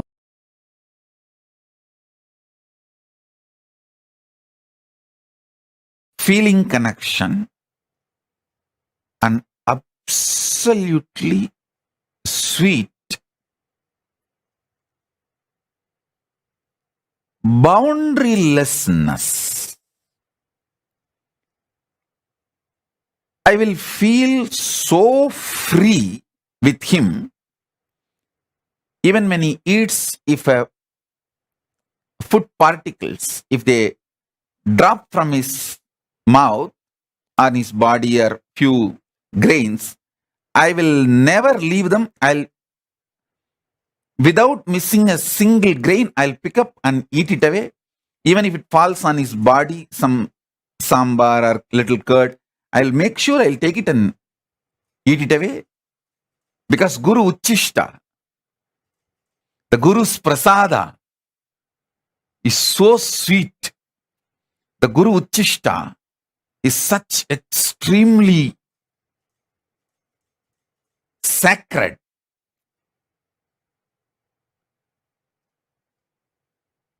Listen,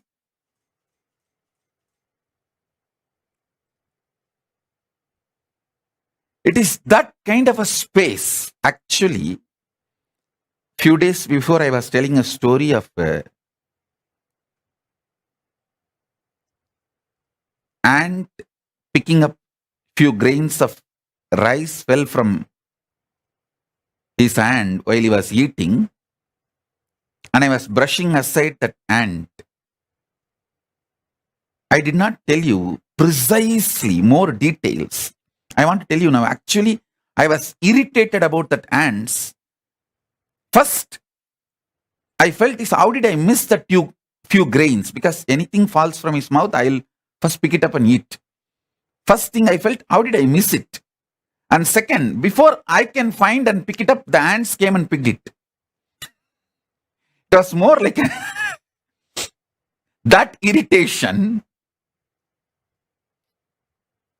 Guru Uchishta is sacred, sweet. That is the space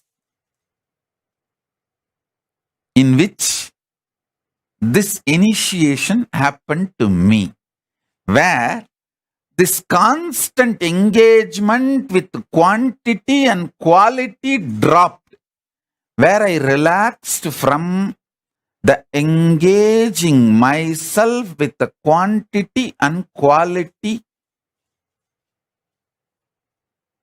centric thought currents. Vacation means your ability to relax from quality, quantity centric thought currents. In the Guru's lap, in the Guru's space, that real pure vacation happens. Where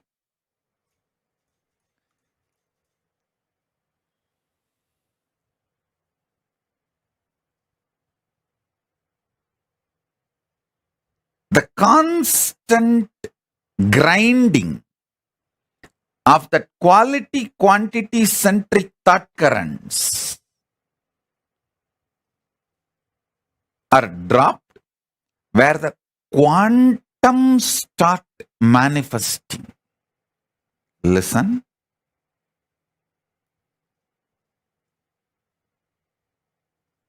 Now, I will describe exactly conscious sovereignty as I received from my Guru, Arunagiri Yogeshwara.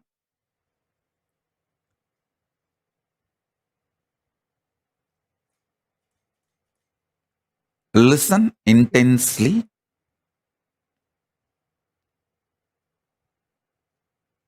Listen. Paramashiva, in his unmanifest being, in his unmanifest state, he, me, you, all are one and the same.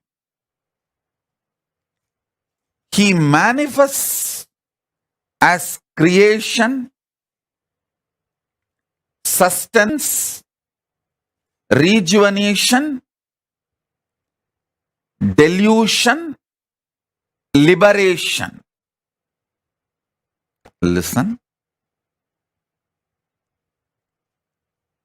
Creation means manifestation. Maintenance, sustenance,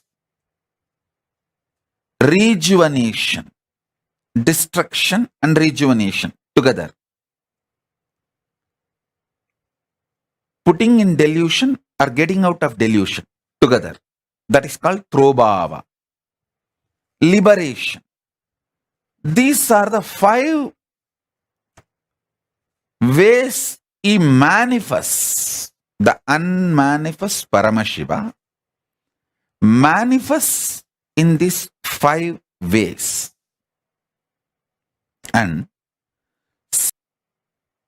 he continues to remain as unmanifest also.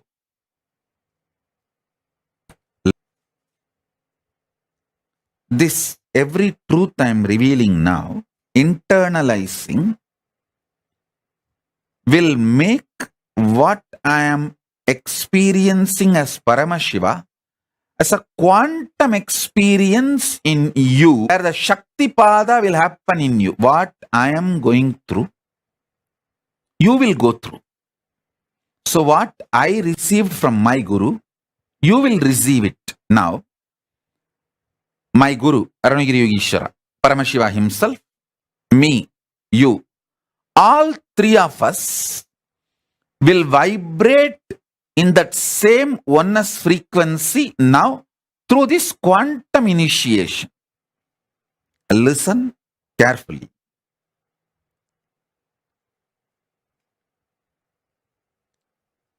All your ideas about the quality and quantity will pass. It will not be eternal. Today, when you are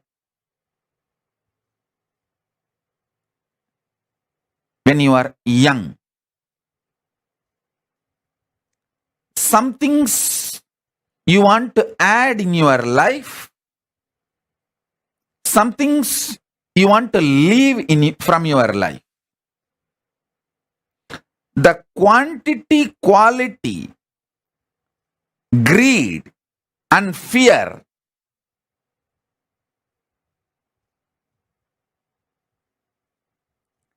the same quantity, quality, fear and greed will change as you grow, mature or older. Listen. So I'm giving you one example.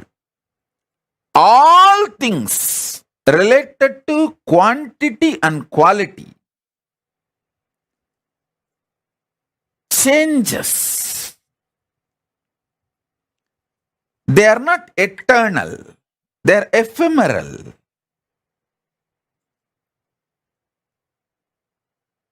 Sometimes you enjoy the change. That is called maturity. Growing in wisdom. Sometimes you hate the change. That is what is called attachment, suffering. This quantity, quality centric drama, whole thing is only superficial life. Even the maturity which comes when you understand this quantity and quality changes is not complete enlightenment. That is more like a dharma. You get matured, but that's not ultimate. Ultimate is understanding some things which you create, some things which you maintain, some things which you destroy, some things which you put yourself in delusion. Sometimes you pull yourself out of delusion. Sometimes you liberate yourself. All this is fundamentally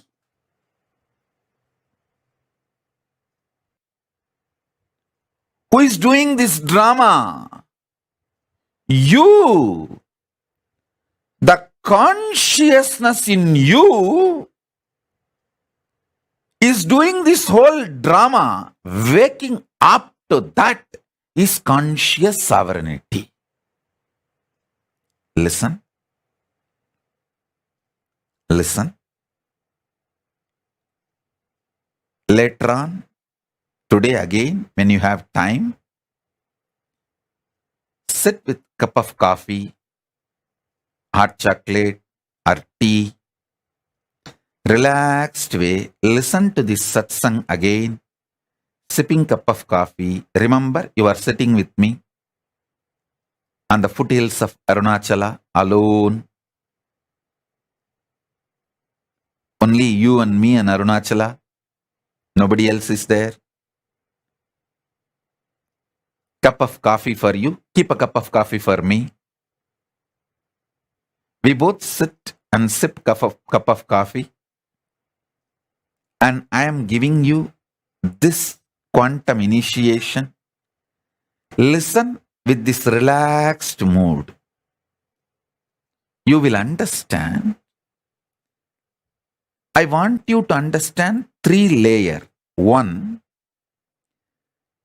the quantity, quality based thinking, acting, whole productivity centric lifestyle. Quantity means trying to increase the quantity of things in your life, or even trying to improve the quality of your body, your mind, anything. Trying to increase the quality of you. Both are stupid. Both are useless. That's the first thing. Second, the quantity, quality centric greed you have. You want to sometime accumulate more money. You want to spend more time in the office. But later on, you understand anyone can replace you in your office, but no one can replace you in your home. So you get the shock of your life and realize, oh God, I should have spent more time in my home, then the next level you will understand. Anyone can replace you, even in your family, but no one can replace what you need to do to yourself to raise your quality. Then next level you will get matured. Even the idea of your quality by yourself is extremely wasting time. Instead, a simple quantum initiation with Guru can raise you beyond the quality, quantity, stupidities. The levels of evolving. Because even if you work on yourself, raise all your qualities to higher and higher level, it is more like an ant trying to climb the hill. When it is going to reach the top. But the same ant sitting on the shoulder of the Guru, when he climbs the hill, just in few hours, it is going to reach the top. So, now, what I am doing is I am just taking you on my shoulder and raising you to the Kailasa top, offering you at the feet of Paramashiva so that quantum initiation can happen. Listen. Things you desire when you are in the creation space, you may hate when you are in the destruction space. And you should know, all the destruction in your life is your conscious choice. Things you like very much when you are in a maintenance mode, you may hate when you are in delusion. Many things which you hate when you are in delusion, you may feel so well liberated. Listen, when you are in delusion, you will feel suffocated by Guru. You just want to escape from him. You don't even want to see him. You don't even want to remember. Even if you see his photographs in some shop, you will feel irritated and leave that shop when you are in delusion. But when you are moving towards liberation, you just wait for him to appear here and there. Even in the car sticker, if you see him, your face becomes white with a smile. Listen, things you like when you are in delusion, you will hate when you are in liberation. Things you hate when you are in delusion, you will love it when you are in liberation. So the quality, quantity based ideas constantly change.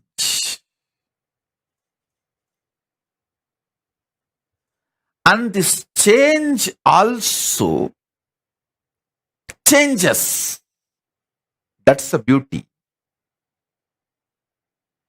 Change also changes.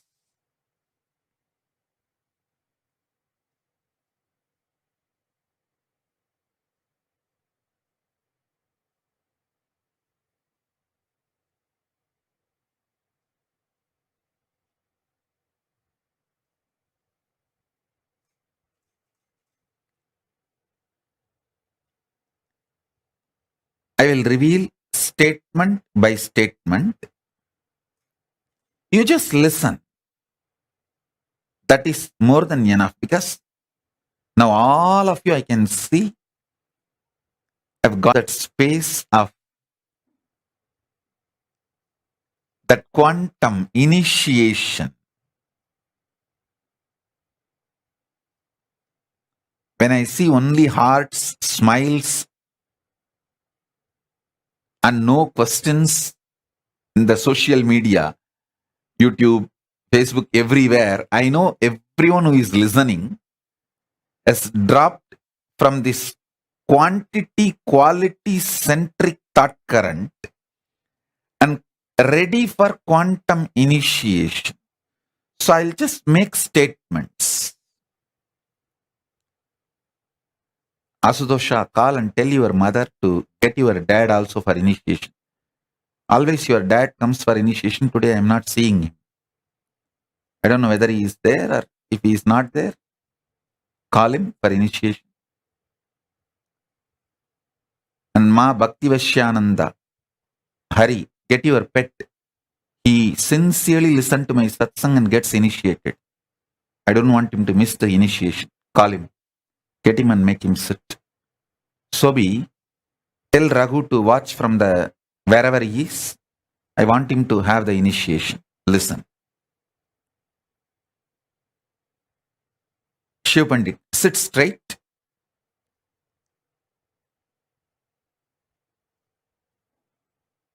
And listen intensely. I'm only going to make simple statements. Just listen intensely. That is enough.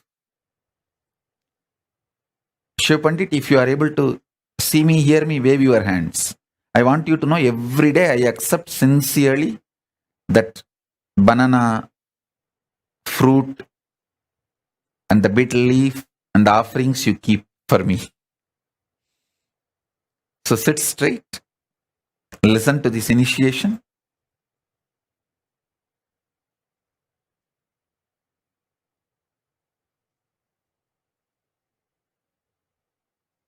First, listen to the statements I am making.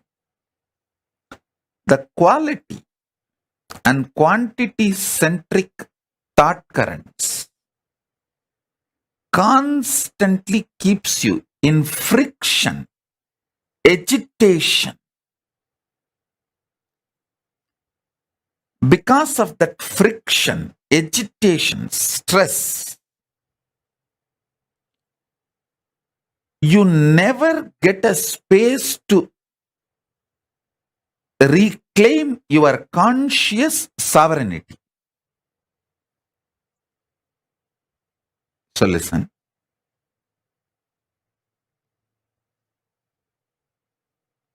Vinayaka Shrikanta, settle down. Listen to the initiation. You can attend to work later on.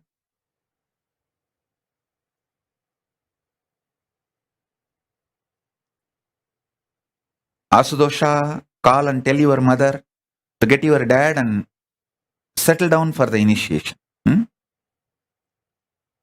Maitreyi, get all the kids and make them sit. Listen to the initiation. Listen.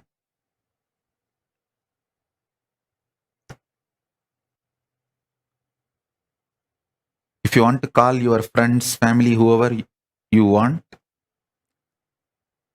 very important people in your life whom you think should have their initiation, call them. Because these initiation moments are the essence of all the satsangs I give. Satsangs are fundamentally to prepare you to come to this nirvana space where you just know everything happening in my inner space and I know what is happening in your inner space and we both are happy about it. I am so happy. You know what is happening in my inner space and you are so happy. I know what is happening in your inner space. This intimacy is called the space of nirvana, not clothlessness, but sheathlessness. Lata, get Harish, make him sit. Hima, get Valli.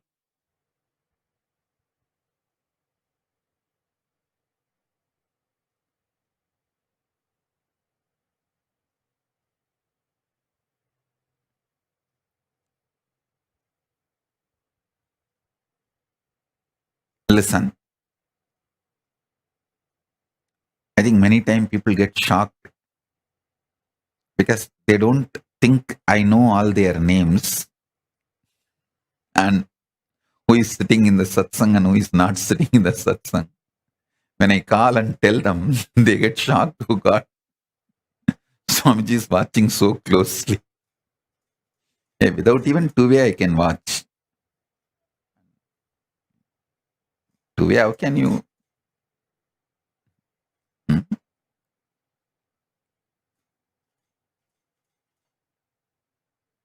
Sadantra Priya, I think Asudosha is not able to reach your mom. You call and tell your mom, still your dad has not come for initiation. If he is not in home, let him log wherever he is and get him to initiation. Listen. Now I'll make the next statement.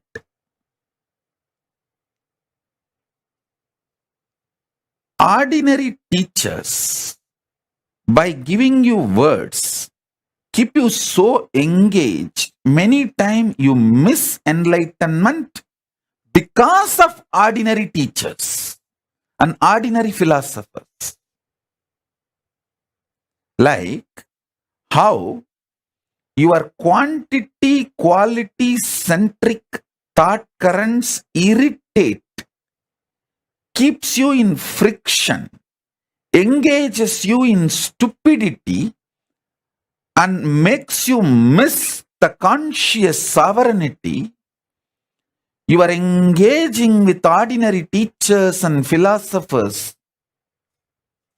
makes you miss stupidly the real Guru's initiation. So now, sit.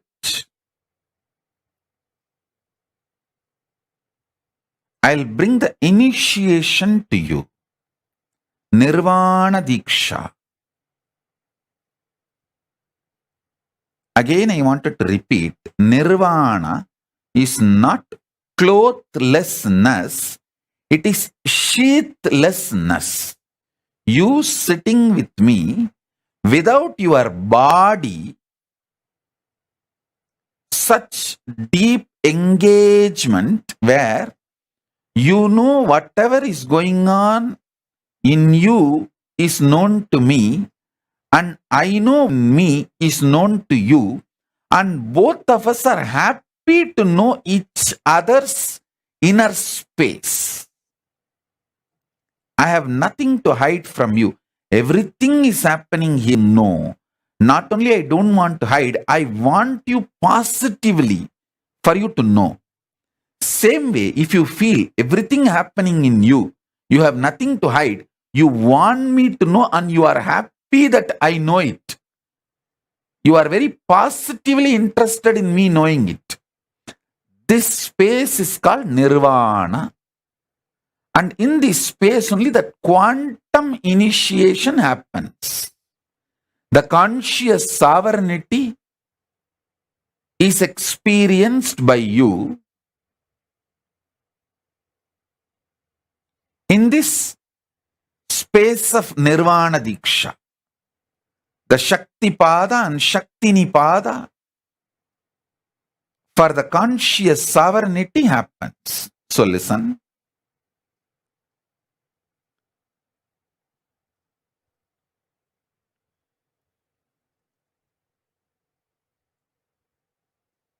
What all you like quantity wise and quality wise when you are young in the creation zone of your life, you may not like them, you may not want them when you move to a different phase of your life. Sometimes you may even hate them. I have seen many people feeling that they spent too much time on money making instead of living the life they always wanted. I always feel more stamps on my passport makes me rich than the zeros in the bank account. Of course, by the grace of Paramashiva, I don't have a bank account. Throughout my life, I living without any bank account, the idea of bank account.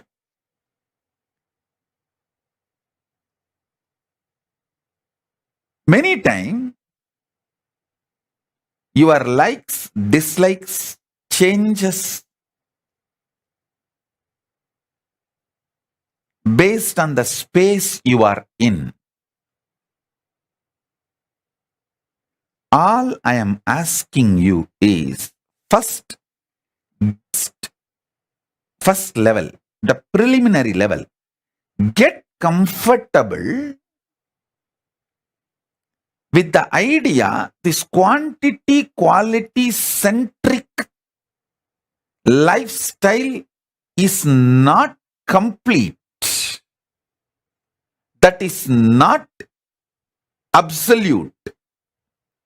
That is not freedom. That is not your sovereignty. The second thing, you knowing the likes you have, dislikes you have, the greed you have, the fear you have about some quantity, some quality during the creation dimension or maintenance dimension, destruction dimension, delusion dimension, liberation dimension, all this is your decision. You, who is the source and center, you are the powerful existence during all this. Listen to this statement very deeply. You will have conscious sovereignty now. Before this satsang is over, you will experience conscious sovereignty, because it's not difficult and it's not easy, it is simple.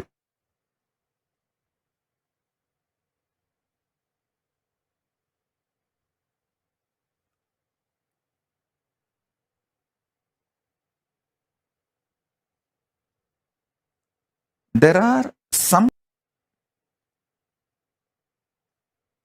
pain points in you.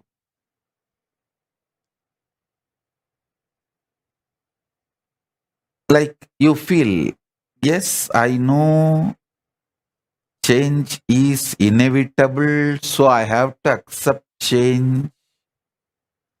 Okay, as long as this money is there in my life, I will enjoy.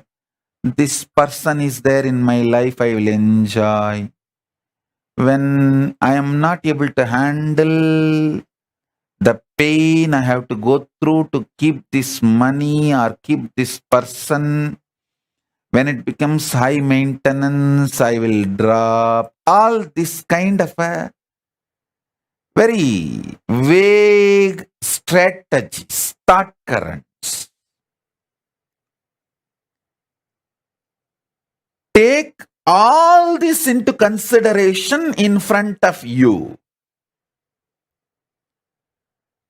What you firmly like, what you firmly hate, what firm greed. Come what may, I am not going to leave this person. I am not going to leave this luxury. I am not going to leave this habit. That kind of a firm attachment or some firm at me, I will never see this fellow again. Come what may, I will never go to that place again. Firm hatred, firm attachments are strategic hatred and strategic attachments. As long as he is good to me, I will be attached to him. When I feel he is not good to me and to my interest, I will throw him. I may even want to kill him. I may even want to discard him, not only from my life, he should not even be there in the whole world. But all these kind of strategies, cunningness, all these kind of ideas, take everything into consideration in front of you. This whole thing is not compulsion on you, and you don't need to feel they are all binds you or chains you. You, conscious sovereign being, is above all this. Listen. You, conscious sovereign being, is above all this. Good, bad, self-doubt, self-hatred, self-denial, virtues of enlightenment, tyaga, love, selfishness, different things, sometimes extreme opposite, paradoxical. Even those qualities, kind of people, those kind of experiences, all that can coexist in you. That coexistence does not need to be contradicting your conscious sovereignty. Your conscious sovereignty is your identity, existence. Listen, sometimes you may cook, that does not mean you are a chef. Sometimes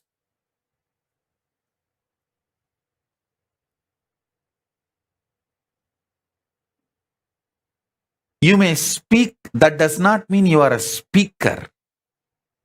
Sometimes you may administer, that does not mean you are an administrator. Sometimes you may manage, that does not mean you are a manager. All this is periphery existence of you. The quantum existence, the actual existence of you is conscious sovereign being who plays with creation, maintenance, destruction, delusion, liberation. It is you who is playing all this. It's like a lotus having 5 petals. The unmanifest Paramashiva, and these 5 petals are the manifest Paramashiva. My Guru has given me the Paramashiva mandala symbol. The center one linga and 5 stars, 5 lingas are drawn. That's one of the meaning of that mandala is the unmanifest is the center linga, and the pancha linga on 5 side is the 5 face of Paramashiva. If you are in delusion, don't be afraid. It is actually delusion kicks you to the next level of liberation. See, 3 seconds of nightmare not only gets you out of nightmare, it pushes you to the next level of state of consciousness called waking state. From dream, you are just kicked. State, high. From dream, moving to waking state is like an enlightenment in dream state. So, If you had a very sweet dream, normal dream in your dream state, you would have just gone again back to dream state or deep sleep state. But if you had a nightmare, you can neither go back to dream state or deep sleep state. You have to be kicked to waking state. So delusion in the delusion in the dream state is nightmare. But ultimately that nightmare does a great good thing, that you are enlightened, pushed out of the dream state to the waking state. From waking state, if you are pushed to the Turiya, that is enlightenment. Same way, from dream, if you are pushed to waking, that is enlightenment in this level. Enlightenment means getting pushed to the next higher state of consciousness. From deep sleep, if you are pushed to the dream state, that's one level enlightenment. From dream state, if you are pushed to the waking state, that is one level of enlightenment. From to the Turiya, that is next level of enlightenment. From Turiya, if you are pushed to Turiyatita, that's the next level of enlightenment. So understand, the nightmare in your dream state is not as bad as you always think, because just the 3-second nightmare, and you need to know, no nightmare can be longer than 3 seconds. It's a law of life. In the dream, it may look like a long time, but actually, in chronological waking state time, it is only 3 seconds. So,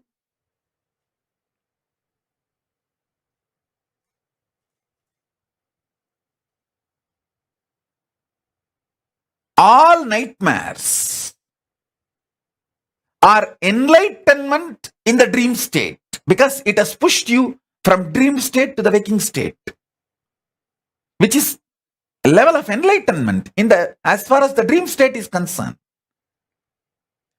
I should call there are 4 levels of enlightenment. From deep sleep, when you are pushed to the dream state, it's called enlightenment. From dream state, if you are pushed to the waking state, it's called from waking state, if you are pushed to Turiya, it's called awakened enlightenment. From Turiya, when you are pushed to Turiyatita, it's called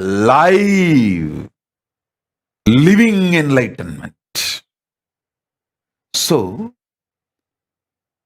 even the nightmare, which is delusion, is not bad as you always think.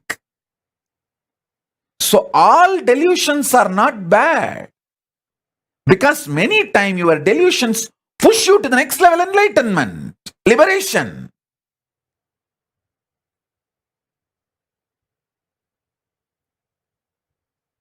So understand this truth, powerful cognition.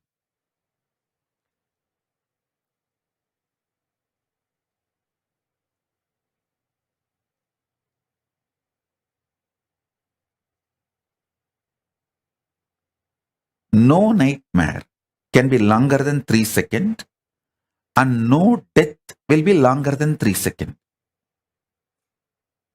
Because during the death, you go through the nightmare, the worst nightmare of your whole life.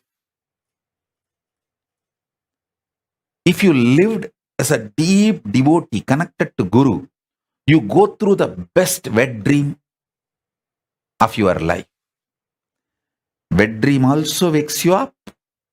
Nightmare also wakes you up.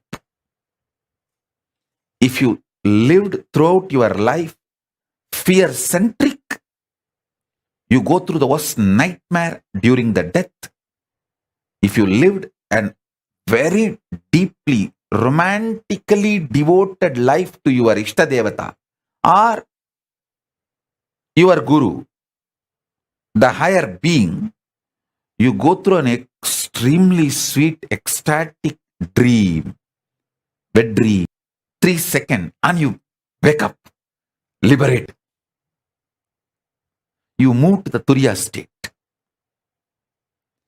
If you neither go through nightmare nor go through wet dream, like a mediocre, then you again fall back into the same next birth and go through this birth and death, this rut. So listen. Now every statement I made, if you just map it to many questions you have, you will fall from this quantity, quality, nagging, irritating friction to the quantum enlightenment now.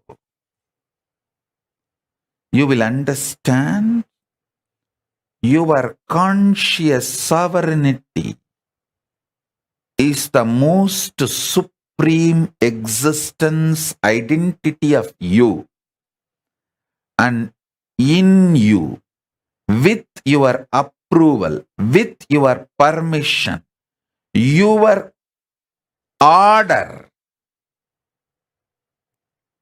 because of your commandment, your creation dimension, your maintenance dimension, your destruction dimension, your delusion dimension, your liberation dimension, all the 5 functions, and your unmanifest is the Lord.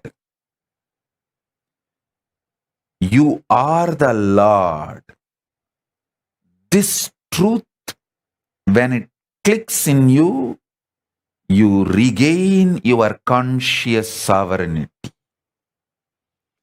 My life is to give you conscious sovereignty.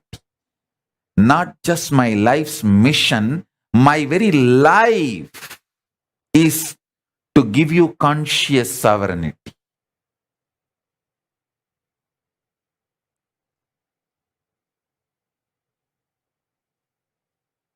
My Guru gave me this. I am here to give you this.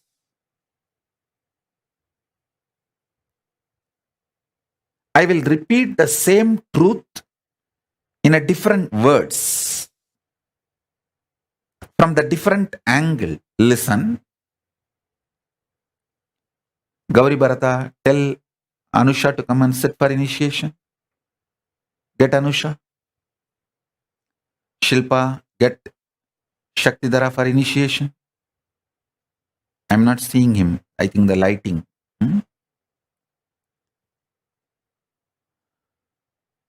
Listen. I'm going to repeat the same truth with a different words.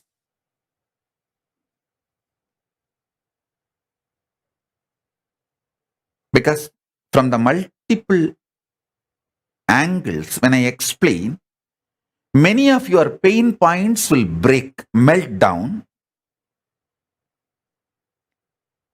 The arrogance with which you stick to your ideas, if it melts down, you can achieve the conscious sovereignty now. My goal is you experiencing conscious sovereignty now.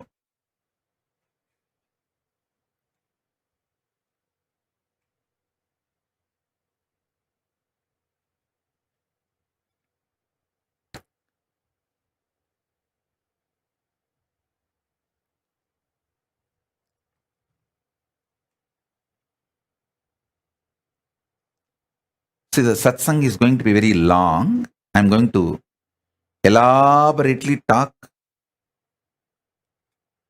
and initiate all of you. So if you guys are a little tired, I think it's already going to be 11 o'clock night. So if you guys want to pick up a cup of coffee or a cup of hot chocolate, tea, you can pick up. Come and sit very comfortably.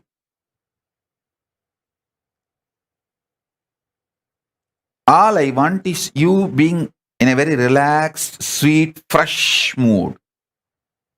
With a cup of coffee or hot chocolate, tea, anything is okay. Just come and sit.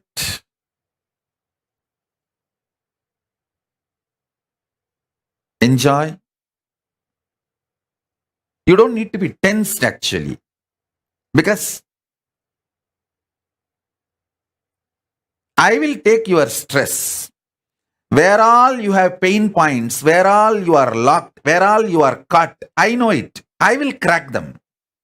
You don't need to worry. You sip cup of coffee, you sip cup of tea, and keep a cup of coffee for me also. I'll bless that and give it to you as a prasadam.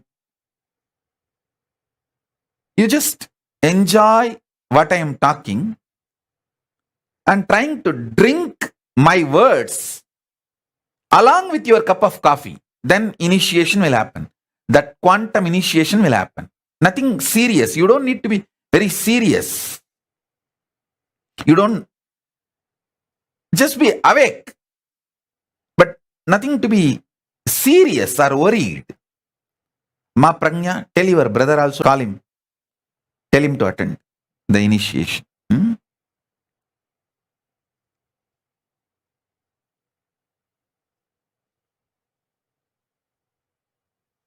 Vinesh, can you get all your pets?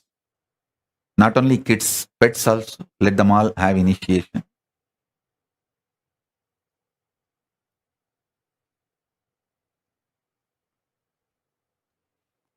So listen.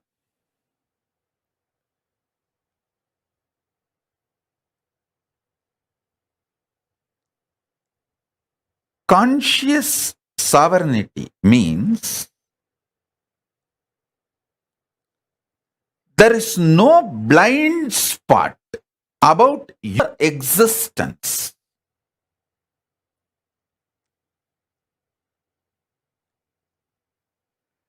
There is nothing called shocking. Everything is sweetly surprising. See, sweetly surprising is not wrong. But there is nothing called shocking. You just know the probability and possibilities of your existence. Because you are consciously manifesting it.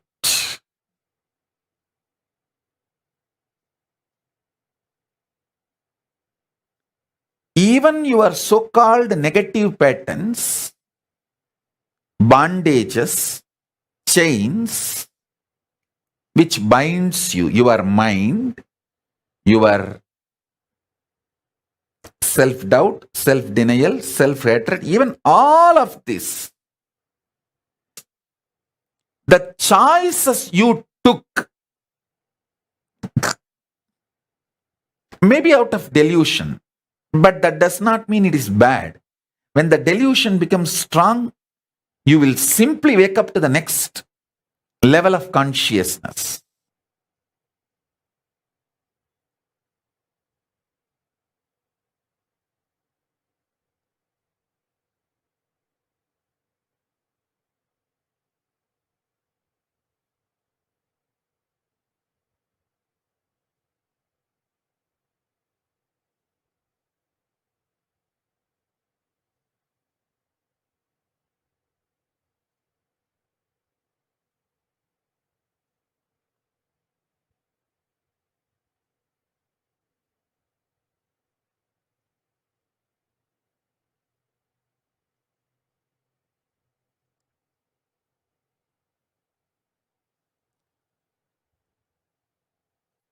One funny thing with human beings, all the things they like, they feel as good. They take the responsibility. Yes, I manifested this. I am the conscious sovereign authority for this because it is such a good thing. But the most funny thing, things you don't like also you only manifested. You manifested it for different reason. Maybe after manifesting, you forgot. You liked it and you wanted it. You called for it. So listen. Tripura, call Vedasurupa to attend. Yes. Vedasurupa, call Bhagavan Reddy also to come and attend.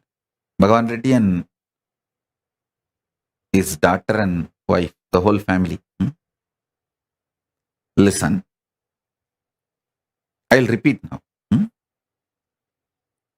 Even if you missed the whole satsang last, I think 1 hour I am speaking. Even if you missed the whole 1 hour, don't worry. I'm going to be elaborately repeating in various words. Because it's an initiation, the words I am uttering are like a mantra. Initiation. It is not discourse or a teaching. It's a mantra. So it will just go inside you and it will start working inside you and manifesting the conscious sovereignty. It's like a conscious seed, powerful seed going into your system. So listen. You take responsibility for all the good things in your life. That's great. Nothing wrong with it. Understand even the bad things you think you only called for it.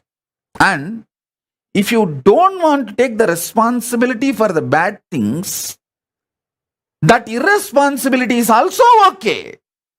Because that irresponsibility is delusion. Irresponsibility, not wanting to take responsibility for the bad things you invited in your life is delusion. That delusion is also going to wake you up and lead you to liberation. So it is not that delusion is something bad.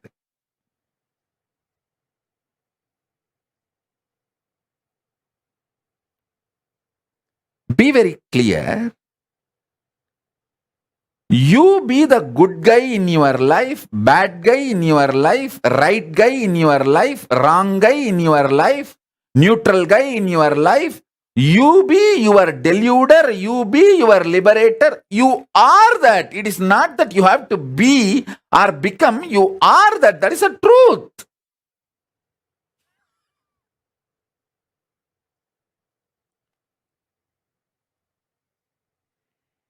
Get comfortable with this. And if you don't want to get comfortable, also is okay.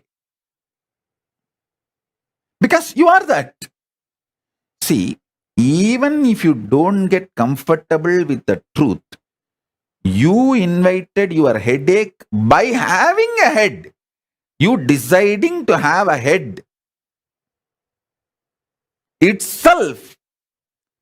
You accept the process of possible headache, the possibility of headache. The moment you decide to drive in the road, you accept the possibility of the accident or a sweet surprise of meeting your friend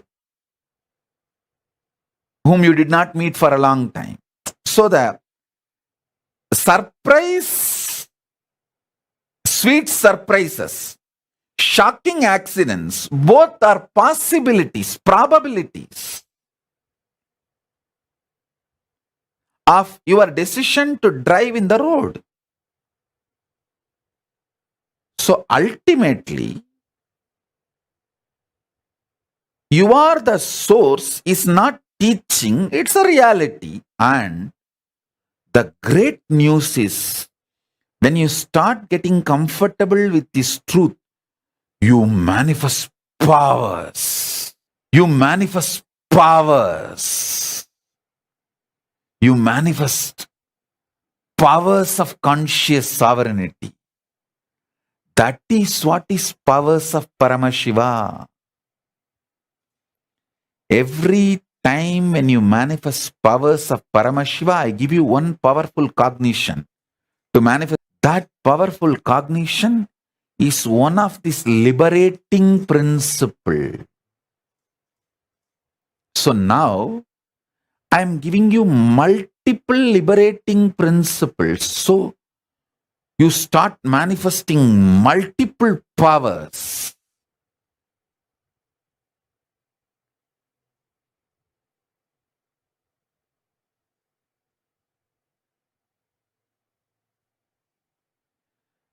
Do not let others play bad guy role in your life. And even if you let them play the bad guy role, it's okay. This paradox, the other you choose, you want as a bad guy, is also part of your conscious sovereign decision.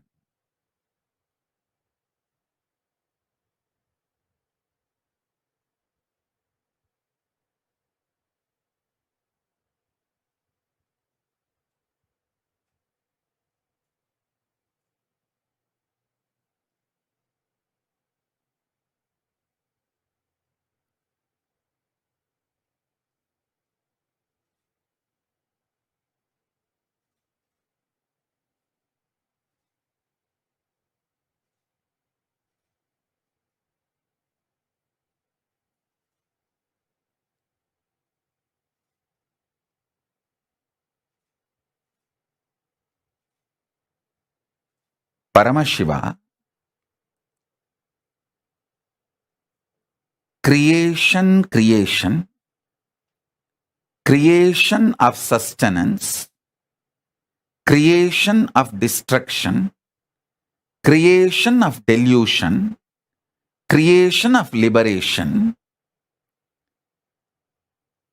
maintenance dimension getting created, maintenance of maintenance, maintenance of destruction dimension, maintenance of delusion dimension, maintenance dimension, then destructive dimension getting created, the destructive dimension getting maintained, the destructive dimension getting destroyed, the destructive dimension getting deluded, the destructive dimension getting liberated, then the delusion dimension getting created, the delusion dimension getting maintained, the delusion dimension getting destroyed, the delusion dimension getting deluded, and the delusion dimension getting liberated, and liberation dimension getting created, the liberation dimension getting maintained, the liberation dimension getting destroyed, the liberation dimension getting deluded, the liberation dimension getting liberated. These 25 heads of Paramashiva contemplate how in each of these dimension you are manifesting your life. How you yourself enjoy many times your own delusions knowing it is delusion. Multiple times you enjoy your delusion knowing it is delusion.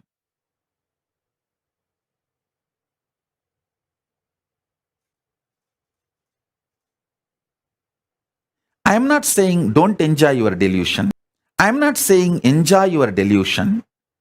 I am only saying know it that it is you, so that your conscious sovereignty is not damaged by your actions. Your existence should not be damaged by your actions.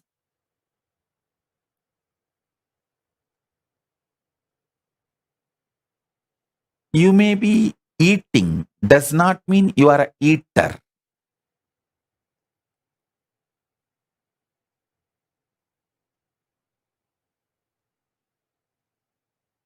You may not be eating does not mean you are a nirahari.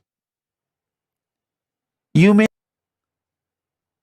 sex maybe sometimes even with different persons, that does not